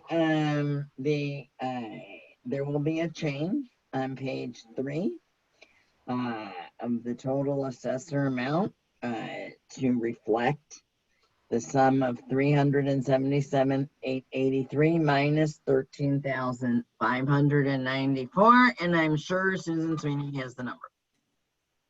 It's 377,883. That's the correct. 364,289. Sorry. Oh, okay, so that was correct. All right, so my amended motion will include a change on page 3 to show total assessor at 364,289, and then on page moving to the last page, which is, or I'm sorry, page 10. We will be changing general town fund from 4,204,000, reducing that to 4,190,772. We will then, in more specificity, again reduce general town fund from 4,190,000. To 4,190,772, and the adjusted general town fund total will be 4,348,396 for a total appropriations of 4,960,502. A, did I get it correct? And B, is there a second? Second. Okay, so having a motion and a second and lengthy discussion. Clerk Gialamas, can you call the roll? Supervisor Marask, Yes. Trustee Jones, Yes. Trustee McKenzie, Yes, and my computer might turn off any second just in case I go away. Trustee Carabota, No. Trustee Sweeney. For 3 reasons I am voting no. I do not believe we should have increases in the salary. I do not believe we should be budgeting $407,000 for mainstreamers due to the pandemic and the fact that we're not traveling. And I also do not think we should be silent on what the revenues are to show the offset for whatever we do spend. So I do not agree with this budget. All right, so what we will do is motion carried, budget passed. We will have Dana put those numbers in, and to be on the safe side, we will have Mike bring it to I'll have him call each of you to arrange whatever may be a good time Claire, do you want me to sign your name for you? Sure. Okay. Do you guys want Susan and Dave? Do you want me to put the nay and sign your name? No, I'll come in and sign it. Okay. You need to wear a mask, and it needs to be. I got them like all over the place, these masks. All right. So no problem, but give us a day because Dana has to. Yeah, I'll come in tomorrow, whatever's good for Mike. No, it's really Dana has to make the changes. Or Dana, if you can call me, whatever time I'll come in. Yeah, Let me know when it's ready. give me some time to work on it. Late afternoon or Thursday morning. Right. Thursday morning's fine. Okay. All right, what time you want me? 10? 10's good. Okay. Susan, would you like it brought to your house? No, I said I'd come in. I'll come in as well then. And what time are you coming? I can come, you said after 10 on Thursday? Is that what you said? Oh, he said, Or 10, I mean, anytime really is fine. Okay, I'll come sometime Thursday morning. the reason being because the township's closed, so that's why, you know. Yeah, that's fine. I can come at 10 too then. I'll work that out. So that- Okay. Okay, that would really be helpful. Kim, I assume you have no problem with me signing your name. Maybe we can do social distancing at Portillo's. You have to wait for this weekend. That's right. That's right. Kim, you don't have any problem with me signing your No, that's fine. That's fine. Okay, so moving right along on this agenda, so I'm gonna go really quick, and Claire, if your, computer goes out, we understand. Because these are not anything that is gonna be voted on. Township, I mean, it could be, but township reopening plan. Carrie Lynn is drafting a reopening plan. And so far, what we've done is to put these unbelievably gorgeous plastic shields up at the counters, going from the assessor's desk, the thing you approved. Yeah, the contract we approved last time. Yeah. Correct. And they are spectacular. They need some adjustment. Tom forgot a hole to pass papers through for Viesha and for Tracy. So we believe those can be done by June 8th. Doreen did, I want everybody, I believe Doreen, it's in the boardroom. Doreen did a freaking awesome job on this with Mike, but Doreen really did the lion's share of getting these estimates and dealing with it. And they also were put into the GA office, and they're perfect there. So that's step one.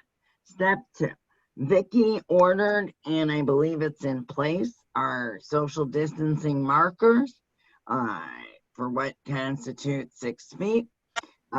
We have sanitizing stations, we have signage, and we also are going to be getting deep cleaned before we open. And so don't forget that we are submitting any COVID costs to FEMA. And we've been following up with them. Vicky's done a yeoman's job. So our plan is this, that the employees will come back on June 8th, okay?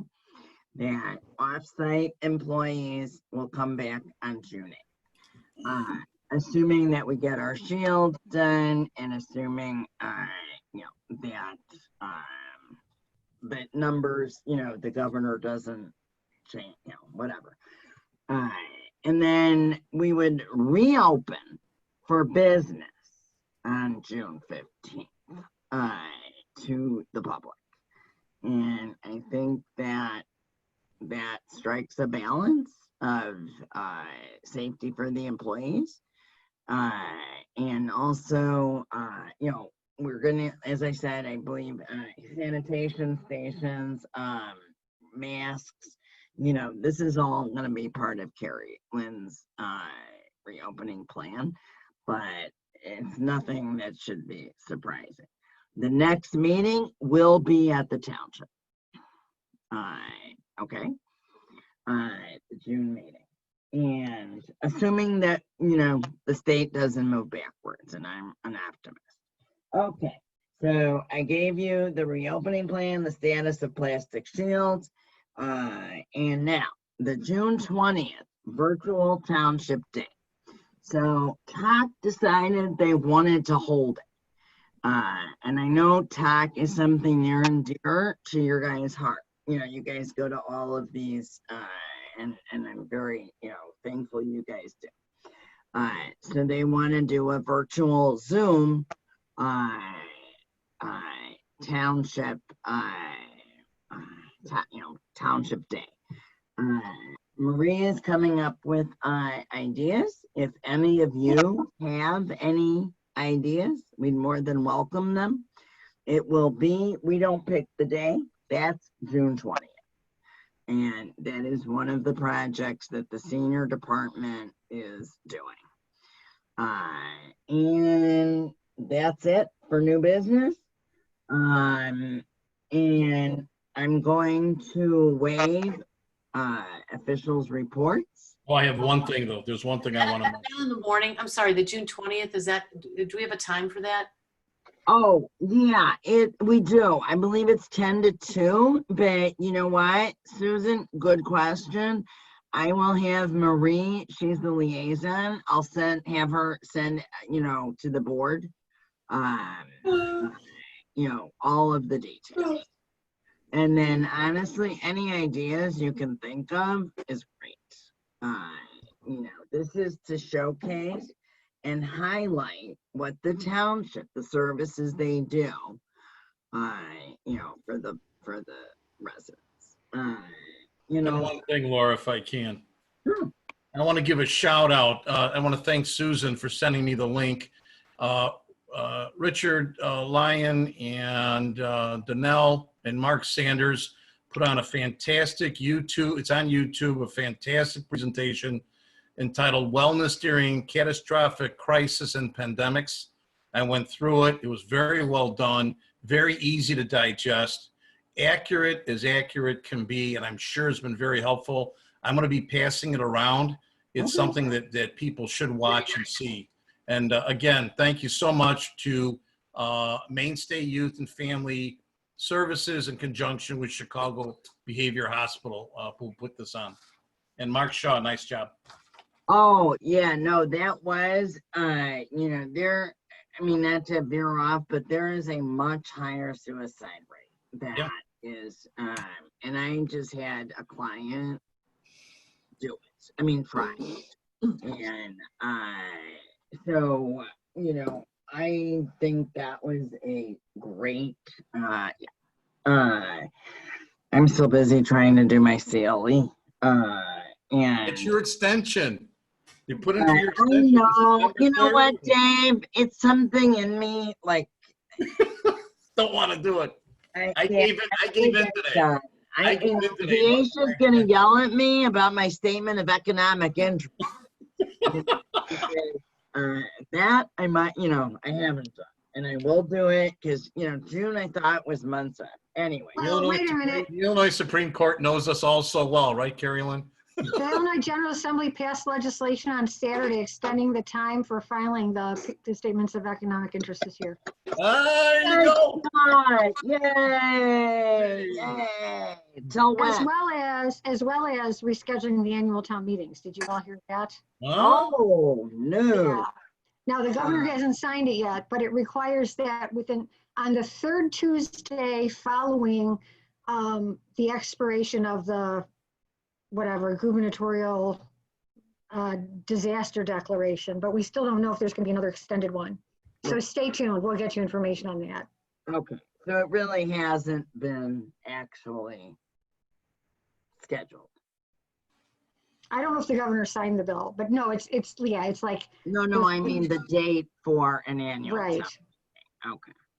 All right. So I'm sorry, but this is very helpful instead of official reports because I read a lot of the legislation, but I couldn't read it all. But in terms of I want to congratulate I think FOIA, we've been great, and there's something I don't know if that passed, like not doing FOIA, but we've done it. So I'm very pleased about that. And anyways, so yeah, Carrie Lynn, is he talking about when we get to phase 5 or? Well, I guess you'll tell us when we have to do it because you know, I have like, also, just so you all know, I did file our tax levy edit report, which is required by a certain date. And, you know, that was confirming what we levied. And it was accepted by the clerk's office. So again, thank you to Doreen for helping me out on that. And I will say that everybody at Town Hall has just done an unbelievable job. So I think that in the interests of it being, I just wanted to add one other comment that I didn't add before. I know you're getting ready to adjourn. So in light of the fact that we passed the healthcare plan and we passed on significant savings, that was my reason for voting against the budget as well, the salary, because of the salary increases. But we are giving the employees an incredible healthcare plan. And though I voted against it because I think we should be making some movements to offset some of the burden from taxpayers, the benefit to the employees is going to be phenomenal. So that is a huge, I heard some comments about punishing employees, and I hate for people to walk away thinking that, because the healthcare plan is a huge benefit and there's some real cost savings for that. And there's some real expenses for the taxpayer to absorb that cost. So. Okay. So I was actually going to waive all other official reports, and the attorney reported. Dana has nothing to add. She will Welcome back, Dana. No, I think Dana probably we made Dana work when she's sick. This is not fair. No, but it's good that you're better. Good to see you. Well, in any event, so I am going to make a motion to, nobody having any more reports, I'm going to make a motion to adjourn. Second. Motion and second, all in favor? Aye. Aye. All opposed? All right. Good night. This meeting is adjourned.